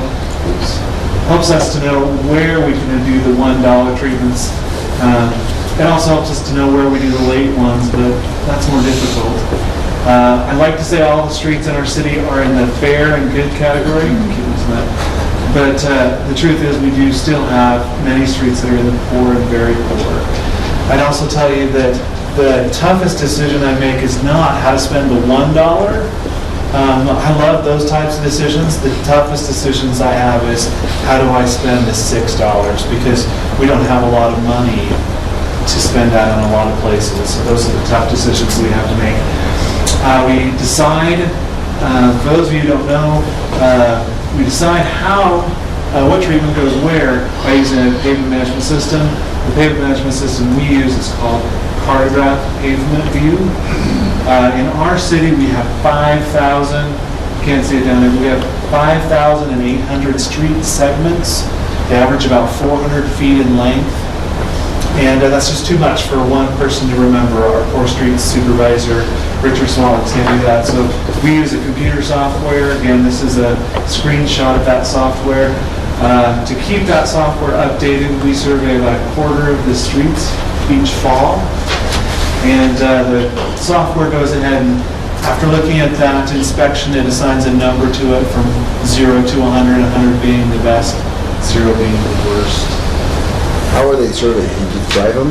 They drive them all, exactly. Typically what they'll do is an inspector will have an iPad, and this software is loaded, and he will just go down the street and he'll count the different types of wear or failures that he sees. So whether it be a crack, whether it be an area that needs to be potholed, or whatever type of problems he sees on the streets, he'll catalog that, and then the software will give it a score after he's finished cataloging that. And we're in the process of doing that right now. We just upgraded our system, so I wish we would have started in October, but we started in November and we have early snow, so we're about halfway done with those quarter of the streets this year. I also wanted to, for those people who are new, I also wanted to talk about how, once we get that rating, what we do. For streets that are from 186, we typically don't do anything at all. Those are usually newer streets and they don't require maintenance yet. If you're a street that's been around a little bit longer and you have an 85 to 71 score, then we typically crack seal those and we apply a high density mineral bond. If you don't know what that is a thin layer of asphalt with a little bit of, I want to say, clay added to it to give it a little bit of structure. And basically what that will do is that will seal the roads so that water doesn't get in. Water and traffic are the two big things that really destroy roads. If you're on a road and your score is between 70 and 56, if you're a collector road, we probably put a chip seal on it. We used to do a slurry seal on some of those roads. Our citizens just hated that product. If you live on a street with slurry seal, I'm still kind of sorry for you. I do. Do you? It goes into the gutters. Every year we hire somebody to come sweep those. Typically what we're doing now is we're coming in and we're doing patches. If we can put patches and have that come up, instead of below 70 to be above 70, we'll try and do the high density mineral bond in the future. The high density mineral bond product does not come off into the gutter. It wears, but it just doesn't end up in your driveway and in your house. So it's a little bit better. It costs a little bit more, but it's a little bit better product.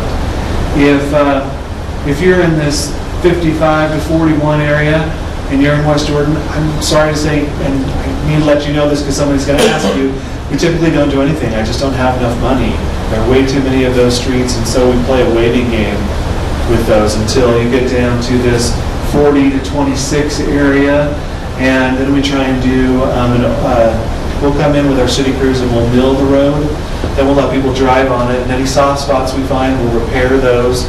After we're sure we found as many soft spots as we can, we'll come back and do an overlay on those. And we don't have very many very poor roads, but we do have some very poor roads. Let me go over what we did last year so you guys can know. I can get do an accounting before you and let you know. Some of the $1 treatments we did over 2.7 million square feet of mineral bond seal last year in our city. Most of those areas were west of 4800 West. We did some chip seal on Airport Road as well. We did 21,000 tons of 2-inch asphalt overlay. We typically did that in areas between 700 South and 90th South, and between Redwood Road and Banger Road, just to give an example of where we were at. We did, as you'll see, that was about a $2 fix there. We also did some $10 fixes, and that was on 90th South between 4800 West and 5600 West. Those $10 fixes are ones where we have to just remove the whole road completely and rebuild it. We also did that on 56 West from 62 to 70th South. Here's some costs of what happened last year. We spent $91,000 on crack seal, $158,000 on chip seal. Again, $448,000, even though we did the 2.7 million square feet. Here's some unit costs. It cost us about 30 cents a square foot for chip seal, 17 for the high density mineral bond. This is what we did for the overlays. Our city crews spent $1.9 million last year and about $1.33 square foot for that. There's somewhere. We had hired a contractor. There's only so much work that our city crews can do. They did the 21,000 tons. We hired an outside contractor to do more for us, and they did it for about $1.77 a square foot. If you notice, this was my budget amount. We spent over the budget amount. I'm sorry. This is how I can do that. Our money that we get, I don't always use all the money that you give me every year. We have some left over in the C-Road account, so we got authorization to be able to use that. I try and do as much as, if our city crews, that $1.33 a square foot is a really good price. Boy, if they have time, they have extra places, and I have extra money in our C-Road account, we try and use that extra where we can. So just to let you know, I think that we'll probably have a little bit extra again this year. Dave and I just finished with some very big capital projects. Oh, finish your sentence. Okay. We finished with some very big capital projects. We were nervous because those projects were projects we got grants for. We didn't get grants for the whole project, and they said, if you go over, the city's going to have to cover the whole cost. So we kept a little bit of money in reserve in the C-Road accounts, because if they went over, we didn't want to have to come to you and say, we need $500,000. And so now that those projects are complete, we have the money to be able to spend on some of the bigger overlay jobs. So you'll see a couple more overlay jobs on our schedule this next year. Now, if with oil at an all-time low, is it cheaper now to buy asphalt, to buy seal, to buy stuff? Last year, I don't know, because we just put out our bids, and we'll open them up in February, so we'll find out. Last year, our cost for asphalt went up $2 a ton, and let me explain that. Asphalt oil comes from the last of the last. When you get a barrel of crude, they take as much as they can off that through the distillation process, and they send it to fuel, to gasoline. They've got that. It used to be that asphalt oil came from the diesel process. They cleaned that diesel process up. There is almost nothing left for asphalt anymore. So there are people who just take barrels of oil and make it into asphalt now because we need asphalt for roads. So we haven't quite seen that break of what happens with gas prices. The advantage we have with gas prices going down is they passed a new tax that they're going to pass on to all the municipalities, so we're going to get money. Something else I was going to tell you with this slide I forgot, or I'll tell you on the next slide. This will be next year's work. Dave and I try not to spend money. We don't spend money if we don't have the money. So the projects that we're going to propose for overlay next year, you actually gave me the budget money for this last year because my budget money doesn't really come until after August till we're all sure. My bills are all through August. So a lot of the money that I'm going to spend in the next, because we're going to start really heavily with this overlay in May, I got that last year. And I don't quite get that last year because C-Road funds don't come to me all at once. Every quarter. We get a distribution every quarter now. So the other advantage to us to wait a little bit is now I know exactly how much money because it's going to build up and then I'm going to use that as it comes. So this is our proposed city overlay streets. If you can see, we're mostly in ochre shadows. Besides just ochre shadows, and these are quite a few streets, this will be about another 21,000 tons with the roads that we've got there. We're also going to try and work in 700 South from 48th West to 5490. We're also going to try to work on 4800 West, and I don't know how far that will go yet because I haven't figured out how much it's going to cost. What are your thoughts about cold paving? It depends. It depends. In cold paving, they won't use the heat, and they'll use what's there, and they'll put asphalt in, but it's not the same. It's not going to give you the same life that you're going to get with a hot mix asphalt. You're still using old ingredients, so those old ingredients have seen a lot of their life already. The other problem is using cold paving that goes in a train, and so you'll typically have the mill machine up first, and they'll have oil tanks. And to do that in a residential setting, like say here, would be hard because the roads will last 400 feet, and your train might be 250, and then try and get that train to turn at a cul-de-sac corner is really, really difficult. So a lot of the cold paving, and Dave will answer something in a second, it really happens on collectors and arterial roads. And I think if we did something like that, there's another process where they do the cold paving, but they put a 2-inch asphalt mill on the top with a hot mix. We've considered something like that before with Cutler, and we've thought about it for places like SR 111. Dave, do you want to say something? We actually thought about that process too with 90th South. The reason we didn't select it was because of the impacts to business and the time frame from each business. It also takes a lot longer. It does take longer. Yeah, and so what might take us an hour in front of your business might take 6 or 7 hours. And it's really hard when we're doing this work. We affect a lot of people because in all these areas, we're going to mill that residential place up, and we're going to either send them to a new route or they're not going to have their street for a day. And so we try and be sensitive to that. This is the other. These are the $1 streets that we're going to do. These are the areas we're going to do the 1-inch, the high-density mineral bond.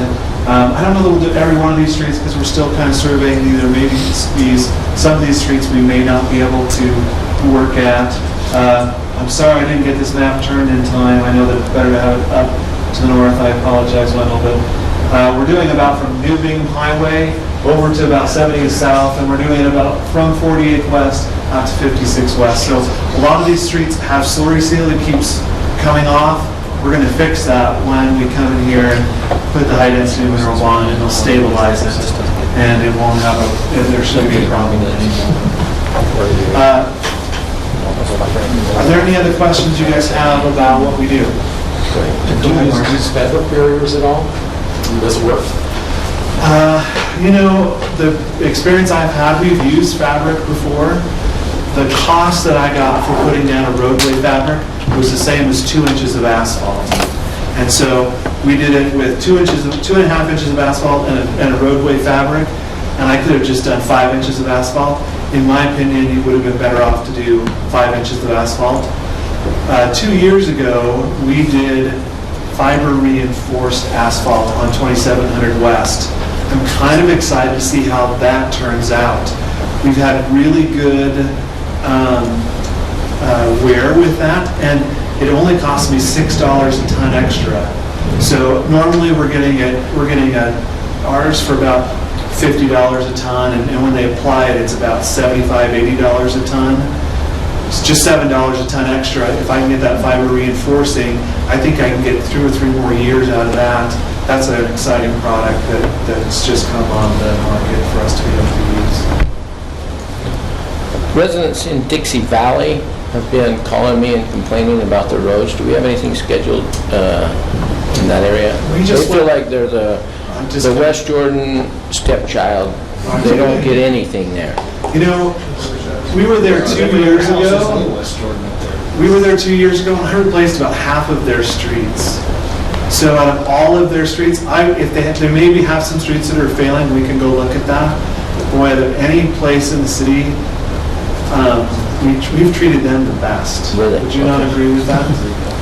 I haven't been in there for like a year or so, but I've really had some complaints. You know, if there's some areas that there's big check holes or anything, I don't know. I haven't driven there for a year. I mean, that's the hard part with 5,000 segments is we go through an area and I do all the 41 to lower, the 55 to 41, I just have to wait. I just don't get enough money. And the other thing I should have said is I don't do every 41 in the whole city in 1 year because, as Kim can attest, if I had a contractor mobilize on the east end of the city and then he went, or the northeast end, and then he mowed over this to the southeast end, and then he went to this, my mow charges would be huge, and I would spend half of my budget just getting them to move to different places. So we try and focus our area in one geographical area, then I get one mow charge, and I typically get more done. So we were in Dixie Valley last year, and then, or 2 years ago, last year we were south of 78th to Bangor. Normally we would have gone to the other side of Bangor, but this area of Oak Shadows was just falling apart. So we jumped up there to try and do the worst ones first. But I'm not against coming back if they have a road. I've just got complaints from there, so I'll drive there and talk to you about it. Okay, and if you have a specific road, let me know. We only survey those once every 4 years. So there's plenty of possibility for a road to have a problem. Let me go back to one other area, one thing to show you again. Here's the problem. If we come in at 4 years and we look at it right here, if you notice, it really drops at a certain point. So between 57 and 41, I might wish it was 5 years, but that may happen in 2. Because once you get a road and it starts to open up with cracks and water gets to the base, they can start failing really quickly. One follow-up, Rob Jolly met with the council last Thursday morning and stated that we should get over $500,000 in the new tax fund. Great. But is that clear next year before you get, or do you get that quarterly once We get that quarterly, and so even though he says $500,000, we'll probably notice 100,000 in this work season. In this portion, Okay. and then after a whole year. But like I say, Dave had a little bit extra because we had all those other projects that we were really afraid they were going to go over, and they did, and we covered them. But for the most part, like 90th South, we were under budget because you let us close the road, and it got done faster. So we're going to try and take money that we've been holding and spend as much of it. So you might see more activity in West Jordan this year than you have in a while. Right? Thank you. You're welcome.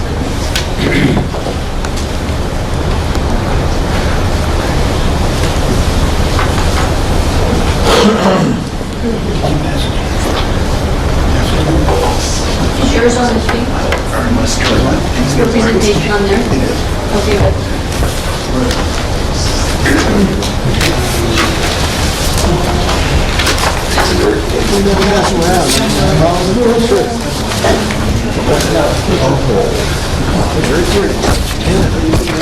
51, shouldn't you? Sure. Yeah, I just. Then hit F5. See the difference? A little lighter. It is darker over here. Okay, I know that we're going to be having lunch here pretty quick, so let me run through this presentation. The slides that I passed out, you have to understand that these were done 6 years ago. We made this presentation, I think the mayor was probably the only one on the council at the time, when we put these together. So I've taken this and tweaked it a little bit because there's a great deal of interest that has been generated about coming back with a new public works building.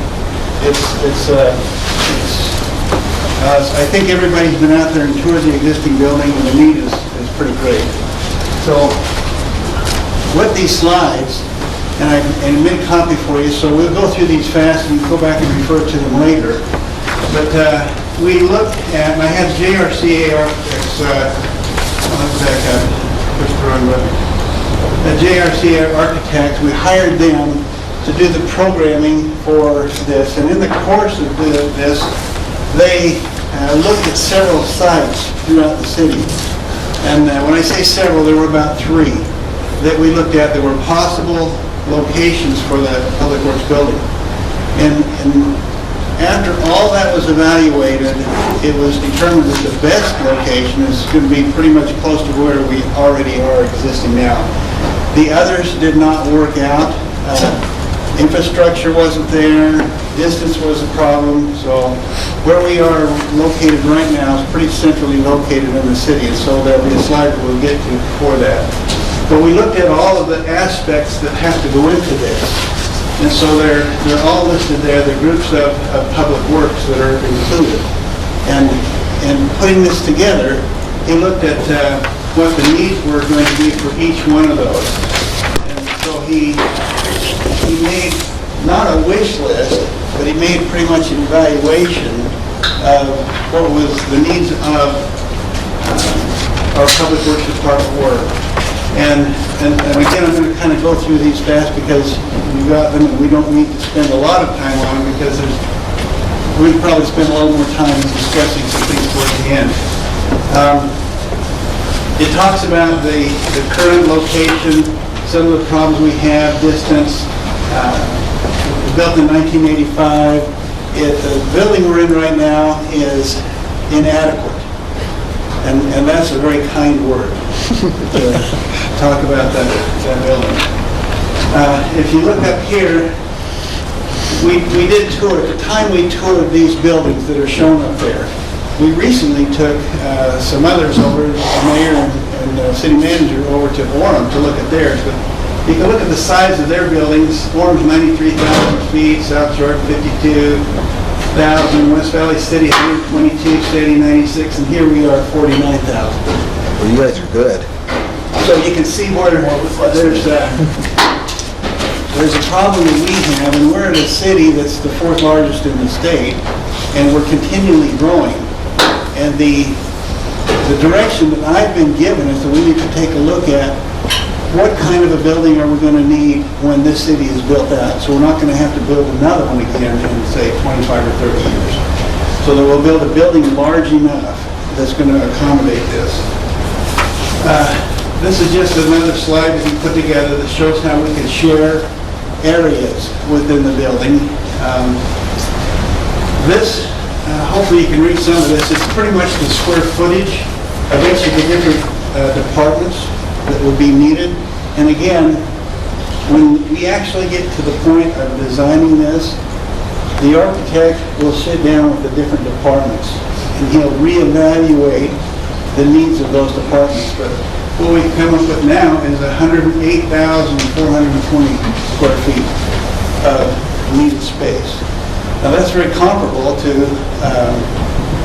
where we need to be. If you remember, West Valley City was at 122,000 feet. And so I think this is a very reasonable amount of space required. One of the things that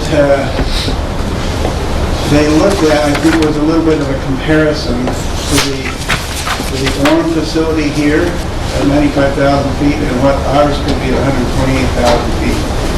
And like their admin area is 15,000, we have 19,000. And so what, and again, Orem's not a city that's much smaller than us, but pretty close. And the facility they have, those that have been to it, know that it's a very functional facility. It works very well for them, and the design of that facility has been working well for them. I think they've been out there about 6 or 8 years. Talked about some of the goals, and this included, when we did this again, we looked at some of the things that we could use Public Works-wise, and Parks was a part of Public Works at the time, putting little small buildings or storage sheds in some of their area. We wanted to have a east facility, a center facility, and a west side facility. And we're really close to accomplishing that. As you know, we built the west side salt storage facility and parks maintenance facility over by Ronwood Park this last year.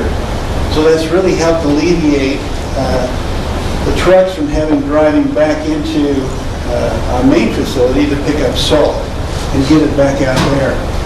If we can at some point get some bins built up here where the cemetery is, that'll save the trucks in the east end of the valley from having to come back. So that's a possibility. That's something that we did talk about and kind of planned on. This is the one that there's probably going to need a little bit of discussion today. To give you a little bit of background and history, over the years, and this goes back 6 years or 7 years, we've been talking to the Airport Authority about swapping land with them. When we decided that the best option was to try to build right close to where we were, the Salt Lake City Airport Authority had land all around us in the soccer fields. And we looked at perhaps swapping land that we had to the north or land to the south, plus the land that we sit in right here, or some other land down here. And in a recent meeting that we had with the Airport Authority, we discovered that that's going to be a very long, drawn-out, complicated process to work through them, work with the FAA. So we took a look at, and I guess I was just sitting there one morning going, crap. This came to me. We talked about using this land up on the north side for building, but there's always been an issue of giving up some soccer fields and how can this really work? And I thought, well, why don't we take a look at what this piece is right here? Certainly we would lose this field and this field, but this would give us 17.73 acres here instead of a total. We were looking to have 20, but we can do what we need to do on 17.73 acres. This would allow us to keep that metal building that we just built a couple years ago right here for the trash can construction we've got. It would allow us to keep the dump station that we have right back in here that we built about 4 or 5 years ago. So we could keep some of these things that are important to us now. We could build a new building over in this area, relocate these bins, because they're not big enough. If you're out there and you're working, we have to, fill those up more often than we need to, especially in the wintertime. Those could be relocated on this side. We'd have the opportunity to take this building down and redo the whole site, but we wouldn't have to take it down until we build a new building. So we could build a new building on that site and still be able to move ahead with keeping the operations going in the existing building until it's completed. We talked about the east satellite.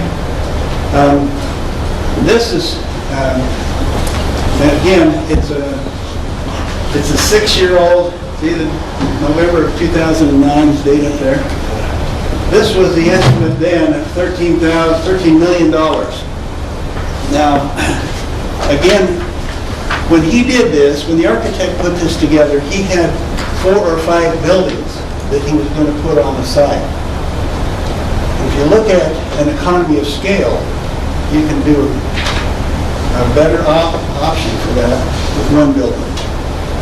Orem's is that way, and I keep referring to them because of all the ones we looked at, theirs was probably the most functional.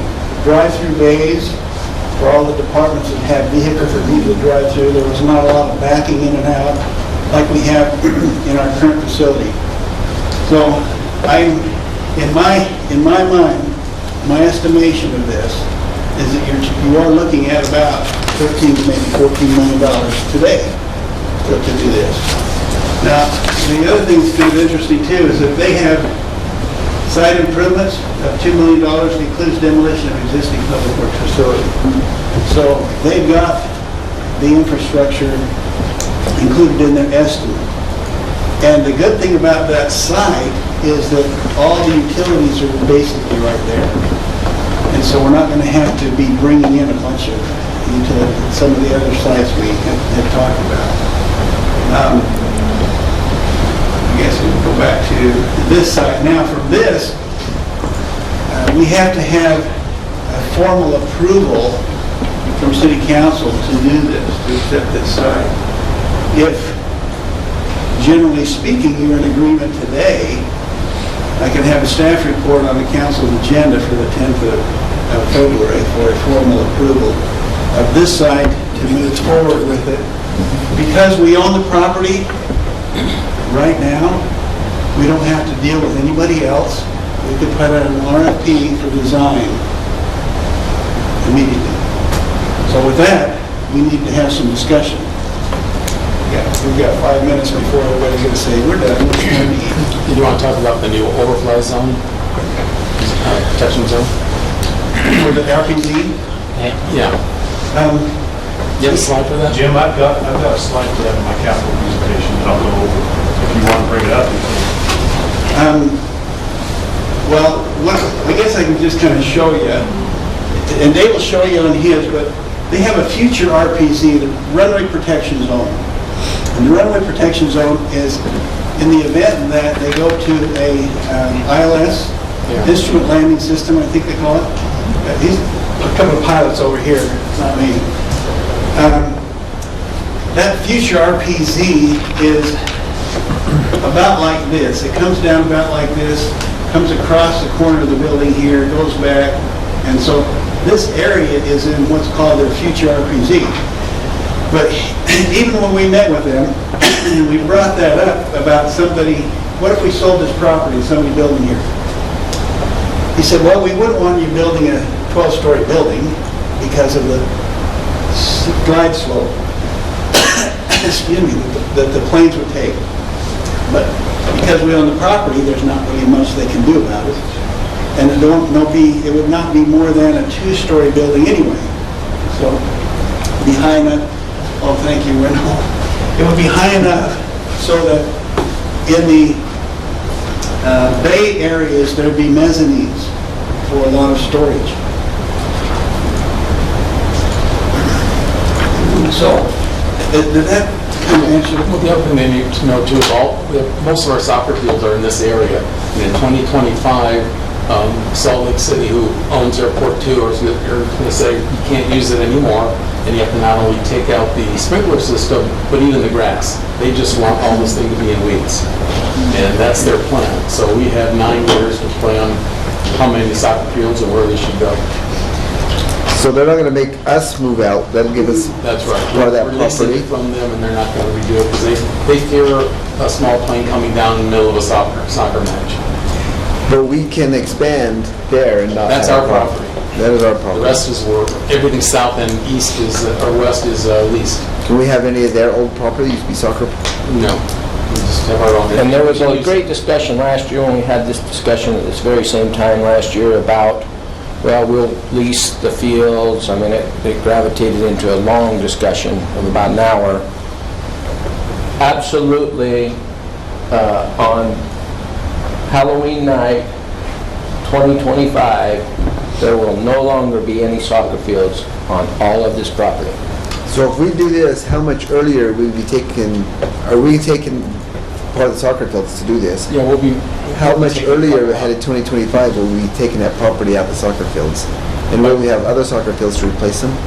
Well, we have That's a discussion for another west of time. the airport Okay. that we could do some, but we're not going to replace one for one. because we feel we have too many as it is, and we can talk about that later. Jim? So, you know, I mean, our city's gonna grow, we need this kind of facility, but versus, how are we planning for long-term, 30 to 50 years? Yes. So you have to, Yes. Well, this 30, sounds, 50 years. sounds very smart. I think the prisoner relocation committee should have had you, but since they didn't, I think this is a great idea. You mean to keep it on the same parcel? Keep it on the same parcel and just build over on the site and add to it. And we're hedging our bets by moving the building to the east side, so even if we have use of the property on the west side, that'll be under the runway protection zone, but there'll be no building, so there's nothing they can come after us for. So we could drive through there. That's right. I'm completely against putting it right here. I don't want to, there's still a high demand for the soccer fields. Chewing up half of, or at least a third of what we've got right there, I'd rather not do. I don't want this site at all.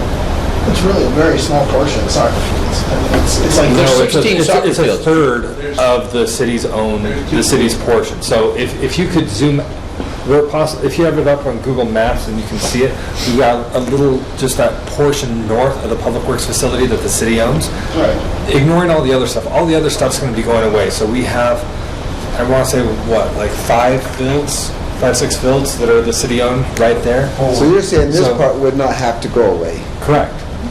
This part the city owns. When the lease goes back, the lease is on the stuff that's to the south and to the west. We own this, and the rest of the fields are up to the north. There's a nice little parking area, a concession stand, all sorts of other little buildings that are right there.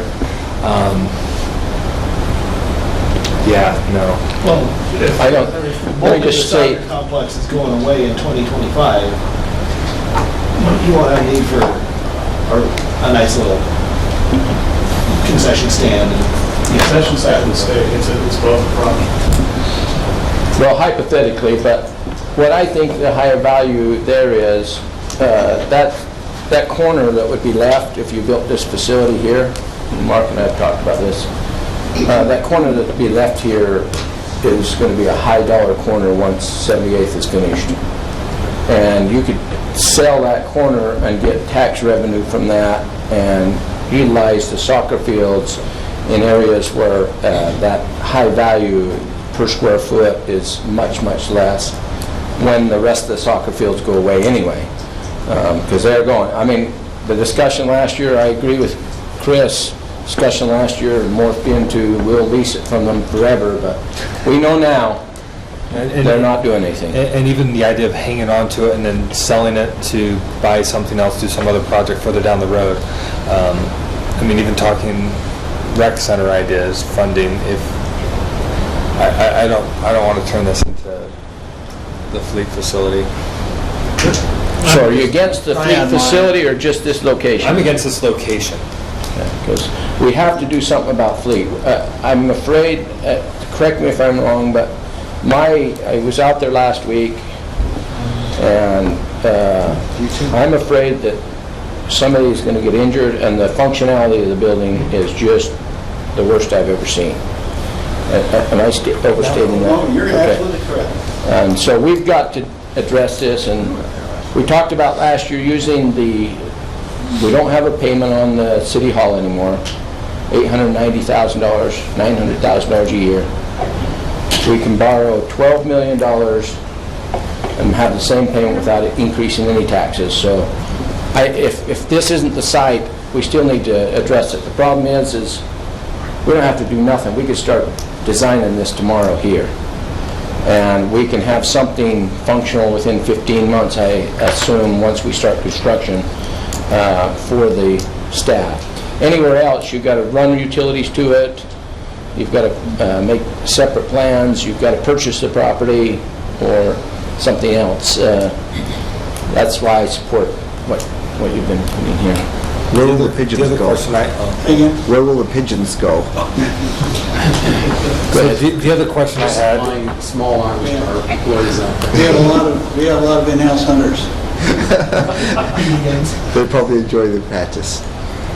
Well, any other questions? Yeah. We'll be talking about it during, probably tomorrow afternoon as well. more. I was just gonna say, the other site that I'm questioning now is we just did that property exchange just behind the National Guard off of 78th. Before, we were looking at having to come all the way up into, off of 48th and then enter into there if we were to do something on that property that we own.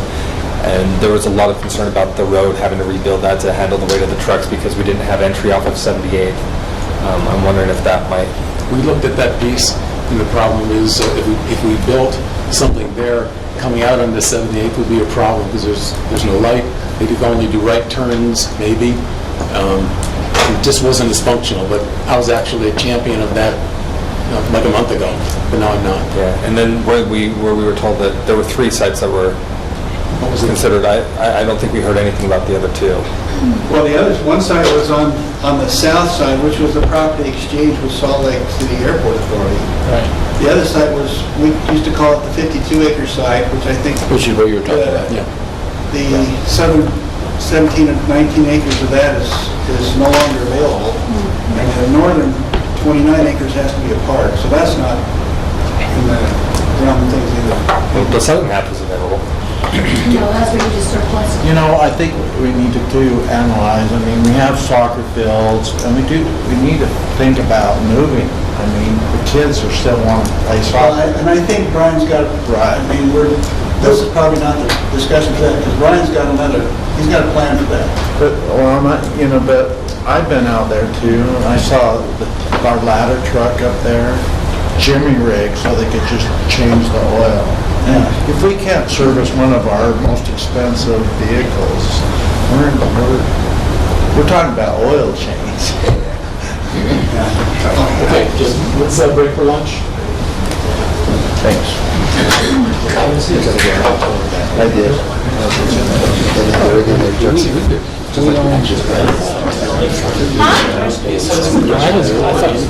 Yeah. Presentation? Yeah, I want to say desktop. We don't need to. Yeah, I'm going to say desktop. Okay.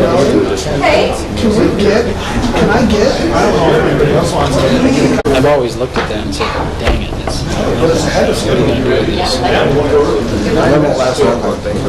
Yeah, you can't access it. Did you get hurt? I fell in that. For who? Okay, he's back. Okay, we're going to talk about sidewalks and our sidewalk programs. And this is just a quick little shot of 48th West, 90th South. This is in the day when we were building this sidewalk between here and in front of the school on the opposite east side, down 48. That was a few years back. Just to give you some track record and history here, that we've been building safe sidewalk projects for my whole time here at the city. But right now, the sidewalk program is structured in about 3 areas, and we'll go through these 3 areas. We've got hazardous sidewalks, trip hazards, tree root problem, broken chips, falling, sunken sidewalks. ADA compliance. We don't have a ramp, we have to have new installs for them. Old ramps replacements, meaning they don't meet current code for ADA. Sidewalk code, it's the latest ADA rule and law is from 2010. Anything that's previous to that 2010 date we'll talk about, but has to come up to code. And our compliance rule in overlay areas, the 20% rule, we'll talk about that. May I interrupt for just a minute? Yes, please. On the replacement ramps, shouldn't we put our priority on where the no ramps are first before we start up doing the replacement ones? We'll get to that. We'll show you the numbers. Okay. Spoiler. Sorry. Missing sidewalks, safe sidewalk and school routes. We've talked about this a lot in the last few years. We do have a prioritized program to install over 14 million in missing sidewalks. Okay. Just recently, Clint and his group, with a little bit of help, has been doing sidewalk surveys. And this is a heat map that was just recently generated last month. There are some people to credit here that I want to kind of just give a shout out to. This inventory has been created over the past about 5 months. Some of the inspectors to credit on this is Enoch Clements. And if any of these names sound familiar, well, they are. Morgan Yates, Aubrey Yates, Annabelle Larson, Kate Larson, McCall Vigil, Rachel Murphy, Megan Murphy, and Ali Arvizu. So those were our sidewalk inspectors. They went out in about 3 different teams, 3 different sections of time. In August, we had 4 inspectors out. The maximum we had out was about 6 inspectors at a time, and currently we have 4 left. And they've been rotating in on an internship basis to get this done. Do you know those Murphys? They're my daughters. Yeah. Okay. But they went through the hiring process and everything, so they're vetted. Okay.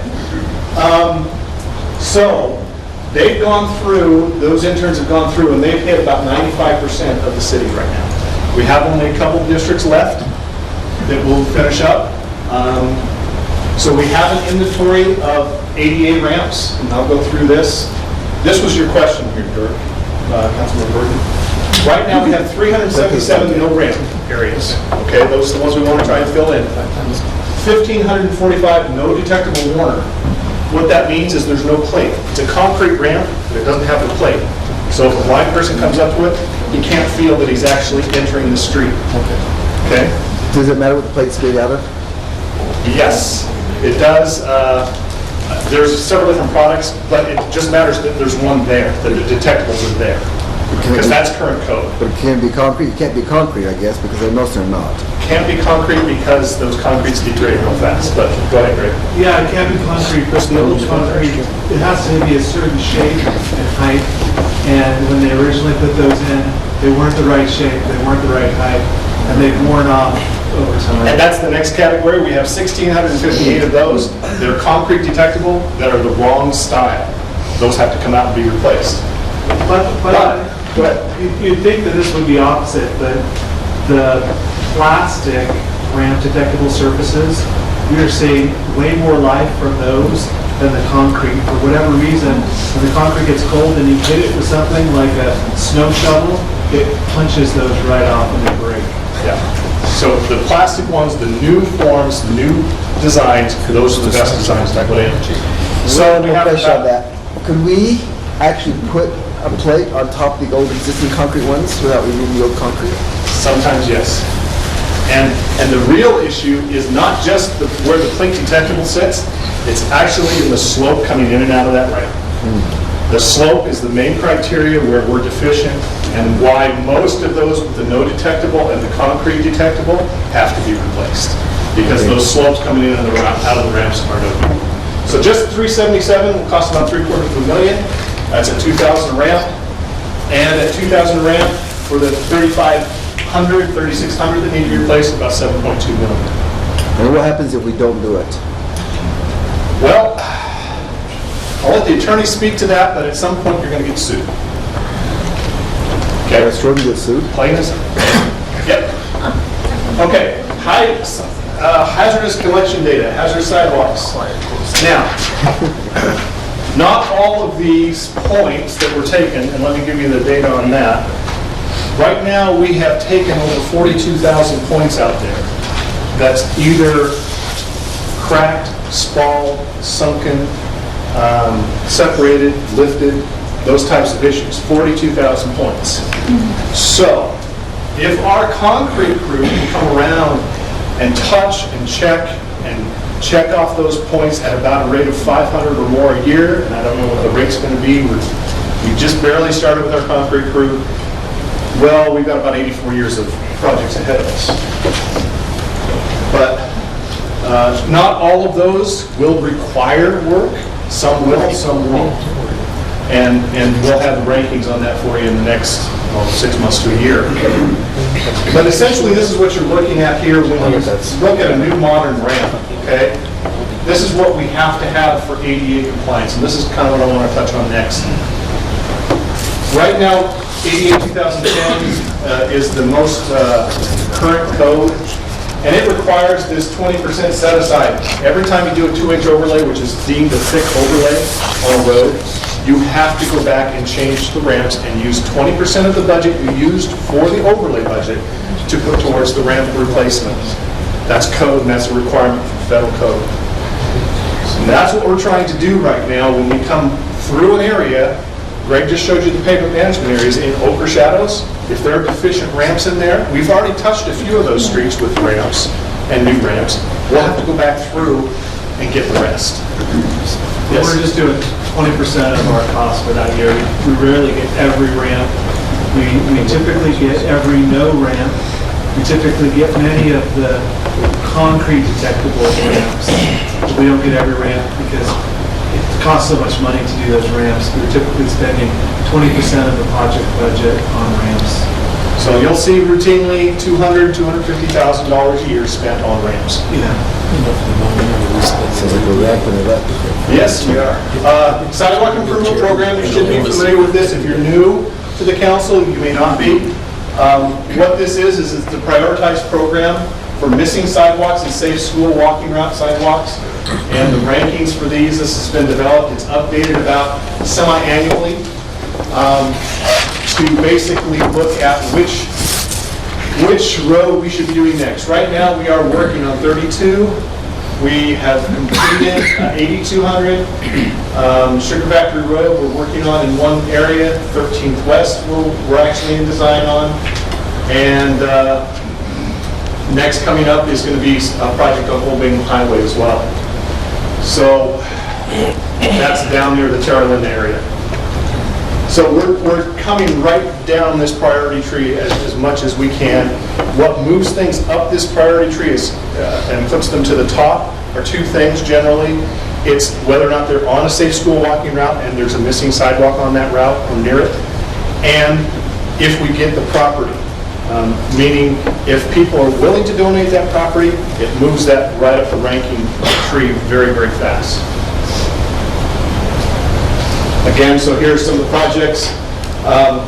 40th West has already been designed. This was on that corner that CVS Pharmacy was looking at. I don't know if it's probably not still a viable project, but we have a design for this. Southwest corner? That's on the southwest corner. And this little piece of sidewalk is in play now with a new design for the intersection. That's why we haven't executed the Safe Sidewalk project there yet. There's a federal aid project for the entire intersection. Both legs of that intersection on 40th are in play and possibly maybe widened. So that's why we did not put in this sidewalk yet. Here, we're holding on to that design to see how it interfaces with the design for the signal intersection and the widening of the intersection. Right here, the last one here, New Bingham Highway, Papapia, trying to use a state grant to get that done. The money that they had selected to give us the last time on that project was a little bit less than what the project demanded to try to get the sidewalk. So we're trying to figure out how we get this one done. It's not on your priority tree as a missing sidewalk. It's really not on the safe walk to school route either, but it is a highly visible sidewalk, so to speak, out there by 6400 West on New Bingham Highway that needs to be done. We're just trying to figure out how much the state grant can cover and how much we want to fund on that project from the city portion. I don't see Old Bingham Highway in 48. Is that on their radar? The one out there by Wasatch Meadows Drive? Yeah, the one by the track station. The lower end. We have been talking with UTA on that for a couple of years, and we have yet to see funding out of them on that one. So we're kind of holding, and I think they should holding that up until they do fund it. So we're hedging our bets there a little bit. So this is the current budget's allocations for all of the projects that are in design, and here's the status of them. Right now, we're just looking at some small property purchases on 13th. This design will be next year for Old Bingham Highway to Terra Linda. Design's underway on this one, on 32 West. That's just down from the middle school and is crossed on the west side of the street, 4000 West. Right now, that was a pending coordination on the intersection project. Sugar Factory Road, probably start this summer, might not get finished until fall, but we're ready to get going on that one. And New Bingham Highways, design's already underway. That's the reason this design is underway, is to vet the cost of the project so we know what the state grant needs to be to cover it. So the 40th West one, you have October this year? 2016? Yeah, and that's pending the design coordination with the signal lights intersection project. So is that thing right intersection gonna happen this year? No, that will not, but We'll get to design. we might release the safe sidewalk project ahead of that. The design could be done this year. The design that Dave has is the same as what they're going to use, that he could do that. But we're in environmental with 90th and 40th right now. The design starts soon.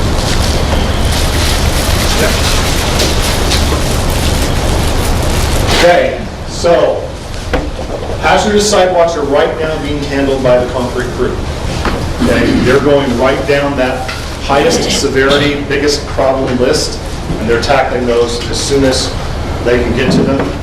And so that section of work is funded. Ochre Shallows, the target area that we're looking at overlays, we're going to be looking in here for the ADA ramp compliance, okay, seeing what we have to upgrade. Like Greg said, it's going to be just a small portion of what is actually physically needs to be retrofitted in here. We will retrofit what we can with the budget available. So does the sidewalk crew do that one as well too, or does the road crew do it while they're in there? Actually, AD ramps, we actually bid out. Some of them we do with our own sidewalk crews, but right now they're going to be working on hazards, so we would like to bifurcate that and let ADA ramps go to bid. That way they can keep going on their others. Keep the crew on the hazardous sidewalks. Missing sidewalks, our project priority tree is what we're using there. We're looking at least 3 to 4 projects this year to get those missing sidewalks filled in. And that is the sidewalk program. It's a great picture for your question slide because Yes, I know. see sidewalks. Well, the reason we put that there is because of the 2 fatalities that were out there. That's the section where we lost 2. And it's basically because they didn't have a safe walking. So, any questions? Sorry, Mayor. I would like a concise report compiled of what we've done over the last calendar year and what we plan to do this year, so that we can get it out there to our citizens We can do that. in the West Jordan Journal, on social media. Let them know that we're doing these things. We increased the funding to $1 million too, right, in the budget year, so. I think that's a good idea because I think so many people are like, well, you haven't done my streets, you haven't done anything. I hear that a lot. If it's not my neighborhood, it didn't happen. So, yes, Mayor, we can do that, and maybe a little bit of this presentation covers a section of that, but not all of it. So we can be concise just with safe sidewalks. What's going to happen. And the next segment, capital projects report. It's like a water tank. That looks like one tank, doesn't it? Well, I thought I'd take a chance here and introduce you a little bit to everyone in the capital projects group here. Because I don't often come out and toot my horn at all. I don't like doing that. But I thought you ought to know who does some of the heavy lifting. Not all of it, just some of it. Capital Projects Group, formed back in 2004, it since has been added to. Originally started out with just myself and Roger Payne, Greg Davenport, since added Tim Aaron to the mix and so forth. Just to give you an idea of kind of experience here. I'm the Capital Projects Manager. I take care of the program management, budgets, federal grants, road and utility designs, master plan studies, and I have about 24 years of experience in the industry. Roger Payne, Utilities Manager. He does pump stations, wells, reservoirs, utility designs, master plans, and he has 37 years of experience. Greg Davenport, pavement management and road projects, safe sidewalks, ADA ramps, some master planning, surveying as well, 21 years experience. Tim Hayward, stormwater manager, utility design, master plans, development review, surveying, 19 years of experience. Jim Riding, I hate to lose this guy, facilities and construction manager, building projects, fleet management in the past, not presently, but still helps there. Facilities maintenance, 46 years of experience. Marlene Vigil, engineering technician, engineering designer, CAD expert, surveying, plat review, development review, 31 years experience. David Clemens, property manager. He does plat review, development agreements, property negotiations, and property purchases, 20 years of experience. Maureen Casper, engineering contracts administrator. She does contract document review, advertising, web management, project reports, project accounting, 15 plus years of experience. Bill Baranowski, our traffic engineer, design and traffic management, traffic studies, warrants analysis, transportation master plan, 28 years of experience. And we also use Todd Johnson, who's a PE, should have put that up there. From the development side, he's doing some small projects for us in Safe Sidewalk, as well as David Call. And both of them we're training on the rest of the capital projects, and we're using them and their time. Even though they're in the development side, we use a portion of their time in capital projects. So combined, we have about 250 years of experience. So That doesn't mean the project should take that long. If you absolutely positively have to go there, we've got a road for that.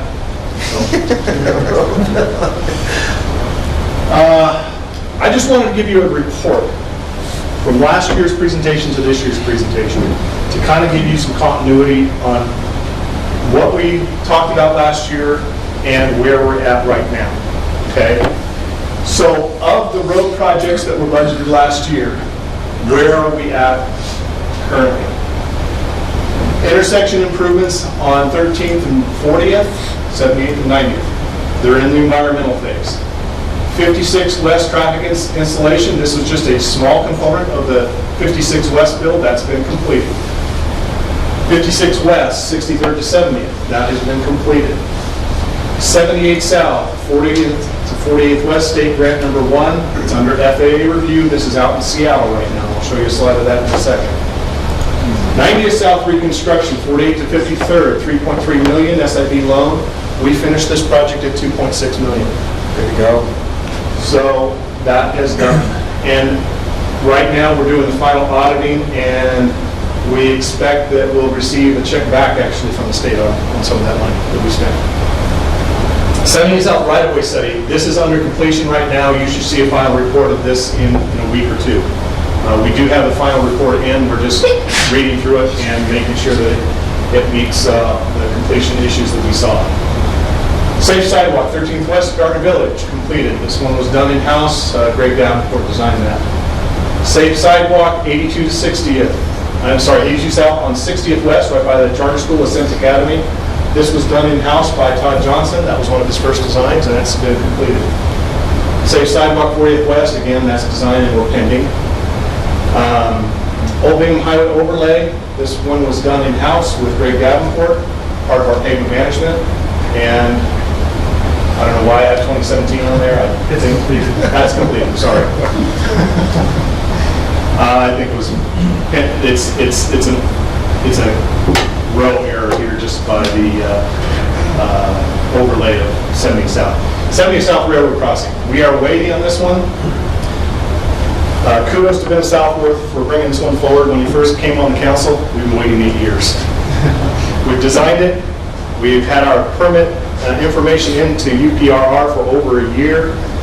Because of change in staff here in Salt Lake and them letting go of all their staff here in Salt Lake, it's being reviewed now in Denver, and we have lost the continuity of their in-house staff on that permit agreement.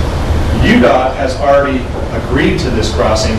We just can't get UPRR to move on it. So we're hoping that what we have done to date will be enough for them to get it off the back burner and approve it.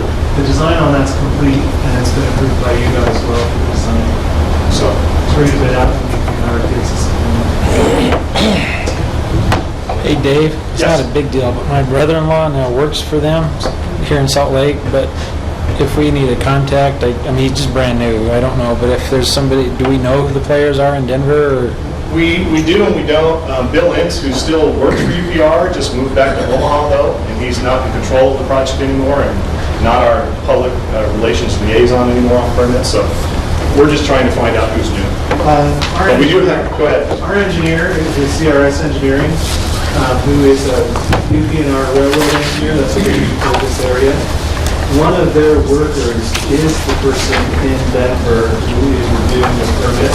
Okay. But basically, we started over. Luckily, CRS knows him really well because he used to be one of their employees, but we basically started all over. Okay, thank you. Okay, 8600 South Road Extension, Ronwood Park. This was a half road right by Ronwood Park that has been completed. 56 West, 78 to 86. This is the next widening section on 56. Federal aid money here. It's going through environmental right now. We expect that we'll clear environmental and design and be ready to go into construction in the fall and over into next year, 2017. Most likely by summer 2017, we'll have it completed. Say sidewalk 32, again, that's right now in design. Parks, all in design or under construction, last year's projects. Brian Clegg has been taking care of the central irrigation control plan. Capital projects, basically, we've been helping out on this Veterans Memorial Park and the access road, and the trail rehabilitation. We've got a bridge there that we're helping out with. Water. Again, long list, either completed or in design. Noteworthy projects here. Obviously, well number 3, getting that back online and operational. Having the 2 reservoirs completed is a key component of our storage system, and shaving that peak off of our water purchases and what we use in the summer. We did have well number 5 go down, and so what we did have on the list last year as a well 4 retrofit. I'll see it on this list. Well, we have well 4 on this year's list, I should say. Instead of doing well 4 rehabilitation, we're actually going to do well 5 first. It's the end of the emergency generators. Item 25. Yeah, thanks. There it is. I grouped it in, sorry. So I didn't see it. Hey, Dave, a question on that. Yeah. You touched it briefly, but regarding the peaking, so are we using that to the maximum, like literally, are we severing that connection with Jordan Valley Water during that high peak just to try to suck ours out of the reservoirs? I mean, We're tuning it, is the best way to put it. We actually clamp the flow down when we can, or we ramp our wells. Our wells are already fully maxed out, and we're actually peaking off of the reservoir storage, is how that works. Thanks. Dave, didn't we approve a SCADA system purchase just recently? That's not on this list, but yes, you did, and it is still part of the capital. Will it be operational by this summer? I don't know. You don't know? That's a question for operations. Okay. Okay. Again, last year's projects, we finished the removed diversion manholes. That was on Old Bingham and 90th. Those were taken care of, and there was one up on 90th from the intersection of 48. TOD has been completed, sewer line. Sewer system maintenance, we're looking at that one for this summer. 56 West and 73rd to 78th, this is part of the 56 West work that was done. Sewer system maintenance, again, at Anacus. Greg is helping out on that, and we're bid pending on that right now. Gardner Village meter, this one's new. It's in design with Roger and Tim. And also the 36-inch meter replacement, also Roger and Tim. Manhole repair and replacement, Skyview Estates, looking at that one this summer. And Bingham Creek's upgrading pipe burst.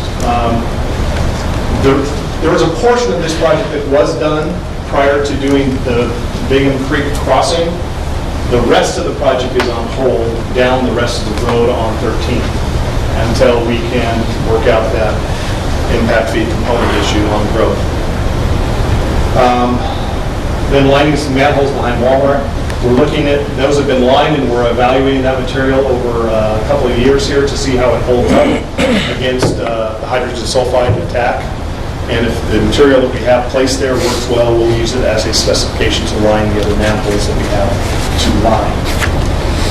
and Country Squire pipe replacement has been done. Stormwater. Dayton Creek work has been completed. 2 locations on 13th and 40th. We have one remaining issue out on 40th with what a neighbor is calling an attractive nuisance. We're working on that, and we're probably going to put a grate on the inlet and outlet section of the box culvert if Salt Lake County Flood Control approves it. So, And I got a letter from him on that. and we don't control that. It's if Salt Lake County Flood Control approves it, because we take on the liability for maintenance and any flooding that's caused if that grate stacks up and blocks flow. So that's the one condition. So they approve it, but we We will have to take on the install it liability and the ourselves. maintenance of that grate. Normally, they maintain the channels. That's why they operate on a free flow basis. They do not put grates on that channel. So if we put one there, we're accepting that liability, we're taking on that maintenance. Is there another option? I would prefer There not is to no put other one. option. I'd prefer not to put one, just so you know. Again- And I got the same letter Dirk did, but, So come to a decision on that, direct us how you want to, and then we'll spend some time on it. But the point there is that grate, if it does block flow, it's on us because we put it there. If county flood control says no, and we still put one there, which we can do, maybe there's a legal issue there too, we'll be liable for it.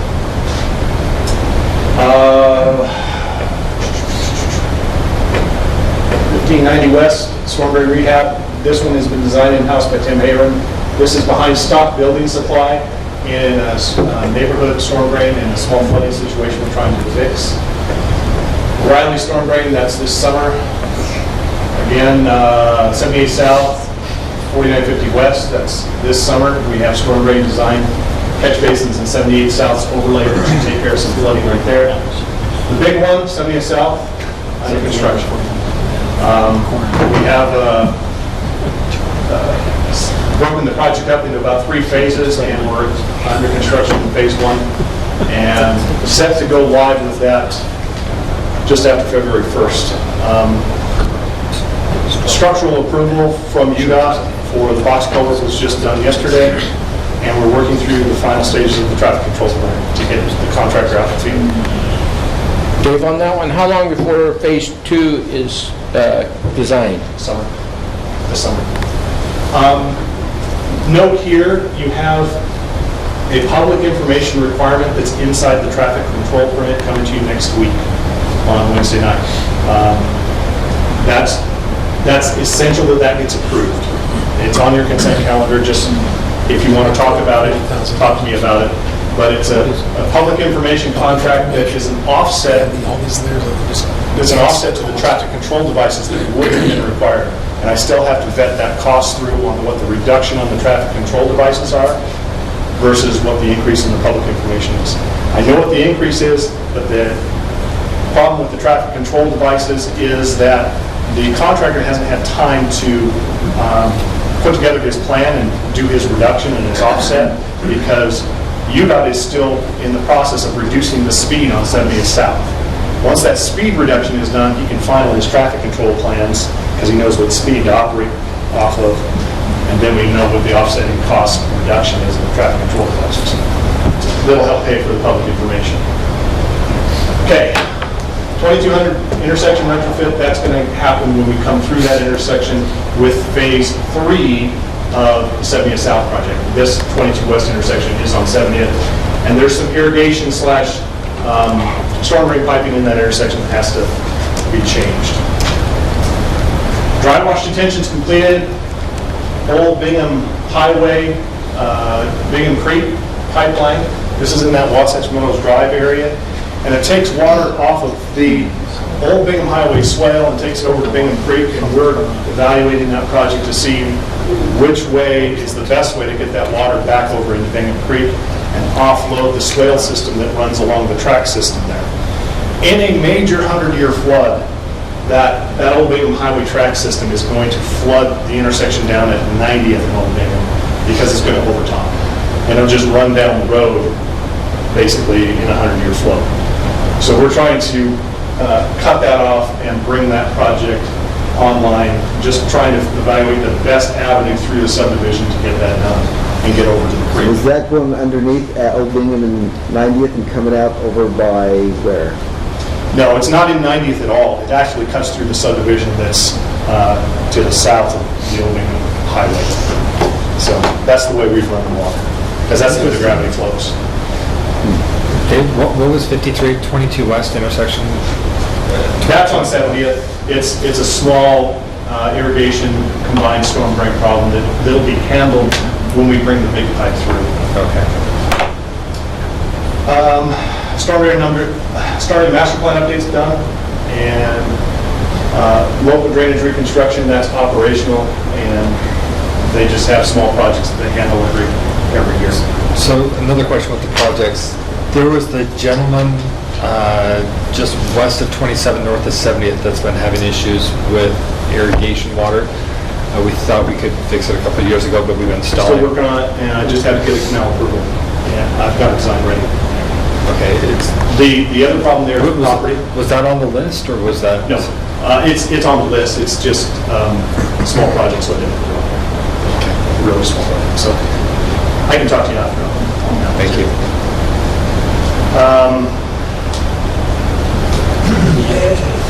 Yeah. So this is just one of the options that we've shown the FAA on 78 at the airport. Just so everyone knows, New Bingham Highway would come into some configuration where it would slant in and connect to in a kind of a trap movement here where it's a free right or a come to a stop sign and go right type of movement. And the people going westbound that want to get to New Bingham Highway can come in through this left turn lane that is basically a trap left, that is just like the old Bingham Highway 90th trap left. Or they can go and flow up to the intersection, take what will probably be a double left-hand turn here at Airport Road, or go up to 48th and take another left-hand turn up You there. can't turn left onto 78th. This one, you will not be able to turn left backwards, no. Okay. If you wanted to turn left, you have to do that movement here at this intersection. Nothing essentially changes here except some lane configurations going westbound on New Bingham. We have three other options. There are other options. This is one of the preferred options that we showed the FAA. The reason they prefer it is it does not get any closer to the end of the runway. You'll notice that this is the edge of asphalt where it exists today, so we're not pushing closer to that fence right here. That was one of the key elements that Salt Lake Airport Authority wanted to see in the design discussion. So you'll probably see this type of a configuration when the project gets completed. Not talking about what happens here or up here or down here, but that possibly is what your ultimate configuration of the road's going to be on. That's 15 feet or whatever that is. That's about 30 feet. That's about 30 feet away from that fence. Now, That'll include if we could sidewalk. convince the airport authority to spend $15 million, update the runway system, expand it to the north, and get their instrument landing system in here, We have no problem. $15 million is not much when you consider that they have $1 billion budget up at airport number 1 for expansion. Then, this problem and that glide slope moves north. So, that's also in the analysis. So we point that out to them, and we hoping that they would take the hint to help us out. Don't know that that's going to happen. Is the realignment of this 78 South moving, it's moved south a little bit here. It has. Is that required for them to approve this? Is that If what? FAA approves it with that recommendation, that's what happens. Yes. That's what our permit would say. And that's what the property transfer would do. Because when we do this, part of the project that comes along with it is a property transfer of deleting New Bingham Highway in here, transferring that property over to the airport authority, and they would give us the property for this road. Plus, we'd clean up a couple other property transactions, one of them being, we're still on an easement here on Jordan Landing Boulevard. So this little wedge right here, we're still on airport property. We would clean that up with this project and have them transfer that to us as well. Just as a matter for personal understanding is, do you know if this is at the FAA, the region headquarters, or at the Western Service area? Do you know which? Seattle. They're right across the street from each other. I do not know which one it's They're at. two completely different entities, and I'll ask John Gilchrist. I work with it in the service center, not the region. They're two, and I was just curious, so. Not sure, but it is up in Seattle right now under review. So it's moved away from the Denver office to the regional office. Thanks. Now, we have this funded if we can get FAA approval. Yeah, and there's another 1.75 million coming towards this project from what Mr. Jolly told us. Right. We could build it if we could get the approval signed. Correct. If we build it. Yes. Okay.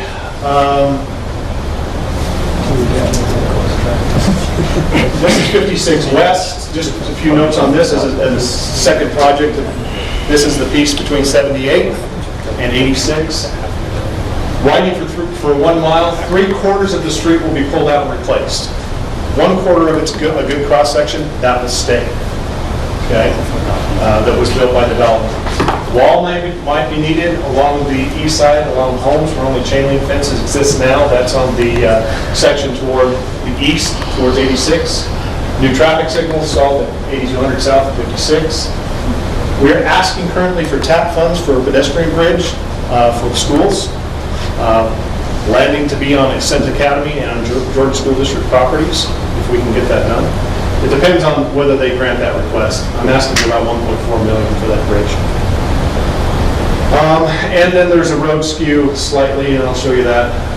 Right here is where that road has to tie into existing development, so there's a slight skew in the road right here at 8200 South. The landings for, if we get funding for a ped bridge, the landings will be here and here, somewhere in those zones, take kids over the top. What's the cost of a tunnel relative to a bridge? Because there's the tunnel. Million? The A little tunnel's bit less. $1 million A little bit less. Less secure too, And lighting. all the problems with lighting and visibility come with that. But there's So- a tunnel at Grizzly Way, right? There That's is, straight there is a east of it. box culvert, and then there's a tunnel Grizzly Way east of this, yes. Yeah.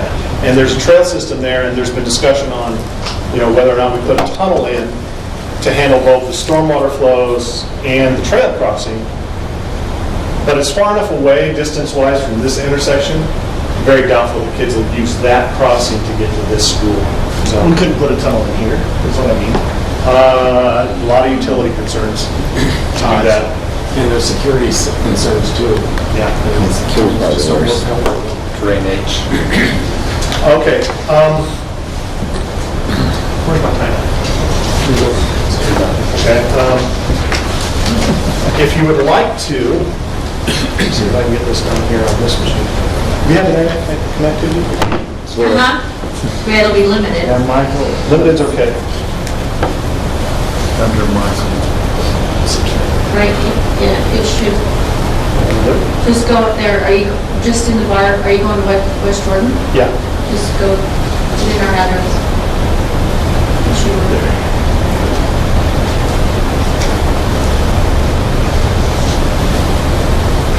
It's like 3 We should be there real There's quick, only it's one. just across the street.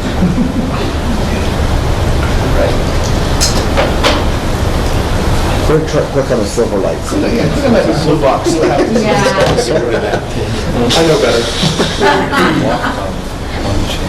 You get the error from Microsoft, sorry. This isn't. I just wanted to point this out. We pushed it on, you know. We're constantly updating this, improving it. Capital improvement projects. So the interactive map that we created last year has continued to have data loaded into it, new pictures, new project descriptions. So if there are other questions on capital projects, direct your attention here. And if you have questions that this can't answer, come back to me. We enjoyed your video, by the way. Oh, that. Maybe it's out. Yeah. So we'll do more of those. We'll do a few more of those informational videos. So there are, well, and I counted this and wrote it down last night. Right now, we're at about 81 projects, and depending on what you do with the Public Works facility and the rec center, anywhere, a floating number between about 75 million right now up to, about 70 million right now, up to 125 million that is controlled by the capital projects group. So if you want us to do more work, that's fine. Do have a green sheet in this year for 2 people. I'll just mention that now. We need them. And we've got the projects that we can put them on and fully utilize them. Any questions? Other capital projects you're interested in, want to know? And it's a long list, it's doing this, keeps us busy, happy to go through this.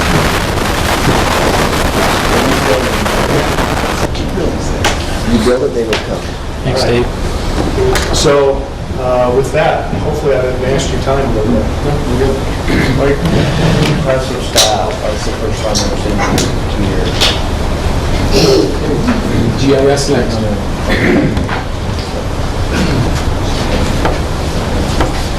Well, I should put a picture on.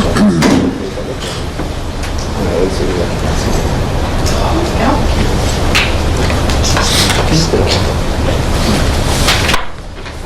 Oh, good looking card.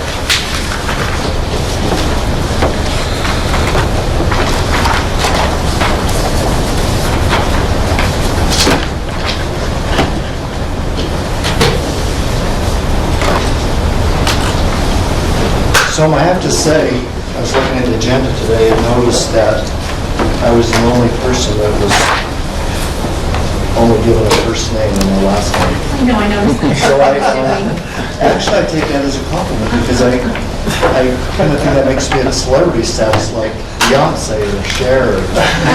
So I don't think Cher has a last name. but I don't even go by last name. And if she does have a last name, she certainly doesn't share it. I'm going to skip probably the first 6 to 8 slides. You can look at those later.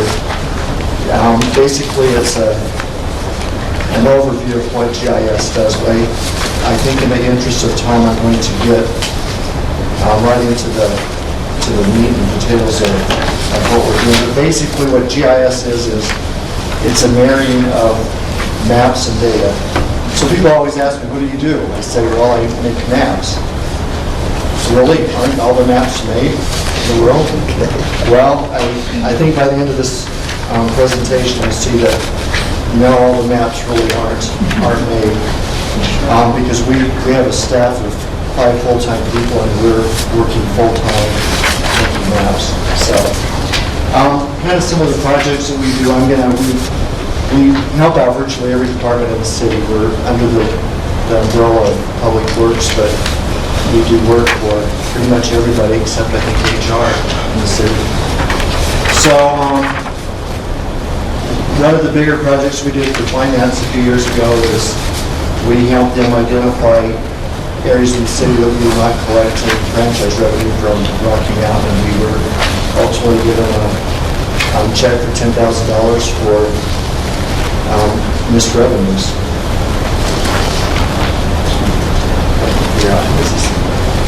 So why is it they gave you $10,000? Because we had not been collecting revenue from a bunch of Rocky Mountain customers who we should have been. I haven't been collecting. Through the magic of GIS, we were able to identify who those people were. So why do we collect money from Rocky I'm sorry. Mountain Power? Why would we collect money from Rocky Mountain Power to us? Yeah, that's probably more of a finance question than a market. Franchise. Franchise taxes, yeah. Oh, It's not, I don't use, I've never used this, so I don't know. Okay, well, I'll go to the old fashioned way. No, it's converted.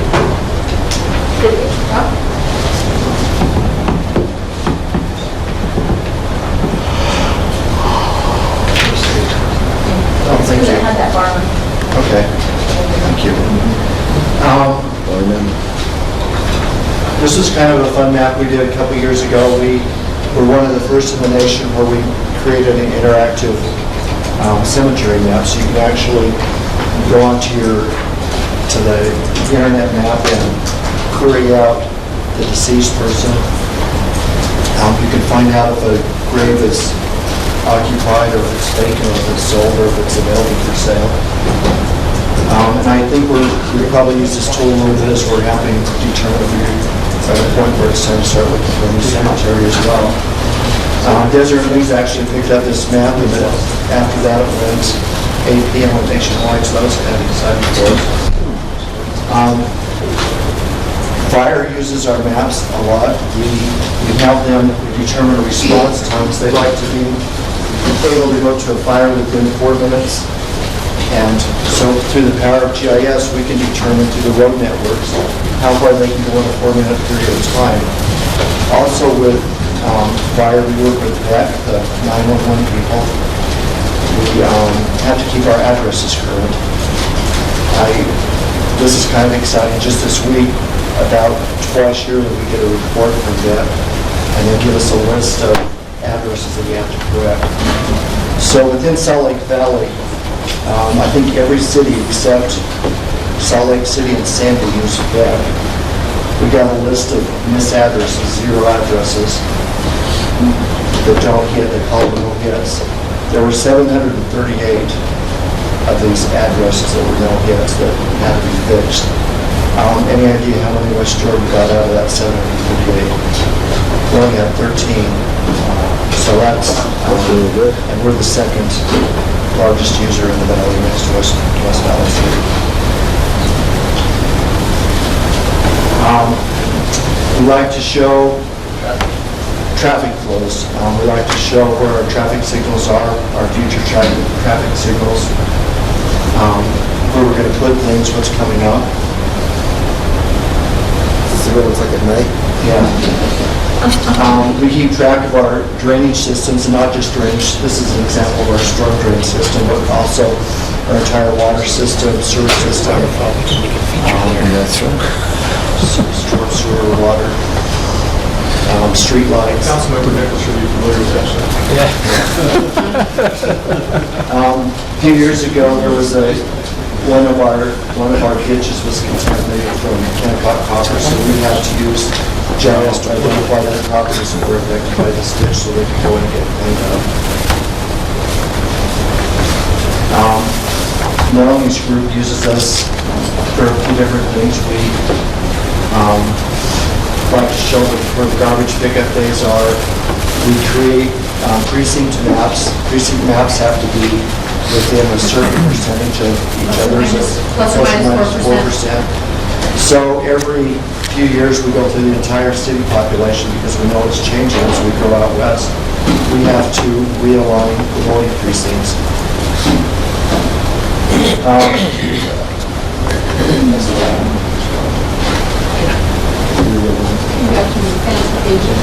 Yeah. So we've, another thing that we've done also to help Melanie out is figure out where our population is and where it's growing. Right, here's one of our more recent ones that last year when the mayor and council was working on getting legislation changed for car dealerships, we were able to go through the entire Salt Lake Valley and identify where each car dealership was, not just where they were, but by what type of dealership, whether they were a Kia or a Chevy or Ford. Yes. You know, can I say to the mayor, use that map as they pass it out in the committee? Oh, good. Good. Thank you. Very impressive.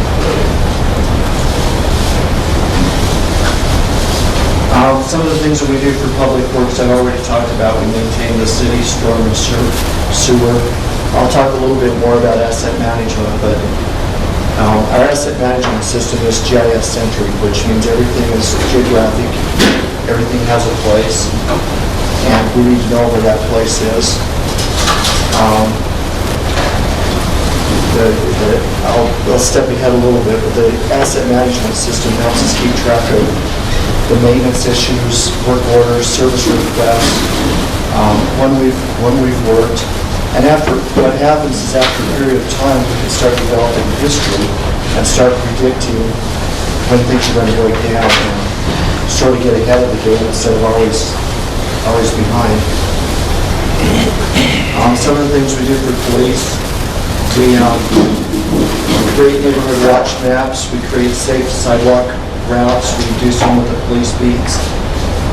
When there's been kidnappings, we've gone in and created on-the-fly containment maps so that the police know where to search for. They'll start searching a small area and then it spreads out. So we help with those maps. I talked about this already for fire. We create fire zone maps.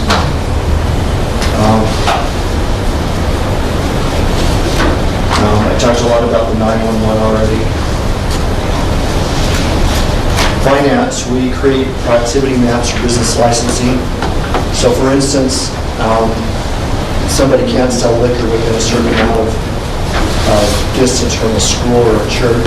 And so we use GIS to determine if a certain type of business is eligible to be put there. Another thing I didn't include on here, but a few years ago, we helped the utilities department, the water department, determine the best routes to use for the meter reader, so that they were using right-hand turns only, the best effective routes, and we actually shaved about 2 days off of their routes, so that's kind of a fun thing to do. The attorneys, the most recent thing I can think of right off is the drowning that was down on the Jordan River Trail. We used GIS to map out signs that we had there, to look at foliage that was in the area, to look at the property areas, who owned properties in what areas. And then also we could go back in time and look at aerials to see how properties changed by ownership. I'm not going to go over CIP, but because I think Dave pretty much covered all of that. The hot links, we have, in the past, when we needed to see a plat or an as-built drawing, we go through these huge old heavy cabinets of Mylars. Thumb through them and tell you how long you pull it out. They're heavy, they're big, and they're hard to find. We've actually gone through and scanned these drawings into a PDF format. Then we geographically link them to a map. So you click on the point and the document pops up. And we're doing that same type of thing with these ones right now. We just started about 2 weeks ago and we're making enormous progress. And that will be a huge help for Dave Clements, especially in real estate. GIS and Internet, we've implemented an entire map portal on the Internet that's open, that's public facing. You can see pretty much anything you want to see. You can see topographic maps, you can see your garbage pickup days, you can see places to eat in West Jordan. And we keep all of these maps current, property data. And I'm actually going to unveil a new map today, which we heard. And Mr. Beck, you asked for it, and you got it, so I'm excited to show it to you in a second. And here's our asset management. We implemented, it's a company called CityWorks. They're based out of Sandy City. They're right now the #1 asset management company in the nation. And I'm happy to say that we are probably in the final stages of implementation now. We're using it fully for service requests, work orders. Our next step now is to track inventory and to track labor costs. And I understand the water department, just the last couple of weeks, has already started to track material used on each of the jobs. So in the very near future, we're going to be able to click on a work order, see exactly what parts were used, what equipment we used, the cost of the equipment by the hour, the cost of the parts, the manpower, and know exactly, depending how much each job is costing us. That's great. This is kind of an interesting number. For year 2015, that was our first full year of CityWorks. We have a monthly we average 170 work orders going into the system. Two other groups. Mobile GIS. Mobile GIS is you're seeing it more and more all the time on your telephones, your tablets. You probably have a GPS on your phone and you drive around using the GPS. Now we're using maps to find, I told you about the cemetery app. You can go over to the cemetery, pull up the cemetery map, find your plat you're looking at, click on it, and it'll tell you who's there, when they died, when they were born. Yeah. This is kind of going the opposite direction, but do we have the ability to take some of that mapping technology, make it visible to residents, but showing where folks are? Like, if you had snowplow drivers that could turn on tracking on their phone, it shows up on the map where they've been the last 30 minutes or so. Things like that. We do. In fact, Wendell and I have been meeting with a company just the last 2 weeks to bring that technology in. So it's AVLs we put on the snowplow. Some of them have already been installed, but at some point we're going to have an interactive map so you can actually see the little snowplow when we go over the road. That would be awesome. Yeah. And while I'm rambling, yes, real quick, just like before you were talking, Chad and I were playing around with the map viewer to see who owns certain parcels of property that we had questions on. So it comes in handy. It'd be nice if it was a little more user-friendly for iPhone or something like that, because you can't load it too well on that, but it's been incredibly helpful. You're kind of getting ahead of me, but I'm unveiling one that today is now iOS, Windows, and Apple. And that's, I think, what Zach was asking for also. So, yeah, I'll show it to you soon. We not only do mapping kind of things, but this is Marlene. She's worked for the city for, I don't know, I think 10 or 11 years. She reviews our plans, she does designs. She does site plans. What I really want, she does our surveying for the city. She's not a licensed surveyor, but she can do surveys for our own needs. But what I really wanted to show you was, Marlene is a true designer. We don't farm this out. She is actually goes in and she's designed our washout bays. She's designed our water line locations, our trash racks that we talked about earlier in those presentations. She's a gem for the city. Very talented. Anyway, that is my presentation, but now what I really want to show you, unless you have questions about my presentation. Anybody? Yes? Can we track city vehicle in real time? Can we? We can. And I believe we're tracking some of the police cars possibly. We do have ABL units that we've put on with the snow plows that we can track in real time. So we do have that capability, yes.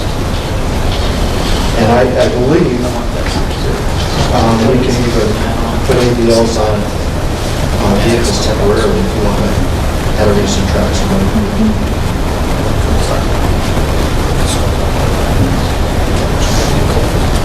So probably the easiest way to get to our map portal is go to the city web page, and then over on the upper right-hand corner, the screen go.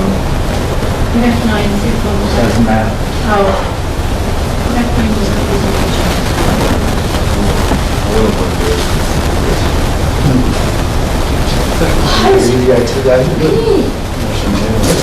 Zach, how does he turn the screen back to the projector? That's not a PowerPoint. No, it's not. Button on I'm all for trying F9. Depends on. Zip is plugged inside the back of the computer. Mine's My one was working until he... I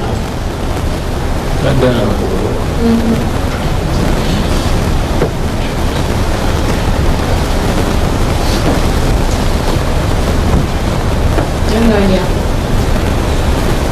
All right, See well, if you can go back to that.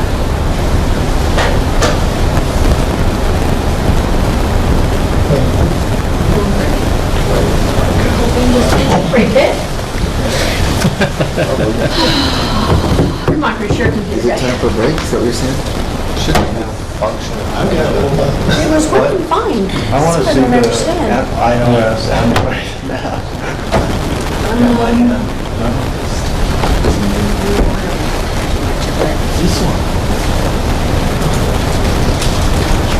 I have no idea what happened.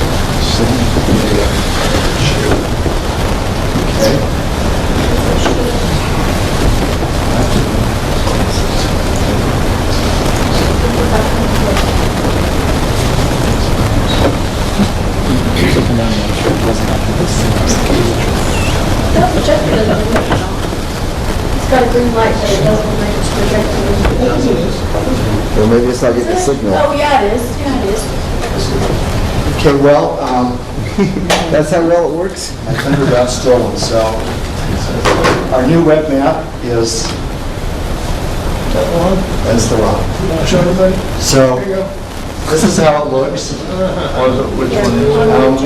We have enhanced the address finding, so if you want to search a parcel out by address, simply punch in the address and it's predictive. So I was going to show you my address, 6232 West, and the computer will start looking for anything that's 6232 West.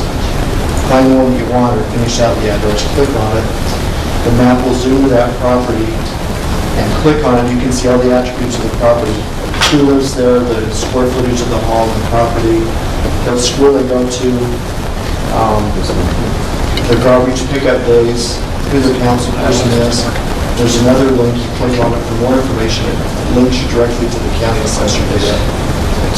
But this particular map, we've used the latest technology available. It's now compatible with Android, iOS, and Windows, so it should work pretty dang well.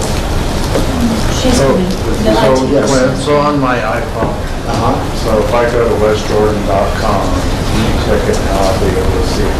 Yep, absolutely. Yeah. Doesn't show phone numbers. No phone numbers. It could be portable. It doesn't show your social security number. No, that's what I This one, right? There it is. Good job. Okay, you did break that, and let me see if I can get it back for you.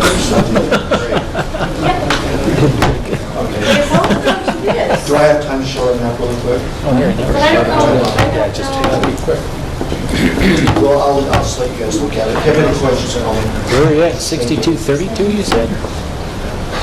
Yeah. What'd you say? 6232. Okay, I'm looking you up. Hopi Road? Dayhill, Fish Lake? Any further questions? Yes. I'd just like to state what Councilmember Haga had stated earlier, not only at Capitol Hill is it important, but you've made several maps of different properties for me, as I've discussed with businesses and prospective businesses, so Great. the staff does a wonderful job. I appreciate that. He's made some for me too, and thank you for those as well. Yeah. That's what we're here for. Hey, you got the whole, I got a lot of things. That hadn't already been in the works. Did you see it? Yeah, I found you. Okay. And then, Is yours saved on here? Try using the Sharpie, see if that works. oh, this isn't the one. You're looking at the property. Yep. Oh, sweet. Go back one. I find some people are sharp. Let's go to this one. Good job. Sitting next to Derek is doing that. Hey, I approve. There you go. Mayor and council, first and foremost, thank you for your time. Believe to be here. I don't want to get totally distracted or sidetracked on the LED street lights, but seeing that often don't come in contact with most of you, I saw some of you at landfill legislative meeting, and I was happy to see you folks there. But first and foremost, Mayor and Council, I need to thank you for the resources and support on the snow removal effort. It's made a huge difference around public works, I can tell you that. Hopefully in your lives as well. In the past, the phone would ring off the hook out there in that office. Not to say that we still don't get calls here and there, but it's been it's been a world of improvement. So certainly appreciate the support on that. LED streetlights have a few things that would like to run past you and get some input and direction from these folks. Clint mentioned maps. I don't know, one I didn't hear him talk about specifically. GIS helps us a great deal with snow removal maps, the district maps, and this one is a district map that was used for street lights to break the different districts up to quantify the street lights in those areas. That's just another enlarged look at it. But obviously, we can go into any one of these districts and blow it up. We can quantify those, and the information is connected to a spreadsheet. That's the beauty of it. You can actually pinpoint on one of those points, and it'll bring up a wealth of information that we already have. You can imagine for 5,000 some units, it's a pretty massive spreadsheet.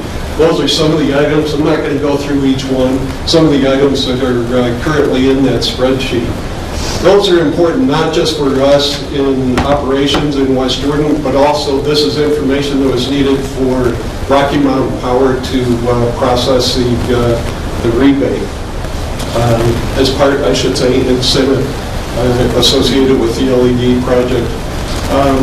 So as part of that, they would review the spreadsheet, take a look at the spreadsheet, and do a spot check. They told us on roughly 10% of those entries. A spot check to see if the information is current, is accurate.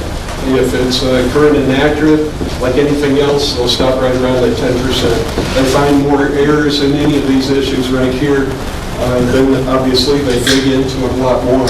That's just one little screenshot right there. Gives you an idea. So it's much more than just location and the type of light it is. It has the feed on it, it has pole height, it has the lamp type, the wattage, a bunch of information.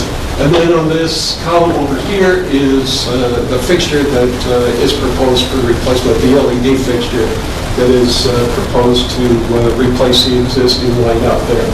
And that's what Rocky Mountain Power is in the process of reviewing right now. They gave us tentative approval to proceed with the order which we have. And then as part of the installation, we're also going to be tracking things, not just the date of installation, the date of completion of it, but tracking other things and adding to that spreadsheet, again, for the benefit of operations and also obviously for future use by Rocky Mountain Power. Beauty of that is more information we have on those kinds of things. Staff, because there are a number of variables there, staff can get an idea before they go to a site what they're going to be dealing with at that particular site and take some material with them as appropriate. But as you can see there, quite a bit more than just the date of installation will be included in the spreadsheet. Leotech fixtures, oh, by the way, sorry, forgot to mention, that's what you're seeing behind you. Those are the two LED fixtures that the city's proceeding with. The Leotech that you see there, that's one for arterials and collectors. You certainly don't want to get under that and take a close look at that one. You can see the throw out there on the floor there. The other one is the Sternberg fixture. That's going to be for residential in the city center locations. Yes? So Tim, is that shooting the light at that angle? Yes, exactly. Great point. On all of these lights, again, it's more than just picking the wattage replacement. There are different distribution types depending on the location, whether it's just in front or the front and to the side, or basically a 180. The closest thing I could probably compare it to would be like sprinkler heads almost, depending on where the light is placed. Well, that's an excellent point. You know, one of the thought, when we were talking about bringing that into council, of course, our poles out in the field are much taller than those. We're wondering if that would be blinding at this height. But that's the beauty of it. You take a look at it, and the light it's directed downward in that pattern, so it's not blinding as you approach. Yes. So are we replacing the poles and the heads? No, at this time, we're replacing the heads alone. On, like I said, the Sternberg will be all the residential. I'm sorry? So all the heads, the residential will be like just like that? Correct. Residential in the city, I refer to it, and staff refers to it, city center, like the 7800 South, as you're traveling eastward from Bangor, you know, towards City Hall, around City Hall, the TODs. Any place that currently has a Acorn style will have that Sternberg, plus residentials. Right now, the old Town and Country and some of those other fixtures, those will be replaced as well with the new So we're not converting any, we're just replacing all new on the heads. We're not Correct. converting any heads on. Correct. Replacing the heads. So when we recycle the old ones, do we get money for that? The recycling market, unfortunately, is nowhere near where it was a few years ago, unfortunately. It has really taken a dive. Once upon a time, there was, fair amount of money that would be in those, but at this point, there's not. Yes. Well, we are, I'm sorry, the one thing to add to that. Ballast, though. Correct, the ballast, and what we are looking at, as well as with Black & McDonald, the installer, is at least not having to pay for the disposal. And that's a separate issue altogether. Again, you folks that were at the landfill meeting, and I went to another one this morning, I heard that there's currently 2 agencies that are that participate in the Trans-Jordan Board that are actually paid last month to get rid of their recycling material. One paid $15 a ton, and the other one paid $20 a ton to dispose of their recyclables. That's how far the market has crushed. Yes, sir? Tim, I've seen, because I live in the older area of West Jordan, some of our poles, I guess they're fiberglass. What are we gonna do to upgrade the pole? Nothing at this point, and again, that could be a future capital replacement program, just as we do with water line storm drains or whatever there. Possibly have a replacement program for poles in the future. As the paint, is it fiberglass? I don't know, again, I don't understand, but does the paint just come off, or? Sure, on a number of those, just because of the age of them and the exposure to the UV and the weather and everything else, exactly. So the Leotech fixtures, as you can see there, those have been ordered, approximately 995 of those fixtures at a cost of just over $295,000. The Sternberg fixtures, it's a greater quantity there. As I mentioned, those will be used in the subdivisions. Right now, those have been ordered for the area east of Bangor, and I'll get to that reason in a minute here. We need to order approximately 2,091 additional Sternberg fixtures for the area west of Bangor, to the west side of the city.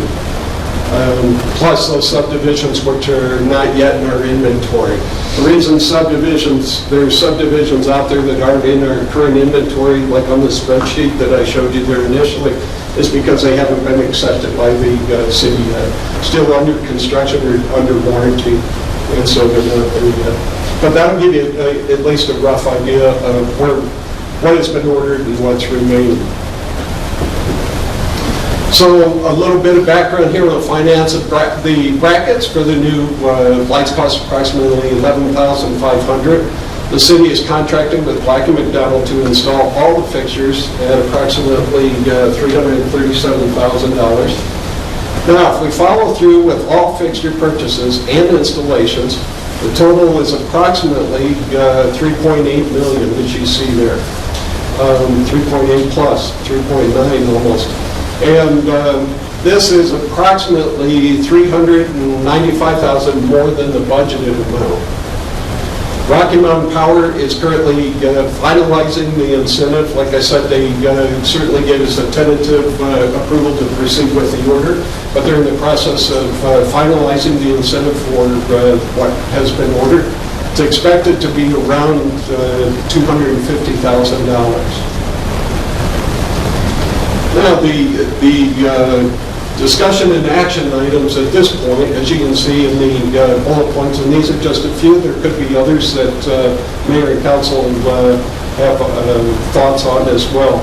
City can eliminate about 455 fixtures from the west side to come under budget. So meaning that area from Bangor going west. As we get further west, you know, the city could eliminate fixtures at this point in time, not to say they'd be off the page forever and ever, but at this particular time, those could be delayed. Or the city can utilize the incentive money coming for Rocky Mountain Power and only eliminate a smaller number of fixtures, approximately 165 fixtures, give or take. Or the city could order all of the fixtures and have Black & McDonald to install up to the budget amount and then have in-house staff install the remainder. In other words, we would try to save money on installation cost and proceed with the purchase of the material. One issue I would point out there, it could certainly be done. You do one, it has an impact on something else, and in that case, you heard Clint talking about work orders and things like that. Obviously, some of those would not happen as fast, but it's certainly a possibility. Or the city can use incentive money and add a green sheet for the remainder to complete the entire project, approximately $144,000 plus. So like I said, those are a few of the thoughts that we've had on this topic, but open to other ideas, and would certainly like to have direction. Yes, Mayor. When I met with the lady, I can't remember her name, from Rocky Mountain Power about this, she said we were going to save between 70 and 90 million annually in power costs. So if we utilize, that's what she told me. Not million. No, 70 to 90,000. Yeah. Okay, not million. Did I say million? Sorry. Yes. The estimate we got from Rocky Mountain Power was 115,000. What we got, okay, so they've upped it since you got to me. It's been about 3 weeks. So in the first year, we can pay for the balance. Right. And that the reason that may have changed, Mayor, is because that was probably, and not to put words in anyone's mouth, but at the time that was probably a rough estimate from Rocky Mountain Power. That obviously depends on what fixture is selected and everything else, and that's why I say with the spreadsheet and looking at the proposed fixture replacement, that's probably likely why the figure changed. We got to realize, do we charge our residents for these lights, the power? And if we're saving $144,000, I can't quite see it, but then that will have sustainability to actually replace all these where we are now. So in other words, unless we're going to decrease the fee from the residents, we're still going to have a gain of $144,000. Exactly. And that's, again, a decision for... So why wouldn't we just go ahead and replace them all, and we'll have in 10 years $1.4 million. Well, we have to pay for the bond. We have the payments on the bond. But I think a combination of using the savings, and I believe that our installers, though I wouldn't want them on the high ones, need to learn exactly what they're doing, so them doing 300 of these 5,400 lights is certainly within, and save from Black & McDonald that cost of installation, because they're paid whether they're working on lights or other things in the city. So a combination of all that is what my opinion would be, to save the cost savings, so we can just get everything done and be LED. Now, the other question I had, every new project that's being approved today has these lights in it now. Well, done in operations and with the consultant, drafted the updated standards, and those have been given to the engineering development. Okay. Thank you. One thing, just so you can rest assured, Mayor, the electricians and staff are most interested in being not just involved, but closely involved with these new products. You know, as you said, they'll, at some point in time, they're going to have their hands on them. These are coming with a really good warranty right up front. But you and I both know poles get hit every storm. We have lights that get hit out there and other things, so you're right there. But I can tell you they're not being pushed into it is what I'm trying to say. They are anxious to be part of I look at City Hall at night now, our staff, it's changed the whole look, the night look of City Hall. So, What is the warranty on it? 10 years. Is that with labor? No, the labor, I believe, is 1 year labor installation. But and that's everything on the fixtures, the drivers, as well as photocells, everything is 10 years. The photocells have a 20-year warranty. We have an update on the time for completion. And the lens won't yellow after 20 years? Yeah. So who do we buy them from, Tim? Those came from Codell. I just don't remember seeing Sure. RFPs. Those, the lights are through Codell, the installation is through Black & McDonald, who is a local company, and also the company that is contracted through Rocky Mountain Power to do their work. So it's good to have them with us. So any more questions for Tim? You know, I don't know if we can direct, I do, because this is a big deal for our city, these LEDs, and because not only does it make our city brighter, and probably brands us a little bit more, but it takes, we're reducing our consumption of energy, which means a whole, you know, and that's a big deal. Well, we're gonna save, and I think the Rocky Mountain Power told us we're gonna save almost 20, 30 homes of power, you know, a year. So it's a big deal. It is. So I'm wondering if maybe the staff promotes this a little bit as something positive with West Florida when we do install. And Rocky Mountain Power has brought that up, as well as Black & McDonald. Rocky Mountain Power, I can tell you, feels pretty much the same way. They've talked to us about promoting this, making this publicity for other agencies, and not just right in the immediate area, but throughout the region. Thanks, Tim. When we were down visiting the one facility, we asked the workforce department about what they do in this compliance, and they didn't have anything on this. More. We can give you a little bit of an update on the schedule, and I recently took a trip down to the Leotech fixture manufacturer. We were quite concerned about the lead times and the amount of time it took to actually get the equipment. So I went down and tried to get them to tell me why it took so long and see if we couldn't speed up the process a bit. So what I found out was that they manufacture the crystals, the little light-emitting diodes. They manufacture those in San Jose, at least Leotech does. They package those up, they send them to Taiwan. Taiwan creates the little light that they make.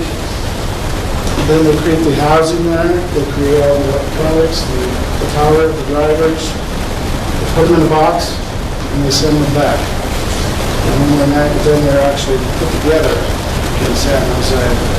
So what we have right now is, I was told originally that it was going to take 3 to 4 weeks for the shipment to come across the ocean.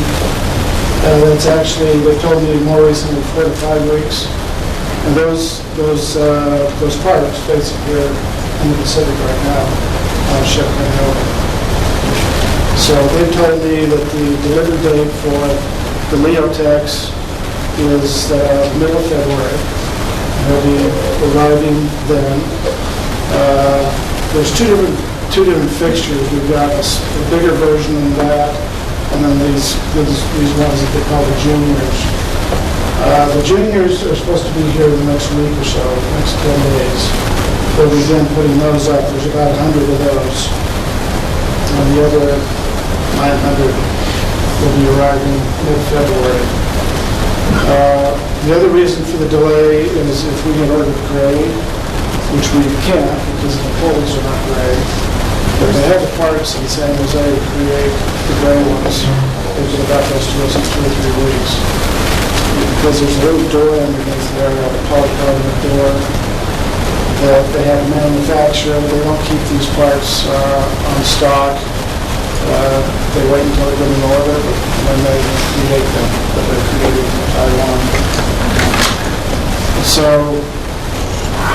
that's the schedule right now for Leotex. Those will be arterial and collector street lights. We've actually met with the installers. They're ready to go.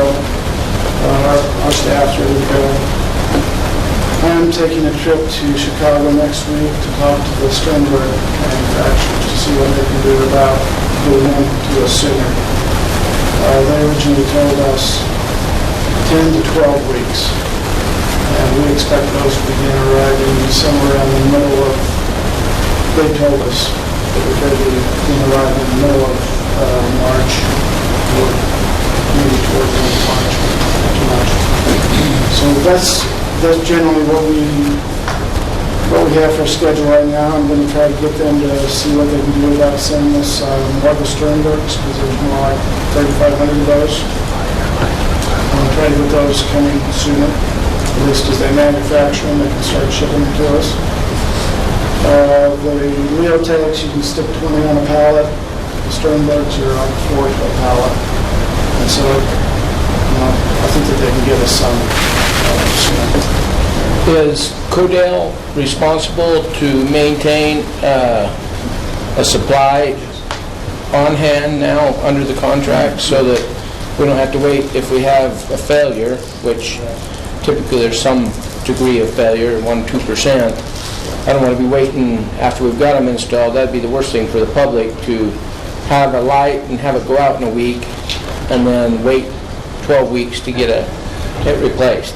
So you've got to deal with Codell to stock some? Okay. That was written into the request for proposal. Good.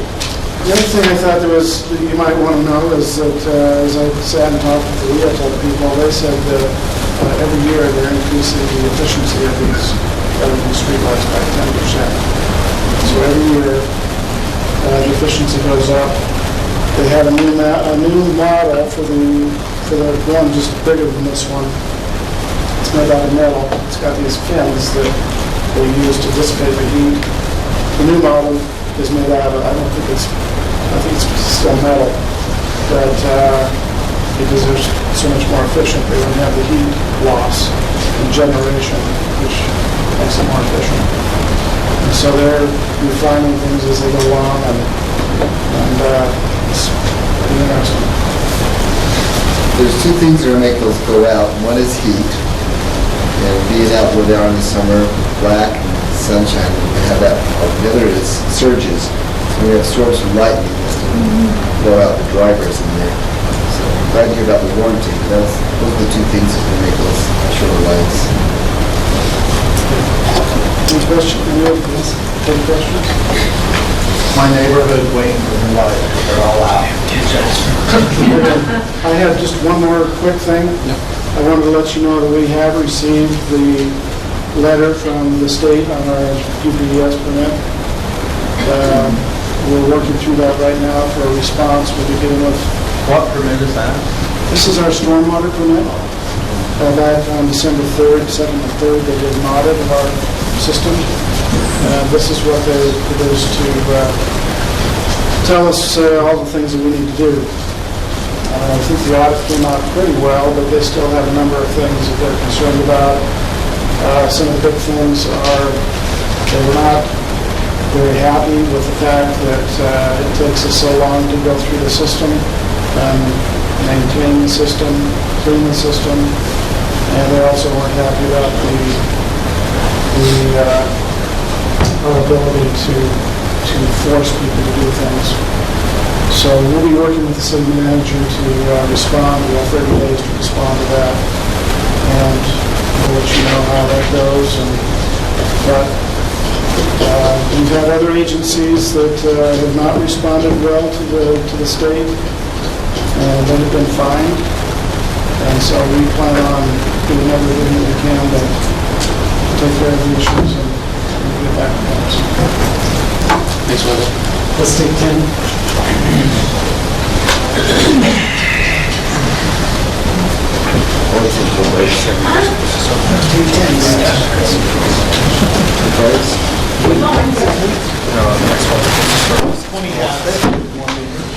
I need more paper. Thank you, sir.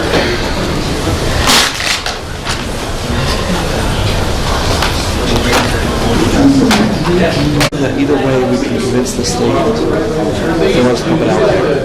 Is there a 20-think we can make that one we hired? Jordan Valley won't oppose this. I don't want the state.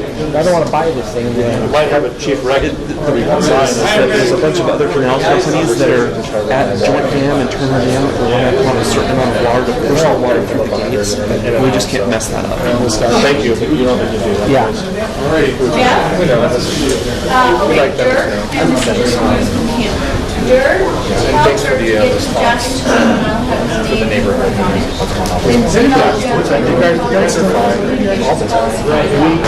Anybody else doing that? Put their name on the jacket? Because if everybody's doing it, I don't know what the exact jacket. Okay. But if nobody else is doing it, then I'll make Dirk do funny people. Here we go. You see a whole lot of drive down Redwood Road on the Friday night. Okay, everybody. No, it's really nice where I can write back and go there. I'm ready for my part two. I'm almost ready. Now I'm ready. Thank you. The neighborhood.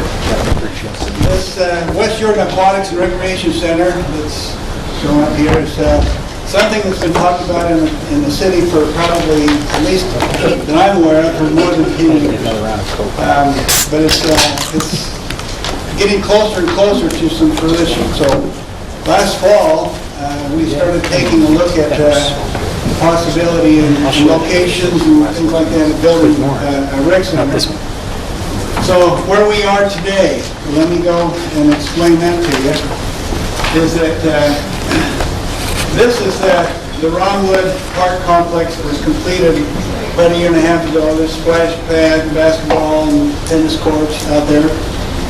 And this is the location that has been identified for the rec center, which is just on the east side of Ronwood Parkway Road. And what we have right now is we have sent out RFPs to architects to submit back to us proposals for designing the rec center, which would include these two fields right here. And as you can see, there's projected 7 more fields on the other side of the splash pad area. Those are projected, and we recognize too that one day the soccer fields are going to go in. It's going to provide an opportunity for at least a few more fields to go in out there. So with that in mind, we sent this information out in an RFP, and what we got back were 5 responses from these architects. And they just came in last night, yesterday afternoon at 3 o'clock. So these responses came in yesterday. These 5 firms have responded, and I have delivered to people that will be on the selection committee copies of their proposals so they can review them. We want to have the reviews done by Monday. So and I wanted to narrow this down to 3, interview those 3, and present to the City Council on the 10th of February the selected architect for this project. Interesting information that came in with their proposals. The architectural fees ranged from $1,020,000 to $2,001,000. We don't know who those are yet. I asked the purchasing agent to just give me the range. And we won't find out the numbers until we actually select the final architect and then look at his number and see if it's going to be palatable for the city to be able to use. The percentage of those fees range from 4.5% to 5.6% of their estimated cost of construction. And that's typically how architects will put their fees together. It's going to be a certain percentage of the cost of construction. And so they estimated that the cost would be between $260 and $280 a square foot. And the estimate we have from our consultant that we did on the programming last fall was a 103,000 square foot building. So with that, they're saying that the cost of this is going to come in at 26.7, 28.9 million. Now that's a far cry from the 50+ million that was being talked about last fall when we were looking at going with the county and through the ZAP tax. This has been reduced somewhat from what we had looked at last year. But included in what I gave the council members is an email with some information for you to consider because there's still people out there that want to have a 50-meter pool. And what this is for a 25-meter pool. So a 50-meter pool is going to have probably in the neighborhood of $5 million to the cost. But if you read the email and all the people that they talked to and the information they got, it's very likely that it could be highly used. So it's a decision that would have to be made by the council. This is a spreadsheet that was done by our consultant early this year, or late last year, showing a $38 million possibility. So when we put this RFP out, that's what the expectation that we were probably going to have when it came back, that we were going to be looking at a $38 to $40 million project to do this. And then having it come back in at maybe up to just 30 million was a pleasant surprise, I think. So with that in mind, any questions, discussions, talk about the site, the facility? Yeah, I'm still an opponent of the site. I don't want to put it out in the middle of nowhere, even though it's in the park. Because you look at Kalen's Hills, Rec Center, and they put it out in the middle of the park, and there's nothing around it. And where we were proposing over by Kroger's and getting a donation of the land, can we still put this building in that place if the council so chooses? I might be sold. Is that a possibility though? Well, and I can only give you my personal opinion about that, is that that site, the configuration of the land was not suitable.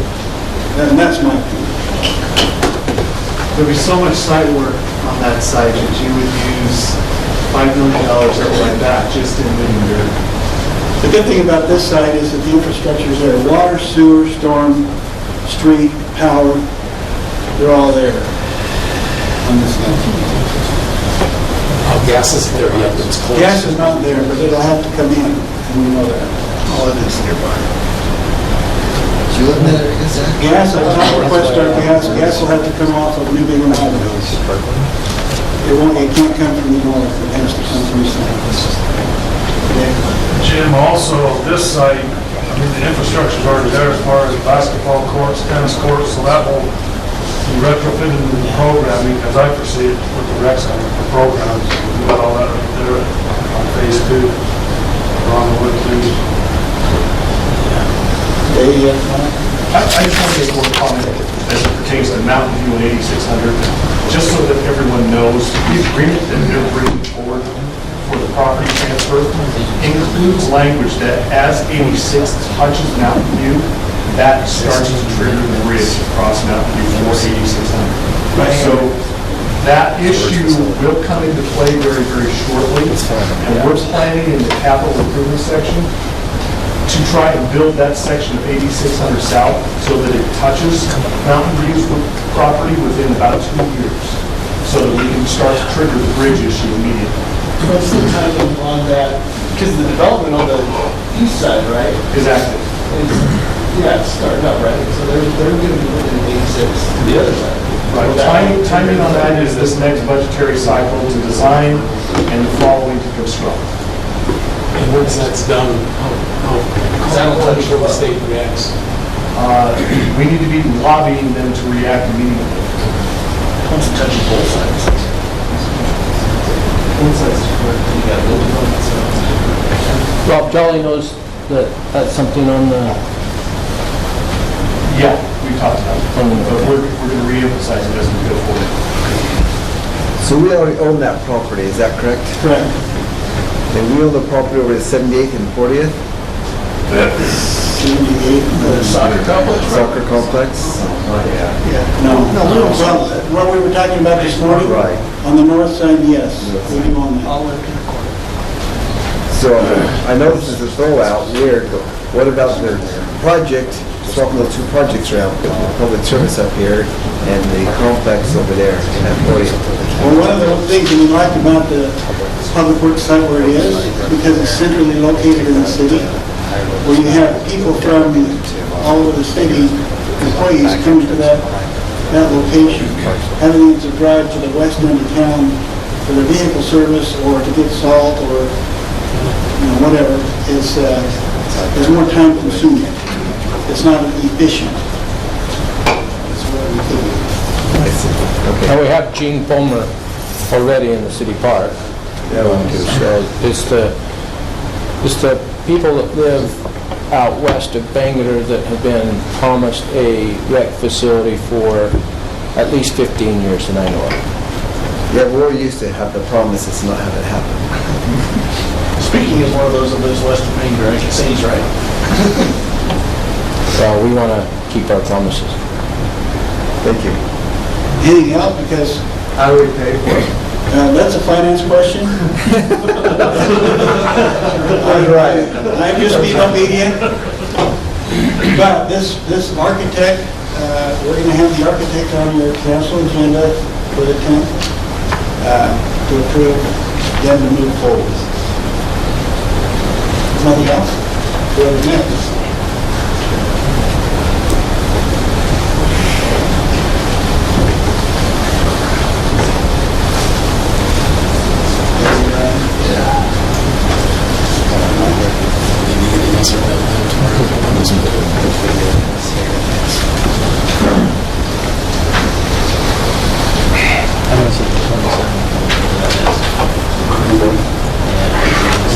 So real quick, I'm going to piggyback off of Jim's presentation, but first I wanted to do a parks recap for 2015.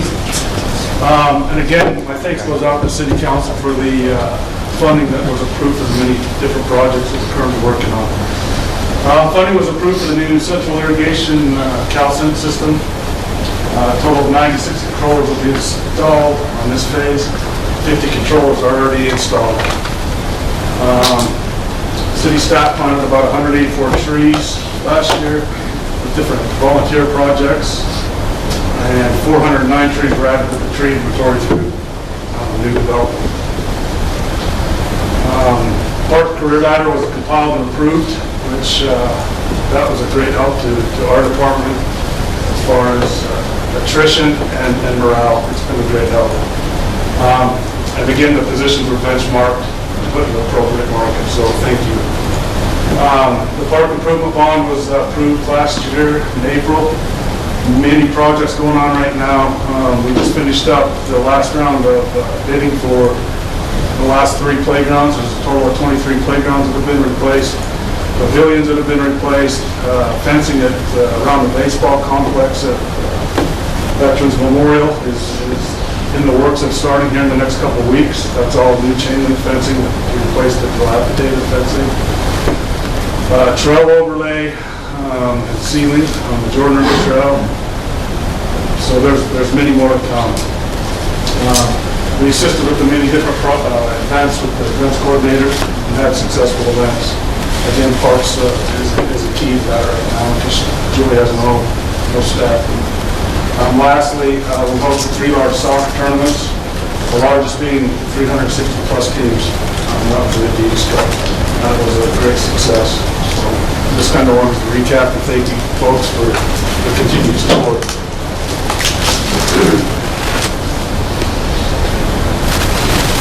Okay, to piggyback off of Jim's presentation on the West Jordan Aquatics and Recreation Center, I talked to Jim once this was all coming to fruition.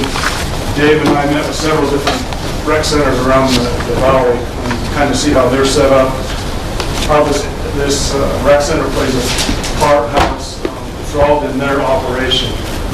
So we went through and did an org chart.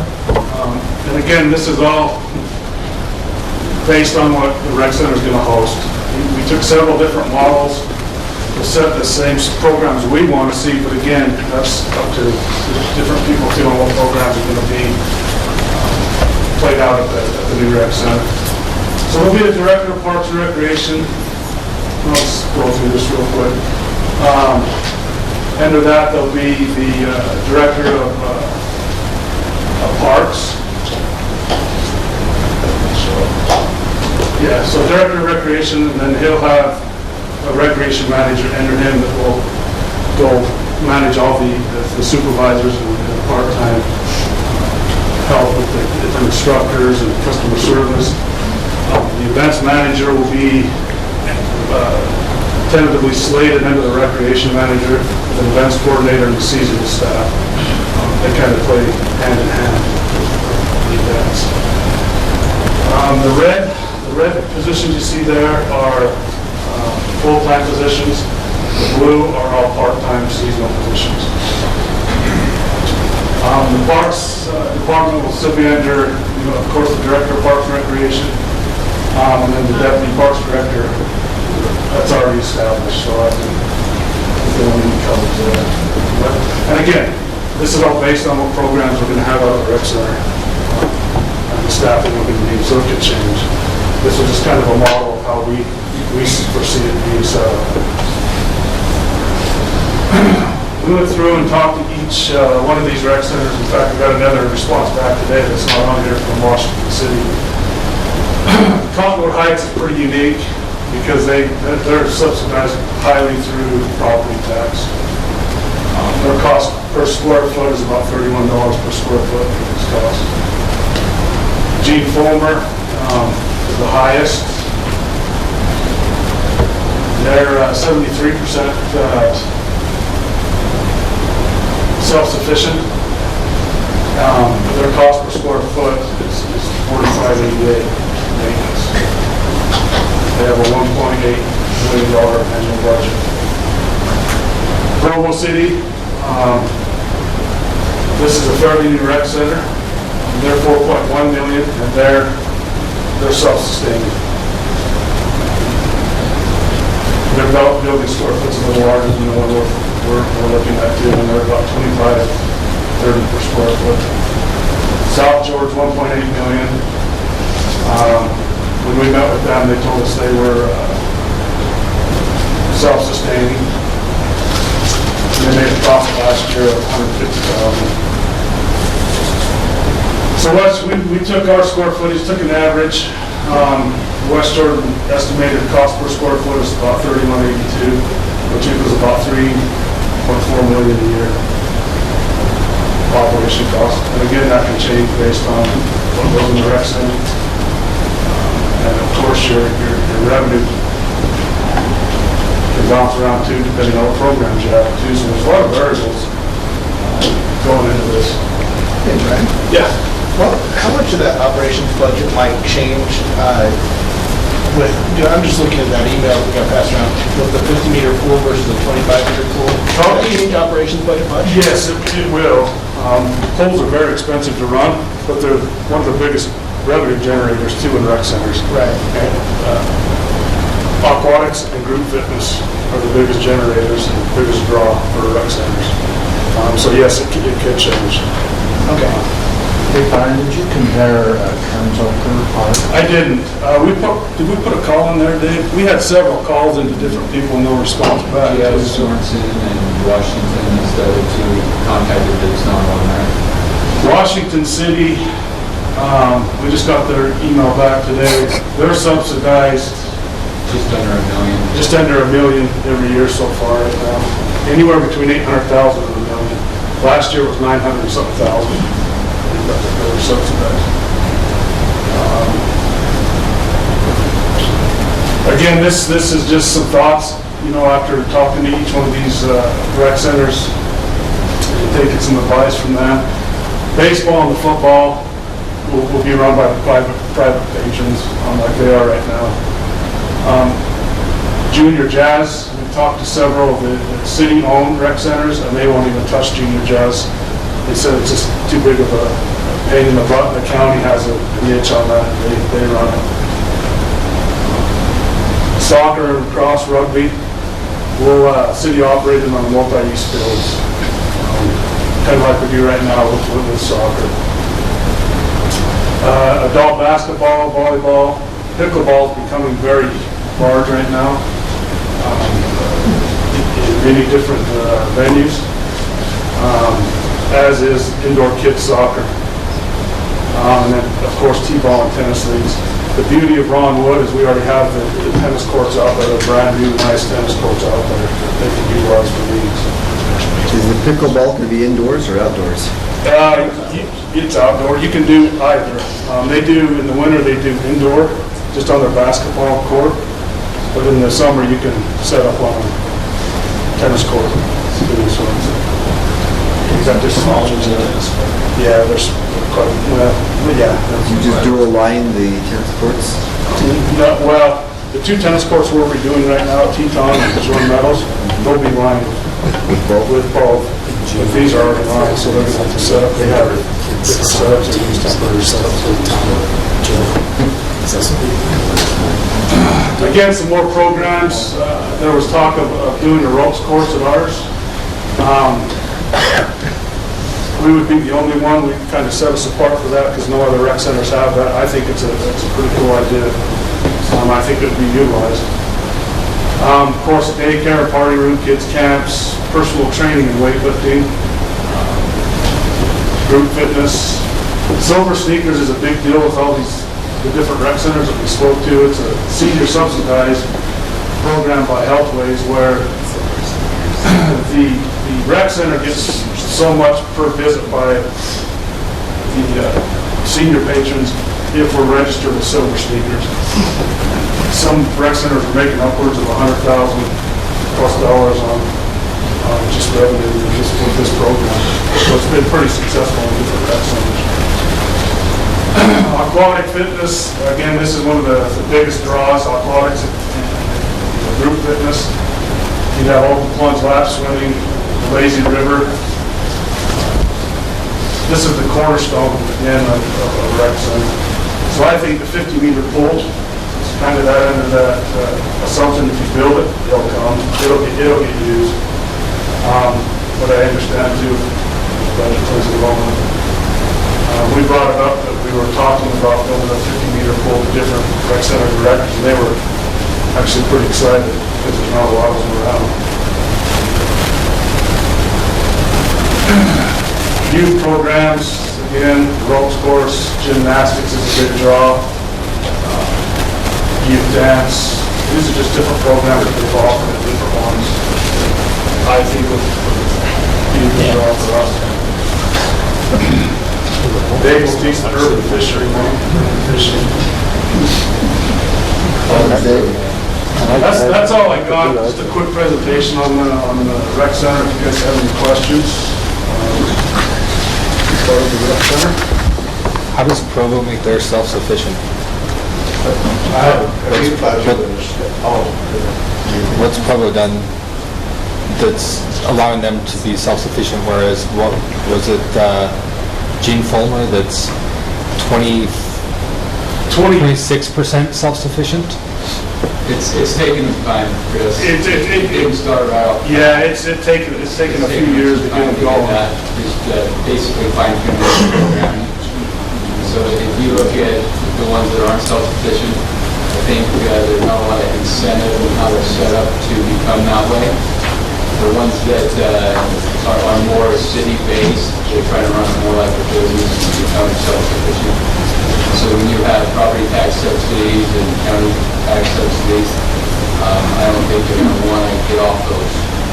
And so the programming might not be as lean as the other ones, because on the two that are there, the programming is leaner than the two that have subsidies. Therefore, they're trying to make it to where it's self-sustaining.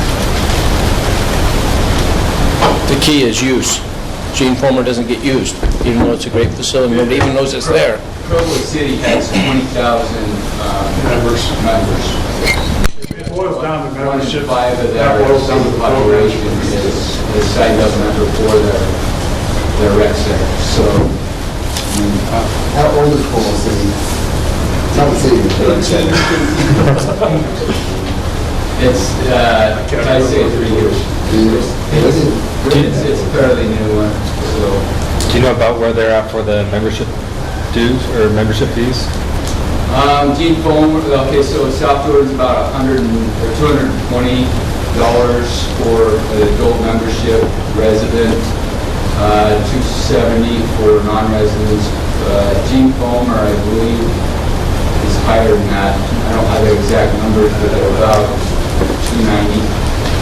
So, and then they have discounts for, kids and stuff like that. The kids' memberships are a lot lower. I don't have those numbers in front of me, but I've run back in the office. I guess I can Google, can't I? What is Swanson? Swanson's supposed to be self-sufficient. GL Swanson? Yeah. Never got a call back from them. We tried to connect with those guys and they That's never what I called. see, patient. No, they are subsidized, man. They are They Jim. are subsidized, about 200,000 a year. How much? About 200,000 a year. But they're decreasing. When we met with them, they said that's been going down every year. So their enrollment's going up, which is helping that. So Gene Fulmer adult is 290. Yeah. I was more wondering the Provo. $285 a year. So Brian, if you, we're obviously, we're going to have staff, this is going to be a city facility. If you budgeted the staff? Not for the rec center, we know that. Brian, wasn't that department operational cost that you had in there? Yeah, that includes staffing. Sorry, that doesn't, but I haven't got an actual org chart solidified. Oh, okay. CFA comparison, a lot of them. Yes. South Jordan would say their staffing was about 1.2, I believe, and their operational was the remainder. So staffing is a higher percentage generally than the operational.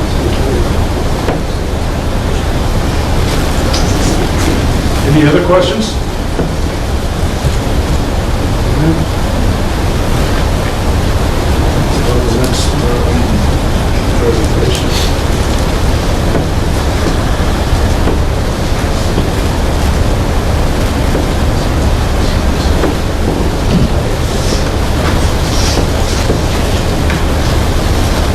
This was on the cemetery. We've never talked really about the cemetery and staffs associated with the cemeteries. Was this picture taken when I was running it? The grass is pretty green. Photoshop. Oh, okay.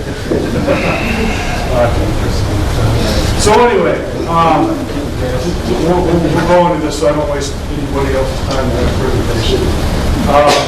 The cemetery was established in the 1860s. First burial was a mother and a son that drowned in the Provo River. They were the first people buried in our cemetery. 15 total acres, 9 of the acres which we use for burial space. Currently, these are the current numbers on spaces. We have 3,406 people buried and interred in our cemetery. We have 2,923 lots sold, we have 1,500 spaces available. My point being with this, we're gonna fill up, we're selling out quickly due to the surrounding cemeteries being full. Anywhere probably from 7 to 10 years out, we'll be totally sold out. And I know this is low priority, I just wanted to bring this to you guys just so you have the back of your mind.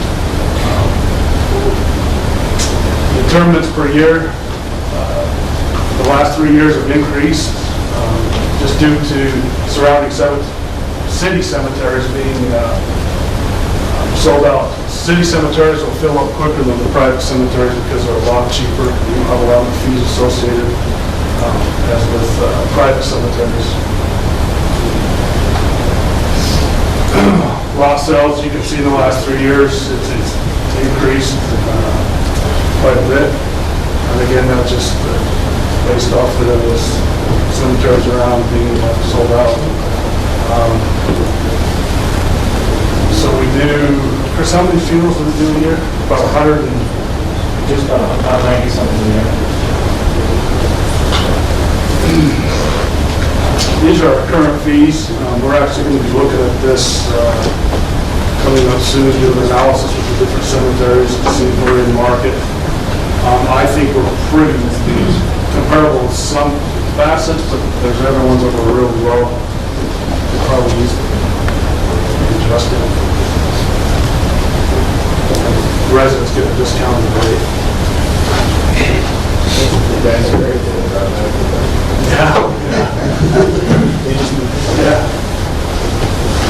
Yeah. This is just our revenue, or our budget revenues based off the 14-15 budget year. Opening and closing, we made $45,000. Brought in $45,000. Lost sales was $110,000. So we made a revenue of $155,000. Operational budget was $137,000. So we're up $17,000. So right now we're self-sustaining in the cemetery. That could change too, as far as once we sell out and spaces are gone, that's change. Right? Yeah. Don't you think that possibly we should look at an increase in some of the fees? Because, like you said, at some point, we're going to be sold out, and then you still got the maintenance ongoing. Yes, one thing too, Mayor, and that's what we got to look at in finance, is we charge, about 5 years ago, the city started charging a perpetual care fee, which for every space sold, they have to pay additional $200 or whatever on top of it. So it's 700 and, what is it for a resident? It's 5 something for the lot and 200 something for the perpetual care. Yeah, so $730 for a resident lot, but that includes the perpetual care. So there's money being charged, but it's not being put in a separate account or anything, it's just going back into the general. That's the problem. So the gist behind this presentation is, I kind of wanted to get a feel if you guys are interested in going for a new cemetery. We would need about 40 acres, 35 acres of burial space, about 5 acres of infrastructure and passive areas. 35 acres, you could bury about 35,000 people, or 35,000 people. You could do about 1,000 per acre. You have sufficient space, long time into the future, and I would like to do it a veterans-based cemetery based around veterans, maybe have a big veterans. I mean, there's so many designs out there that you could do, but have an emphasis on the veterans. These are just some proposed ideas of land that's available. Chris met with Dave Clemens. This is out on New Bingham and New 111. We'd be more west side where growth is taking place, a lot of east side property to expand our current cemetery. Keep in mind, we have 2 cemeteries. We have the one on the White Forest Cemetery on 90 South and about 3,500 West. But we don't sell spaces to because there's so many unmarked graves there. It's an old pioneer cemetery. We do better to deter people there. But the lots have been passed down through generations, people would sell after they sell lots. Because you're taking a chance every time you dig there. It's not surveyed out. Anyway, that's just, I just wanted to bring this to your folks' attention, just so you kind of knew where we're at. It's been busy down in the cemetery since there's other cemeteries, Sandy City, Midvale, South Jordan, they're all pretty much sold out. Which one was expanding, Chris? Sandy and South Jordan is expanding. No, I'm sorry, just Sandy, only about 5 acres. I'd really be interested in seeing something along the lines of the mayor's question, which was, is it kind of self-sustaining?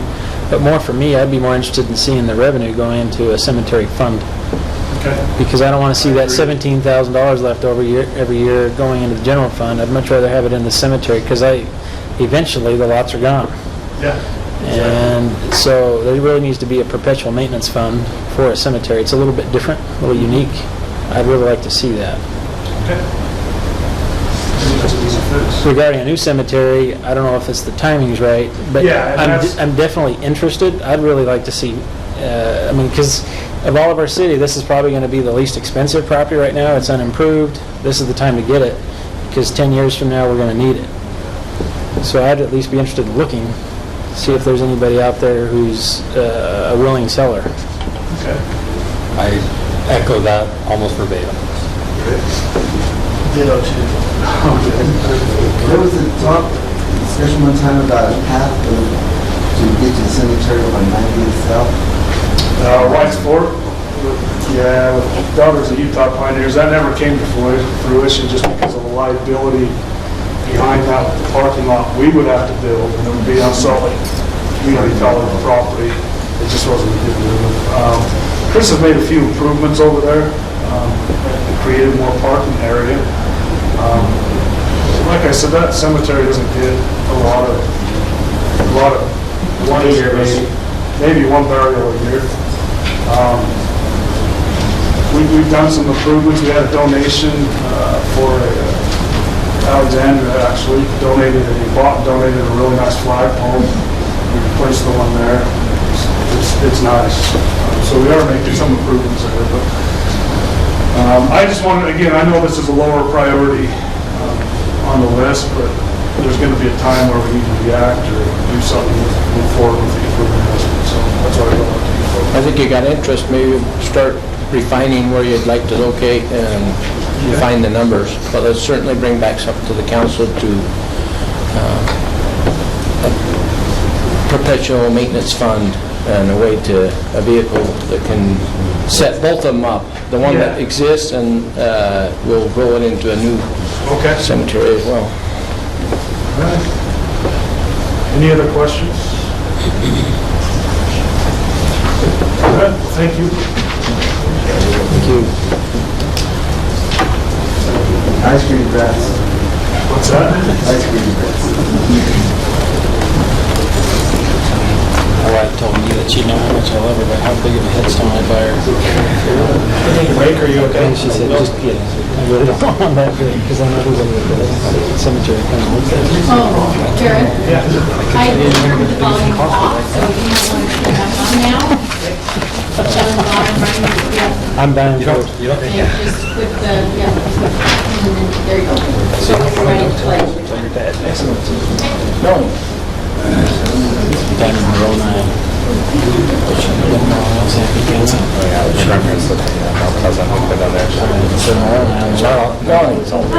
Why'd you give me these back? Oh, talk about it, you just. All right, well, I'm no expert in public speaking, but I'm pretty sure there's 2 rules of public speaking. One is you don't want to be the last presentation of the day, which I am. And 2 is you don't want to follow behind someone talking about cemeteries and death. Especially with a car like that? Actually, it might be a good segue to my presentation, unfortunately. So, anyways, I'm happy to talk with you guys about risk and some of the stuff we've got going on and with the city, and just so you guys know how we're protecting the city. And I thought I'd stand on this side to give those guys a break. I don't know. So, watch over Councilman DeConner. We're being watched. So, risk management, a lot of people ask, well, what is risk management, what do we do? And basically, we're trying to prevent losses to the organization. So we're trying to keep bad losses from happening, or any losses from happening. And so, one of the ways we do that, and there's really two main ways we do it. One is we insure, and the second one is we contract out, or we contract those risks through, we transfer those risks to other people. And so, I'll tell you a story of a case that I was involved in. There was a lady in a subdivision. I worked for a city, and she lived in a subdivision that had quite a steep slope. And a sewer district came in and dug up and did some maintenance on their pipes. I mean, they had to dig about 12 feet down, and so they put all their spoils out on the roadway. And so she would walk down into her cul-de-sac, and she wasn't able to park her car because there's no room with the excavation there. And so one night she was out talking to her neighbor and was kind of talking to her, walking backwards, and slipped and fell on the kind of the gravel that was on the roadway and hit her head and became permanently brain damaged. She incurred medical expenses of about $800,000. But the city, because we had the agreement with the sewer district, the contract, the city didn't have to pay $1 for that loss. Even though she sued and they won some money against the sewer district, the city was protected. So contracting is one of the biggest ways we protect ourselves. And so we have a good staff that does that with our attorneys and Darian. She does a good job with that. So we do that, just so you guys are aware. All right, so I hope that I find this exciting. I spent in my 2 years of graduate school, I specifically focused on local government, and I love local government. I think it's fun, and we never ever once in those 2 years ever talked about risk management at all. So my first day on the job with my boss, who was a risk manager, who also happened to be a former what are they called? Yeah, I would say ambulance chaser. What's the term? Attorney. I mean, not being an attorney is not bad, Darian. I'm sorry, but he was a personal injury attorney, right? Yeah. And so my first day on the job, he told me all these terrible stories about people dying and kids getting killed and maimed. And by the end of the day, I was like, no more stories. I can't take any more. But I love risk management. I love insurance, and so. For you guys' knowledge, we have three main areas of insurance: property, liability, workers' compensation. Those are the three biggest areas in which cities will typically be in trouble and have losses. We have a broker that goes and procures insurance through us every year. They go out for and they secure us, hopefully, the best rate on the market. And so Olympus right now, our broker is Olympus Insurance. They do a good job. Right now, most of our coverage is through Travelers Insurance. And so you guys know our premiums for insurance are based almost exclusively on exposure and losses. So whatever your exposure is, whatever your losses are, that's what your premiums are going to be. And the city has a fairly aggressive insurance program because insurance is such a waste of, sorry, I hope none of you guys are in insurance. I don't want to offend you. But insurance is typically a waste of money. If you want to waste good money, have insurance. And so we try to be fairly aggressive on our insurance to save money. So we have a $250,000 deductible or retention for our insurance.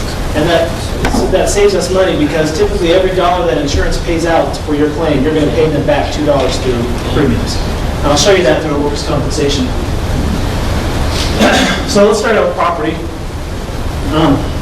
The city has, and I don't know if you guys know, but the city has about $113 million worth of insured property value. That includes water tanks and city hall, parks, park structures, pretty much anything that's a structure, and also our wells and our wells and pump houses and those types of things. So there's $113 million of insurance. I typically don't make friends being a risk manager. I'm not going to make friends with Brian right now. Did you leave? Okay. Oh, Brian's still there. So Brian probably didn't include in his cost of operating a $40 million rec center. Insurance is typically about, for property insurance, about 1% of the value of the property. So $40 million, that's $40,000 of insurance for property insurance. You want to build that into your structure there. Same thing, a $13 million public works facility, that's $13,000 of insurance.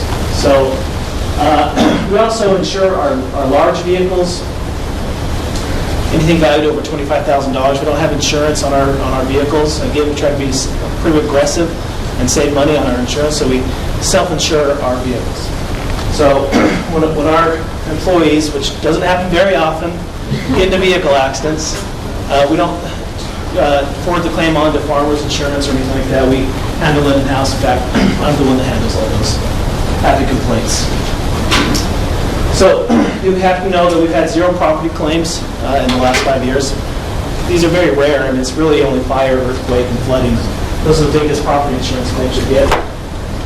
But I will tell you, just a cautionary tale of property insurance. Again, I have a lot of bad stories to tell you, and so here's one of them.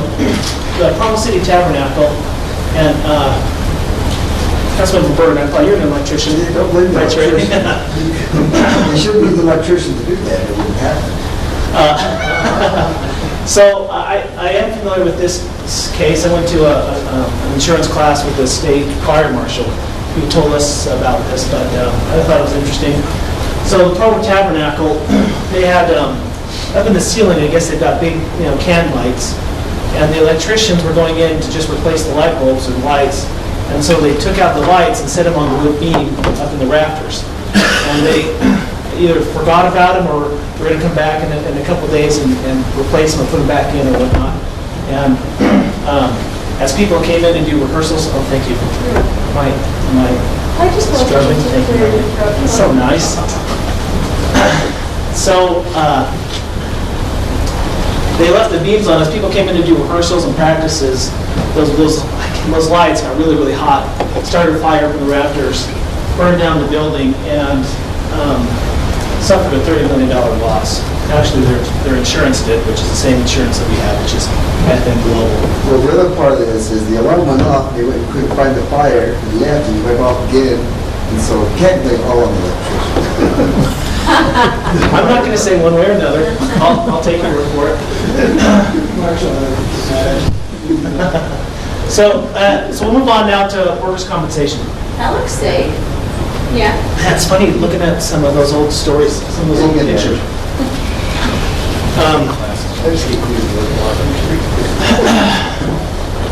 So workers' compensation, everyone's required to have it. Our workers' compensation isn't any better than what they have at Sandy or South Jordan. It's the exact same. You either have it or you don't. And the nice thing about workers' compensation is it's the exclusive remedy for employers or employees. So if an employee gets injured on the job, typically, unless it's really a negligent situation, they can't come back and sue the city for coverage because that's what workers' compensation is for. So workers' compensation protects the city in those cases. Our premiums are for workers' compensation, and premiums for workers' compensation are much easier to tie to losses. So you can see your losses and see how your premiums are going to go. It's pretty accurate. So right now we're at $338,000. We're if we were as good if we were safe as I would hope that we would be as a city, we could at least cut that in half, I would think. So right now I think we're overpaying for premiums, and we could do a lot better. And this is where it comes down to is our losses. So you can see that we pay for all the injuries that we had as a city. 2010 cost travelers insurance $163,000 to cover those claims. It goes on down 2015. Now this is a fiscal year, so we've only got half of the year done here. But so far we've got a really good year. I'm not pleased with last year how we had 78 claims. So again, we could probably cut that in half just by focusing, by working harder as a city. Anyways, this will come. So if we continue this trend, our premiums you'll notice in the next couple of years, our premiums will drop. And so, you can, let's back, you can see here where this is the number of claims we've had, which doesn't really matter. I mean, it matters a little bit in calculating premiums, but not totally. What really matters is the cost. And so you can see that we're trending downward, which is really good as far as injuries go and the cost of the injuries, which will really help with our premiums. Just to give you an idea, in 2008 I did a study to see what other cities were paying for workers' compensation insurance, and I wanted to do it based on, because exposure, I wanted to do similar sized cities, and so I kind of picked cities that were of similar size. Like I said, I think that we're paying about double than what we should really be paying if we were, if we were more safe and that was more of an effort on the city's behalf. You can see this number right here is the one that's really telling to me. St. George City, they're about the same size as West Jordan, and they're paying almost $700,000 a year in workers' compensation. At least they were in 2008. They might have improved. But what that tells me is that they're not focusing at all on safety, and they're being careless with their employees. And their employees are being careless and not taking care of what they need to be taken care of. Is there, do you know, just out of the top of your head, which departments or which areas of the city have the most? And I don't want to put anybody on the spot out here. I'm just. I can tell you, but I want everyone to leave the room. Well, I'll say it. I do know it's the police. Okay, yeah, that makes sense. That makes sense. You'd have to, obviously the police are going to have more because they have the most employees in the city. But if you looked at probably the injuries or the amount, the cost that each department does, I would say it's a fire. They typically have worse injuries as far as shoulders and knees go and backs. Police officers more. Cars. Yeah, they want to get back out there on the road, so I don't know what the reason. Sorry, Chief. I'm not making friends. I know you guys lunch. I was wondering if it was seasonal or if it had something to do with weather. That would explain No, it's not. being so hot. No, there are trends. There are trends, and you really have to break it down by department because it's going to be different department. Parks, they're going to have more claims, a lot more claims in the summertime because that's when they're out doing active and they're doing temps. And police and fire pretty much year-round. That typically, I can tell you they have probably more than what I would like to see as far as injuries in training, and I think that's the one area we can focus on and cut those back. But I also have to say at the same time, we have a really good city, and we have really good staff, really good departments, and they do a good job. So it's not that they're not trying hard on us, it's not that they don't care, that's not it. It's just that we don't, I think we don't have the right tools, and we're working on that, to get that going. But you can see St. George City, I mean, they're wasting almost $500,000 a year, or over the course of 10 years, they're going to spend, $5 million more in premiums for doing nothing other than just being careless with their employees. All right, here's the kind of fun section, I guess. General liability. General liability really covers everything else. I mean, there's a lot that it covers, employment practices law. I mean, it's cover everything else. So our premiums for general liability are $184,000. Sorry, I think I have ADD. I haven't really been officially diagnosed, but I think I do. So go back to property. One thing I did want to comment on, you guys, is that we have $113 million of exposure of property, and we only insure, for earthquake insurance, we only have $25 million of earthquake insurance. So there is an exposure there. I mean, about 75% of our property is exposed in an earthquake. Now, it would have to be a catastrophic earthquake that pretty much hits the center of West Jordan and destroys everything. But then, there is FEMA money. To increase that from $25 million to $50 million of coverage is $12,000 a year. It's not a lot, but typically, I think we feel like $25 million of earthquake coverage is pretty sound. I mean, you're not gonna get City Hall to just completely crumble to the ground and everything else. And so, yeah, I just wanted to bring that up so you guys are aware of what our exposure is as far as earthquake goes. All right, now I'm going to go back to liability. So, like I said, here we have self-insurance for $250,000. So we have an exposure of $250,000. So, in the case that we get sued, and it happens fairly regularly, we're on the hook for the first $250,000. And I'll show you. I want to show you this kind of case study. Sorry, Chief. Chief Diamond's not going to like this one. I have to think of it every day. A horrific crash last March. A UHP trooper speeding toward an accident slammed into a car carrying two elderly sisters. Both women were killed, and today the Utah Highway Patrol responded to KSL's request for the trooper's dash cam video. Jennifer Stack has the report. Jen. Bruce and Dini, the UHP trooper was responding to a separate crash on I-15 when his cruiser broadsided the car. Now we want to warn you, this video is startling. One of the biggest things that he said when we went to him and asked him, what can we do for you to help you and your family, he said, about the only thing you can do is roll the clock back.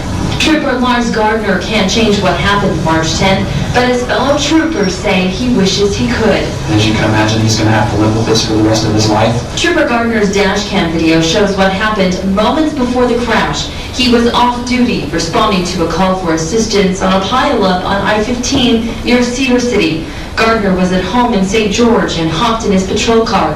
Sergeant Jeff Nyber says the L on the dash cam video indicates he did have his lights flashing as he sped past cars. Then all of a sudden a car made a left-hand turn in front of him. Two sisters, 75-year-old Isla G. Moore and